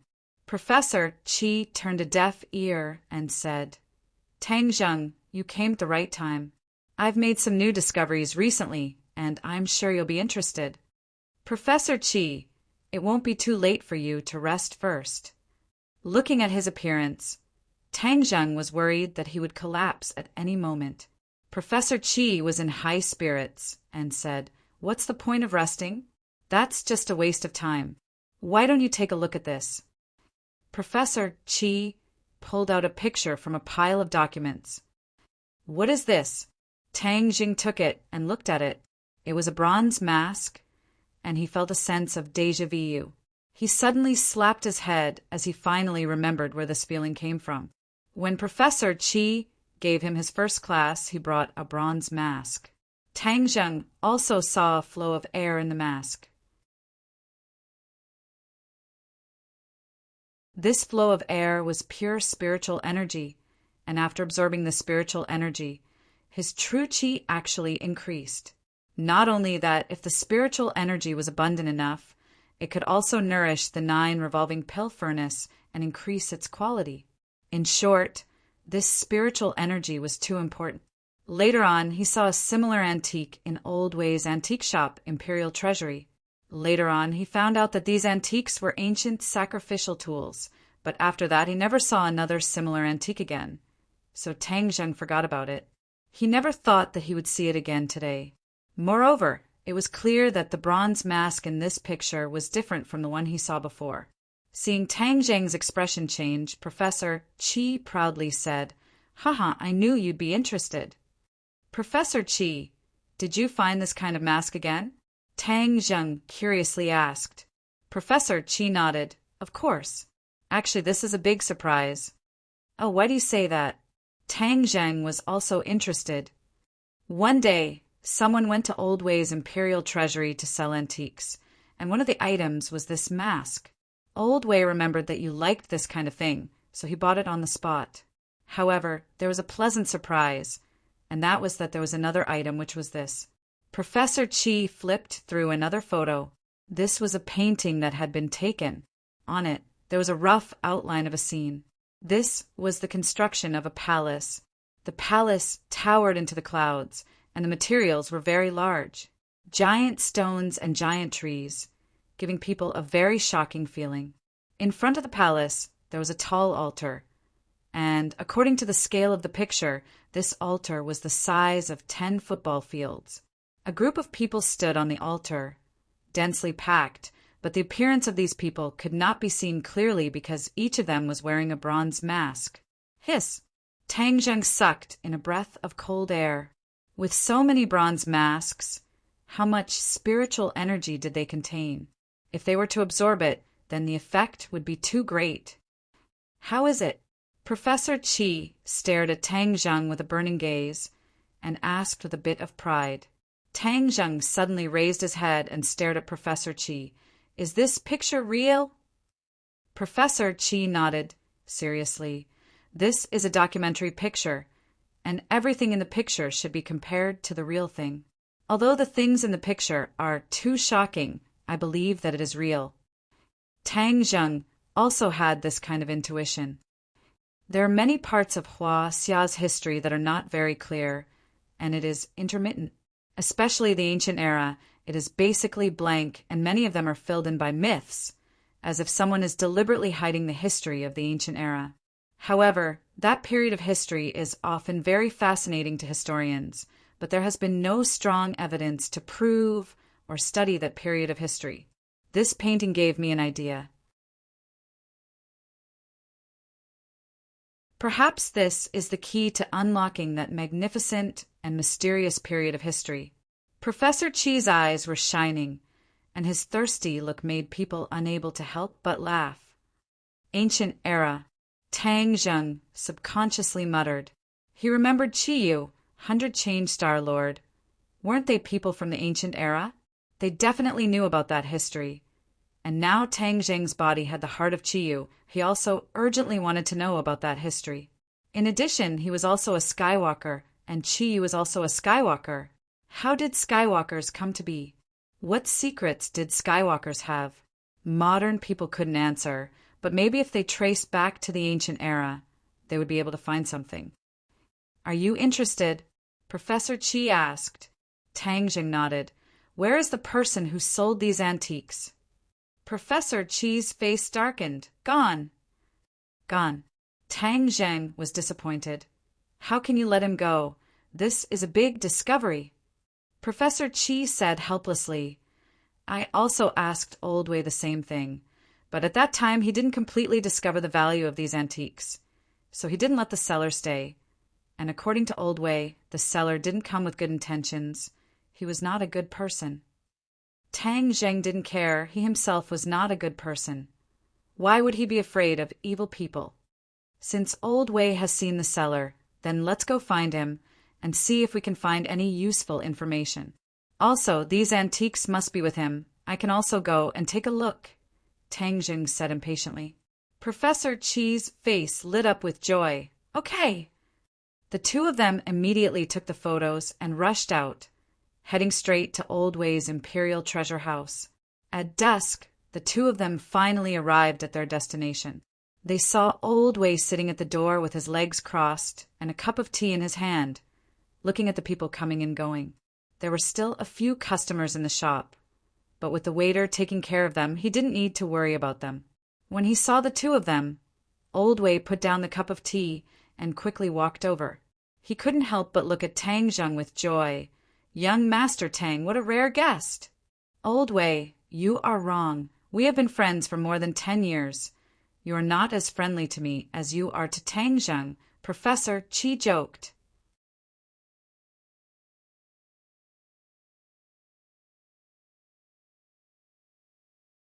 Chapter 7:21. After the host and guests sat down, Tang Zheng impatiently took out the photo and asked, "Old Way, is this still with you?" Old Way immediately beamed with joy and said, "Of course it is. When young Master Tang was interested in this kind of thing, I took note of it. This time there was a seller selling it, so I directly bought it." Saying this, he directly took out a bronze mask from a wooden box. Tang Zheng took the mask and was overjoyed. This was indeed the thing he was looking for. On top of the mask, there was a flow of spiritual energy. When his hand touched the mask, the spiritual energy quickly merged into his body and turned into true qi. Seeing Tang Zheng's pleasantly surprised expression, Old Way's heart finally fell to the ground. Those in the antique business made friends with people from all walks of life. Of course, there was no lack of trouble. If he could have a strong helper like Tang Zheng, then there would be less trouble in the future. That was why Old Way spent so much effort to befriend Tang Zheng. "Tang Zheng, what do you think?" Professor Qi curiously asked. Tang Zheng suddenly raised his head and handed the mask to Old Way and nodded. "This is it." Professor Qi smiled and said, "I told you my eyes were right. Wasn't it because I recognized it first? Otherwise, it would have slipped away from under my nose." Old Way said, as if he wanted to take credit. Professor Qi said, "You've got good taste this time, all right? We came here for more important things." Old Way smiled mysteriously and blinked. "I already guessed that you would come looking for me." "Oh," Professor Qi raised his eyebrows. "You can even predict? Then why don't you tell us why we came looking for you?" Old Way's finger tapped on the bronze mask a few times and said with a mysterious smile, "You came to ask about the origin of these things." "Didn't you say you didn't know?" Professor Qi asked. "Haha, is there anything in the antique business that I don't know?" Old Way boasted. "So you know. Then why did you say you didn't know when I asked you last time?" Professor Qi glared at him and asked. Old Way wagged his finger and said, "See, I don't understand your fiery temper. If I had told you back then, it might not have been a good thing for you. Now that young Master Tang is back, it's a different story." Professor Qi frowned and said, "What exactly are you up to?" Seeing that Tang Zheng was also listening attentively, Old Way did not keep him in suspense. He coughed lightly and said, "Listen carefully, the sellers of these things are not good people. They are grave robbers." "Grave robber?" Tang Zheng and Professor Qi cried out in alarm at the same time. As a serious ancient examiner, they hated tomb robbers very much. For the sake of benefits, these people wantonly destroyed ancient tombs and cultural relics. Many of the ancient tombs that they stole were in a mess, and many of the precious cultural relics were destroyed. This was the most pitiful thing for the ancient examiner. Moreover, grave robbers often sold cultural relics overseas for profit. This kind of behavior was outrageous. Immediately, Professor Qi flew into a rage and said, "Then why don't you call the police and arrest these people?" Old Way shook his head and smiled bitterly. "Old Qi, I'm an antique shop. Unlike you, an archaeology professor, it's possible for us to deal with these people in our line of work.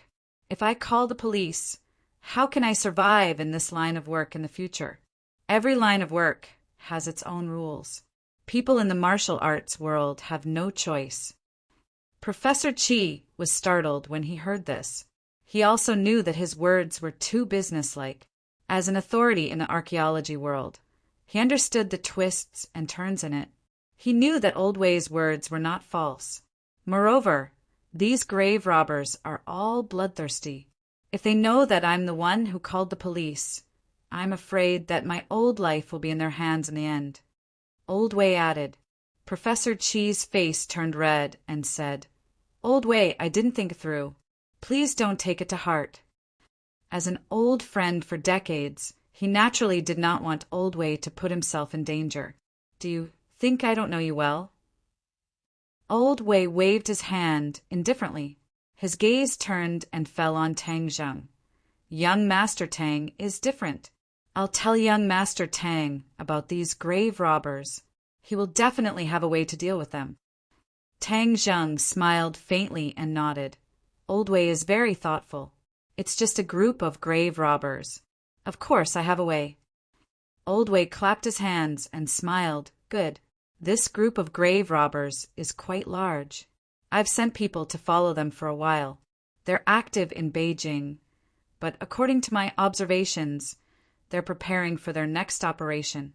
Furthermore, I heard that they're going to rob a large ancient tomb. Then we can't let them leave Beijing. We have to capture them immediately and interrogate them to find out where these things came from. Tang Zheng said impatiently. Professor Chi also nodded. That's right. We can't let them rob the next ancient tomb. Looking at the two men's impatient and indignant expressions, Old Way quickly stopped them. Don't be hasty. Things aren't as simple as you think. If you want to know the origin of these things, don't act rashly.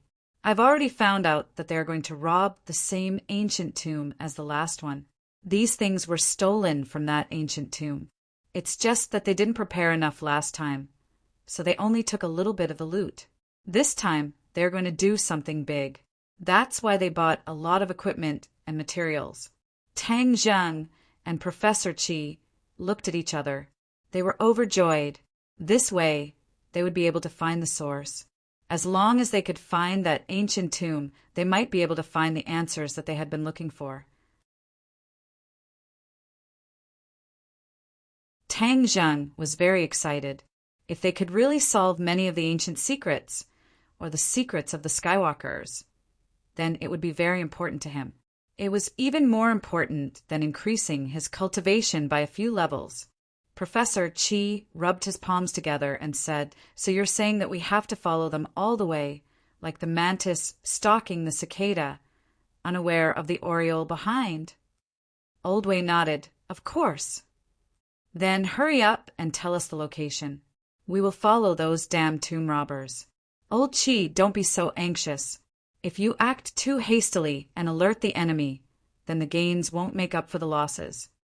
Old Way hurriedly advised. This group of people won't leave the capital so soon. They're still preparing. When they are about to leave, I will inform young Master Tang and he will follow them. I want to go too. Professor Chi volunteered. Old Way frowned. Old Chi, you are not a young man anymore. You will definitely not be safe if you follow those tomb robbers. Are you sure your body can do it? It will be bad if you cause trouble for young Master Tang. No, I have to go. Professor Chi insisted. The temptation this time was too big. Professor Chi couldn't resist at all. Looking at his stubborn eyes, Tang Zheng's heart moved. It's okay. I will take care of you when the time comes. Professor Chi had helped him so much.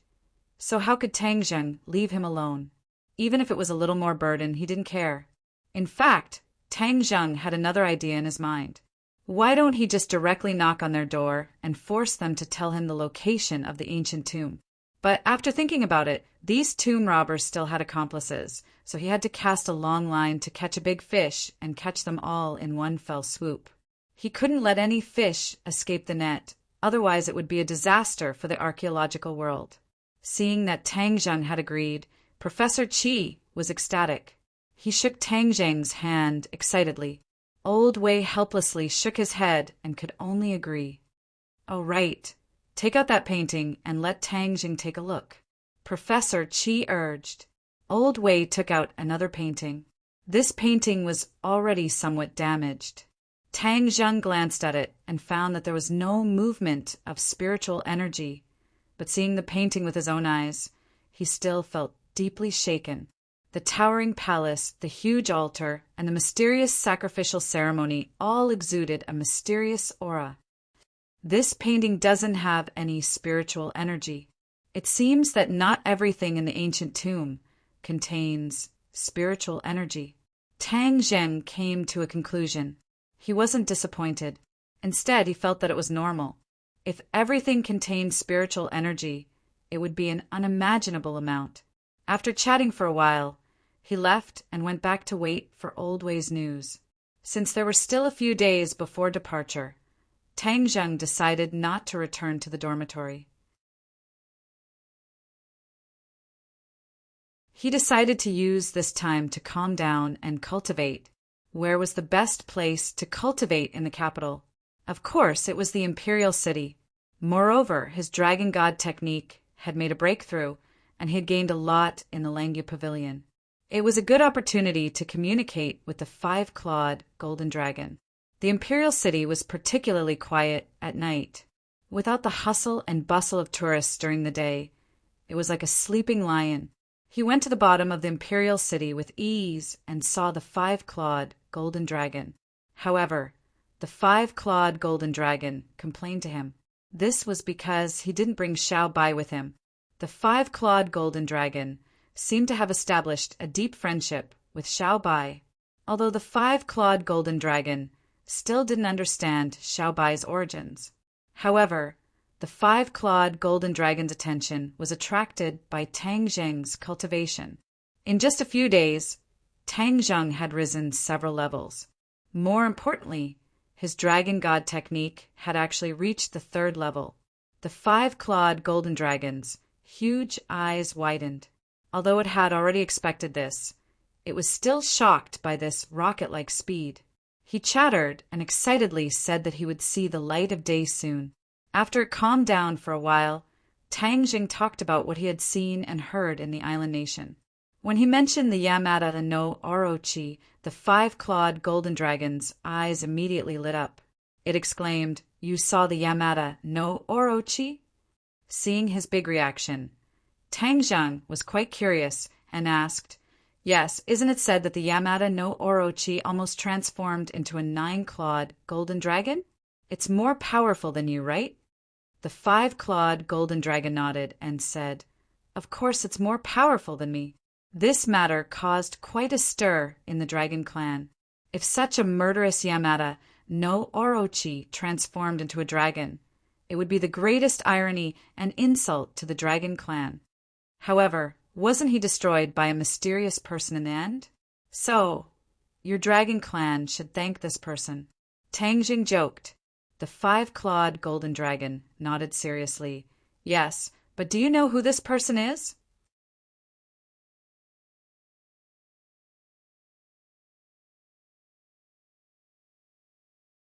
Chapter 7:22. Seeing Tang Jing shake his head, the five-clawed golden dragon smiled as if he had already expected this reaction. He solemnly said, "This person is the first emperor of the human world, Qin Shi Huang." Qin Shi Huang? Tang Jing was startled. Anyone who studied history would know this person. In the past, Huaxia was filled with warlords, and 7 countries roamed freely. Qin Shi Huang established a prosperous era and destroyed the 6 countries, unifying the world. From then on, Huaxia entered a new era. So, he was the one who broke Yamada no Orochi's dream of transforming into a dragon. Tang Jing sighed. This generation's hero was truly extraordinary. Of course, this matter was not recorded in history. Let me tell you, the Qin Shi Huang that you humans know is only the tip of the iceberg. You don't even know his true identity. Why was he able to destroy the 6 countries and unify the world? At that time, the world was filled with experts. What did he rely on to accomplish this? The five-clawed golden dragon continued to ask. Tang Zheng was confused. How could he know these things?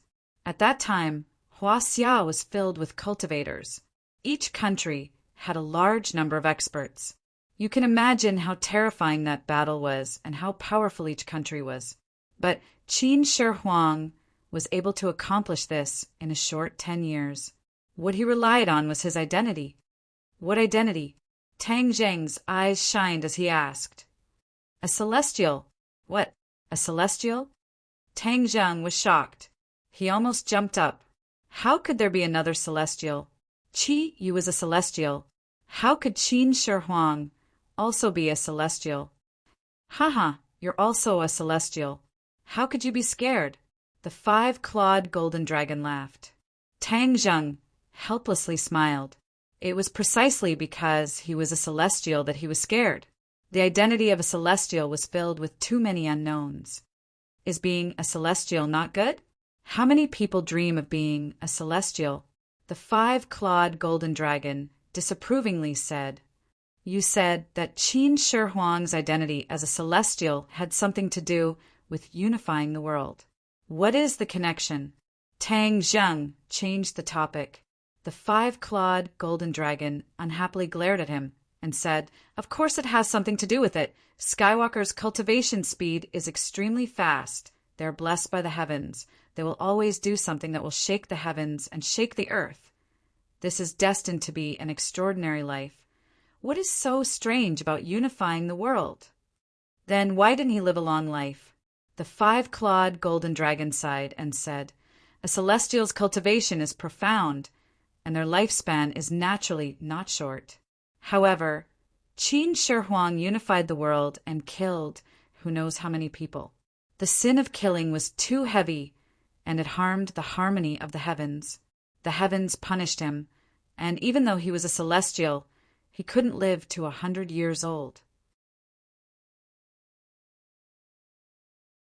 You should know that he sent people everywhere to search for the immortal recipe for immortality, but in the end, they still found nothing. This is his fate. Tang Zheng sighed faintly. A prodigy of a generation had fallen just like that. However, the matter of killing caused Tang Zheng to become vigilant, and he asked curiously, Isn't the world of cultivators a place where the strong preys on the weak? Why can't we kill? Of course you can, the five-clawed golden dragon said. It's just that Qin Shi Huang's sin of killing is too heavy. The number of people who died in his hands is no less than 1 million. This kind of sin of killing is not something that the heavens can tolerate. With 1 million lonely souls haunting him, ordinary people would have died a long time ago. It is already commendable that he could live for so long. Tang Zheng heaved a sigh of relief. This did not affect him much. He was not a homicidal maniac. How could he kill so many people?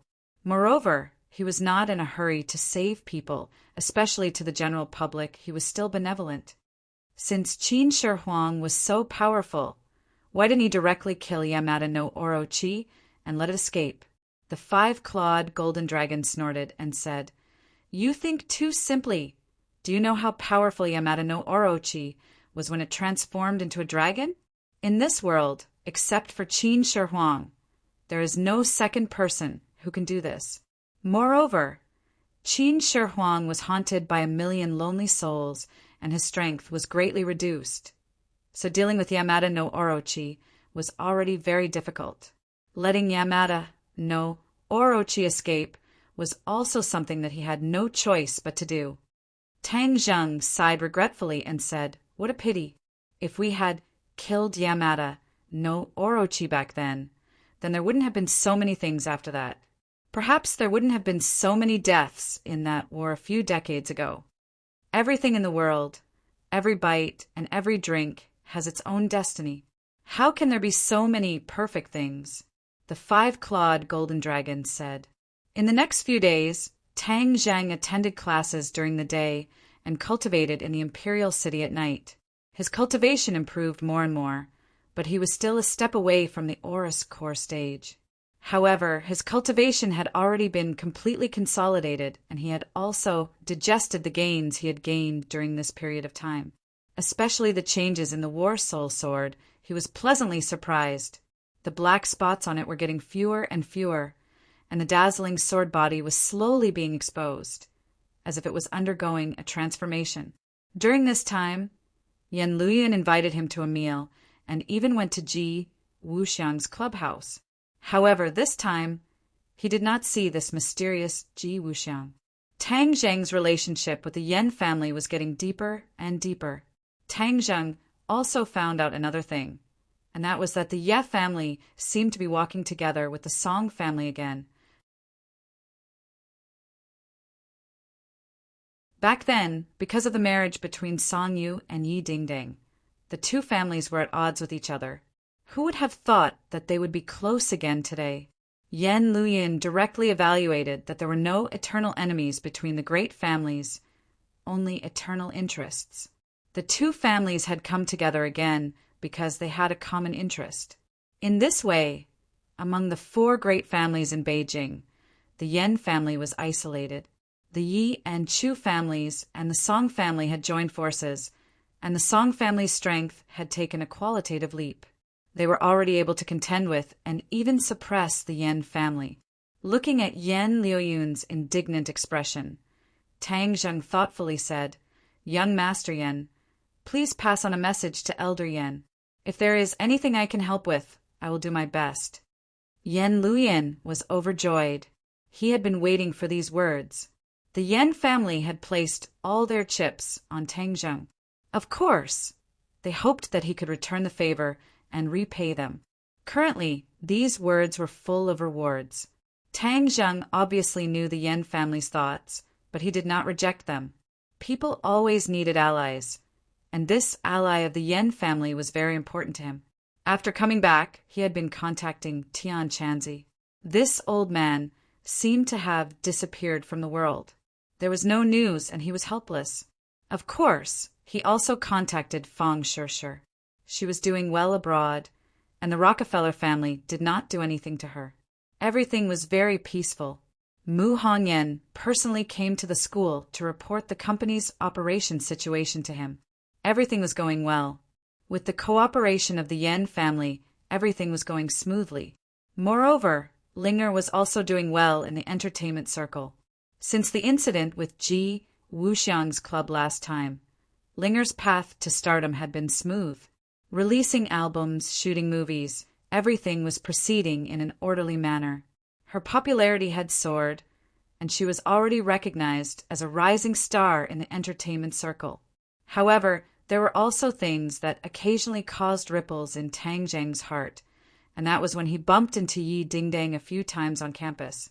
However, Yi Dingdang completely treated him as air, brushing past him and never looking at him again, causing him to sigh. He had already been repeatedly urged by the five-clawed golden dragon to bring Xiao Bai to the imperial palace. In order to not listen to its nagging, Tang Zheng decided to go home once. Moreover, he specifically chose to go home during the day in order to avoid meeting Princess, and when he opened the door, as expected, he did not see Princess Annie. Marshall and Lil White were both at home, and when they saw him, a hint of pleasant surprise flashed through the depths of Marshall's eyes. Like a little wife who had reunited after a long time, they warmly welcomed him. Xiao Bai jumped onto his shoulder, hugged his head, and kept scratching it, as if complaining that he had not come back to play with it during this period of time. "I came back this time to bring Xiao Bai out," Tang Zheng said. When Xiao Bai heard this, he was extremely happy and squeaked nonstop.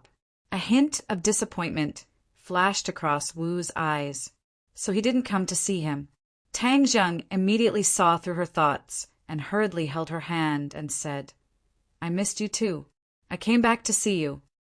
Wu's eyes immediately surged with intense joy as he looked at him with a burning gaze. Tang Zheng's gaze inadvertently landed on Wu's hand. The huge scar immediately attracted all of his attention. He patted his head. He was truly muddle-headed. How could he forget about this matter? The scars on Wu's hands and chest were like ugly centipedes lying on her fair skin. It was a ghastly sight, and every time he saw it, it was like torture. There was no need to mention it to Wu. He had already said that he would remove these scars for her, but he had actually forgotten about it. There was no time like the present. He had to settle this matter today. Seeing him staring straight at his hand, the scar was shocking. Wu was shocked. As if he had been electrocuted, he immediately retracted his hand and hid it behind his back. His face became somewhat pale. Letting the person she loved see her ugly place was something that no woman was willing to do. Wu was no exception. "Wu, I'll heal you right now and remove these scars." Tang Zheng grabbed her hand again, his fingers gently brushing across the scar.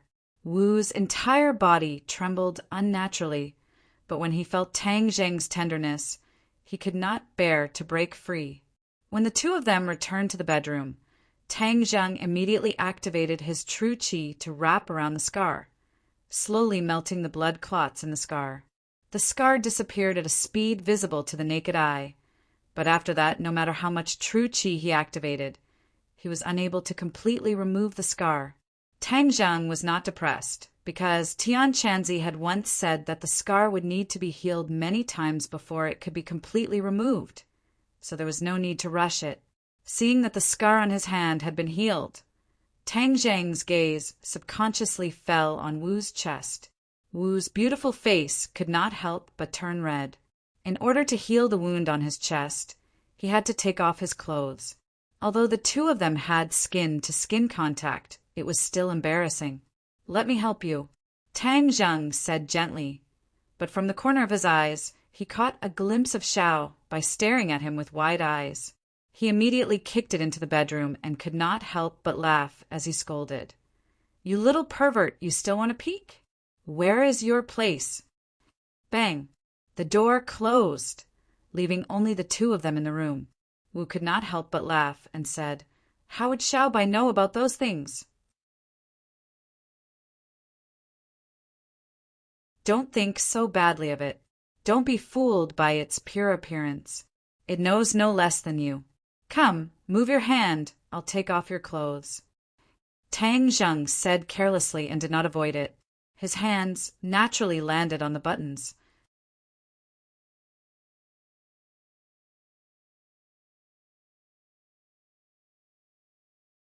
Chapter 7:23. The buttons were like little fairies, lightly jumping out of the buttonhole. The shirt was torn open, and the whiteness inside could be clearly seen. Wu's face flushed red. She wished she could find a hole to hide in.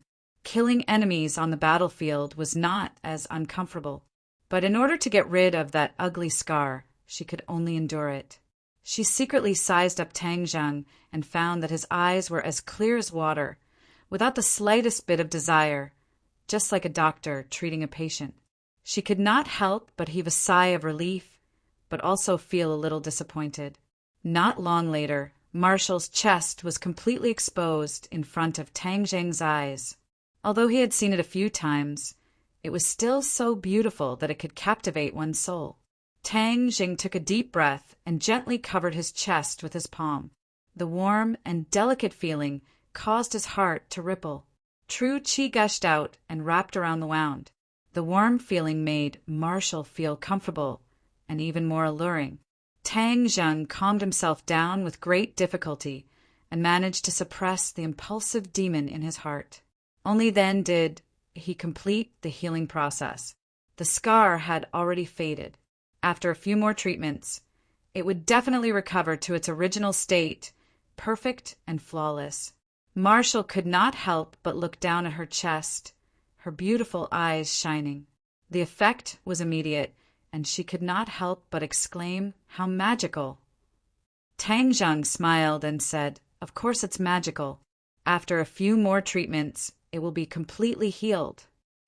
After saying that, he could not help but swallow his saliva. The temptation was too strong. Seeing his appearance, Marshall's cheeks flushed red. She hurriedly grabbed her clothes to cover her chest and said coquettishly, "You're not allowed to look." This action of wanting to welcome and rejecting was extremely flirtatious. Tang Zheng's originally restless flame immediately jumped up, and he threw her onto the bed and said, "I want to see." "Ah, you." Marshall was shocked. She covered her chest with both hands, completely losing her usual cold killing intent. Quickly get up. It's broad daylight. What if someone sees us? Hee hee. What are you afraid of in broad daylight? Who would look? Tang Zheng laughed sinisterly. No way. Wu Yan firmly refused, but before he could finish, his lips were sealed by Tang Zheng's mouth. It was not as violent as a storm, but was exceptionally gentle. Wu's heart immediately softened as she recalled the kiss on the island nation. Just a single kiss had almost melted her body and mind. It was the same this time. This kind of gentle kiss made her unable to resist at all. Although she was usually decisive when it came to matters between a man and a woman, she reacted strangely to this kind of gentleness and was especially sensitive. When the conditions were right, success came naturally. There was no storm-like attack.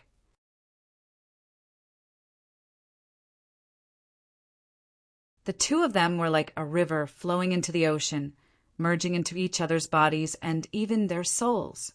After a long time, the wind stopped and the rain stopped. Tang Zheng hugged the naked marshal and took a deep breath. After this round of exchange, he had absorbed a lot of pure yin qi. He realized that after his cultivation had greatly increased, the speed at which he absorbed pure yin qi had also become faster. Of course, the pure yang qi in his body had also increased even faster. The harmony of yin and yang had temporarily reached a fragile balance, but it could be broken at any time. How's your pure yang qi? Wu Qingchu laid on Tang Zheng's chest and asked with concern. Tang Zheng rubbed her smooth jade back and said with a smile, "With you here, the pure yang qi will not be able to rebel. It has long been tamed by you." Wu Xian was embarrassed. She fiercely pinched the muscles on his waist and said angrily, "You're really bad." Creak! Suddenly, a clear sound caused the two of them to immediately fall into silence. The two of them had excellent hearing and could easily hear the commotion outside the door. They looked at each other and whispered, "Why is there someone here?" "It must be, and who came back. She's not at school in the middle of the day, so why did she run home?" Tang Zheng said unhappily. Marshall was both embarrassed and anxious. She fiercely pinched Tang Zheng and said, "It's all your fault, doing such shameful things in broad daylight. Now that you've been caught, how am I supposed to face her in the future? Anyway, she knows about our relationship. What are you afraid of?" Tang Zheng simply beat her at her own game and distanced himself from Anne. "No, hurry up and jump out of the window. This height won't be a problem for you." Wu Kai refused and quickly pushed Tang Zheng out of the bed. Tang Zheng didn't know whether to laugh or cry as he stood naked on the bed and complained, "Is there a need for that?" "Yes," Marshall said decisively. Crack! But just as he finished speaking, the door was turned and the door was pushed open. Princess and stood at the door and said, "You're home." Ah! Before she could finish her sentence, her voice turned into a scream. Her eyes stared straight at Tang Zheng's body. F***CK. Tang Zheng felt a chill on his back and reacted quickly. He immediately crawled back into bed and shouted, "What are you doing?" Marshall was already stunned. He quickly covered his head with the blanket and began to deceive himself like an ostrich. Anne's scream was finally interrupted, but her eyes still looked as if she had seen a ghost. She stared at the messy bed and exclaimed, "You too, in broad daylight!" Closed the door. "You're invading my privacy, do you know that?" Tang Zheng roared in annoyance, and seemed to have awoken from a dream as she slammed the door shut. She clutched her chest as her heart pounded violently. She was a princess and had lived in the West since she was young, so she definitely had some education in this area. However, this was the first time she had seen a real man's body, so she was naturally quite frightened. However, her nerves were still very tenacious. After a while, she came back to her senses and smacked her lips. "Everyone says that Eastern men can't do it. I don't think they're that bad." Inside the room, Tang Zheng carried Marshall out of bed. Everyone's gone. What are you hiding in there for? It's all your fault. If you woke up earlier, everything would have been fine. Tang Zheng didn't know whether to laugh or cry. It wasn't over yet. However, he was at a disadvantage. She had actually seen it all. He had suffered a great loss. Since it has already happened, there's no point in running away. It's not like there's anything wrong with it. Moreover, this matter is her fault. She barged into someone's room and didn't respect their privacy at all. Tang Zheng said righteously, "Humph. Anyway, I'm not going out today. If you want to go out, then go out." Marshall grabbed the blanket to cover his body and said resolutely, "You're not even afraid of going into battle to kill the enemy. What's there to be afraid of?" Tang Zheng didn't understand her. "How can that be the same?" Marshall asked. Tang Zheng was helpless and said, "All right, if you don't go out, I'll go out. I want to see what she can do to me." Tang Zheng's skin was thick. How could he be scared by a woman to the point that he didn't dare to leave the room? Dressed neatly, he walked out as if nothing had happened. Seeing and staring straight at him, he took the initiative and said, "And do you know what privacy is? You are seriously invading my privacy." As expected, when she heard the word privacy and immediately apologized. "I'm sorry, I didn't know you were at home, and I didn't know you were doing that. Otherwise, I definitely wouldn't have barged in. This is my fault. I apologize." Her sincere attitude made Tang Zheng feel a little embarrassed. Tang Zheng resentfully waved his hand and said, "Since it's your first offense, I won't pursue it. Why don't you go to school in the middle of the day and run home? You're still talking about me. Aren't you at home too? I don't have class today." Princess Anne rolled her eyes and said, "I don't have class either. You promised to bring me around the capital last time, but you still haven't fulfilled your promise." Tang Zheng was shocked. "You've already seen the matter between me and Marshall. Why are you still sticking to me to bring you around the capital?" "When did I promise you?" Tang Zheng refused. "Last time I told you about Yi Dingdang." Hearing the 3 words Yi Dingdang, Tang Zheng's mood immediately dropped and said, "I didn't promise you, that's what you said." After saying that, he returned to his room and bid farewell to Marshall. Marshall also wished that he could leave quickly, otherwise it would be awkward if Anne saw him. Tang Zheng brought Xiao Bai and left amidst Anne's angry denunciations. In the next few days, Tang Zheng took the time to treat Marshall's injuries. Those scars finally disappeared and she regained her former beauty. When Anne saw this change, she was so shocked that her chin almost fell to the ground. She understood the international biomedical information very well, especially the treatment of scars. There had never been such an immediate effect. This was simply a miracle in the history of medicine. She kept asking Tang Zheng how he did it, but Tang Zheng completely ignored her and directly slipped away, causing Anne to stomp her feet in anger. The peaceful days were short-lived. Old Wei's call finally came, informing him that the grave robbers were ready to leave. It was just a group of grave robbers, so Tang Zheng did not put them in his eyes. So he left Little White in the imperial city to accompany the 5-clawed golden dragon. Marshall also stayed at home to cultivate the fire underworld palm.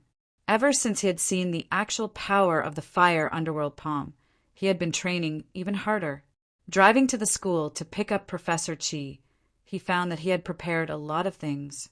It was obvious that he had made sufficient preparations during this period of time. Is there a need to be so exaggerated? Tang Zheng didn't know whether to laugh or cry. "Professor," Qi nodded seriously.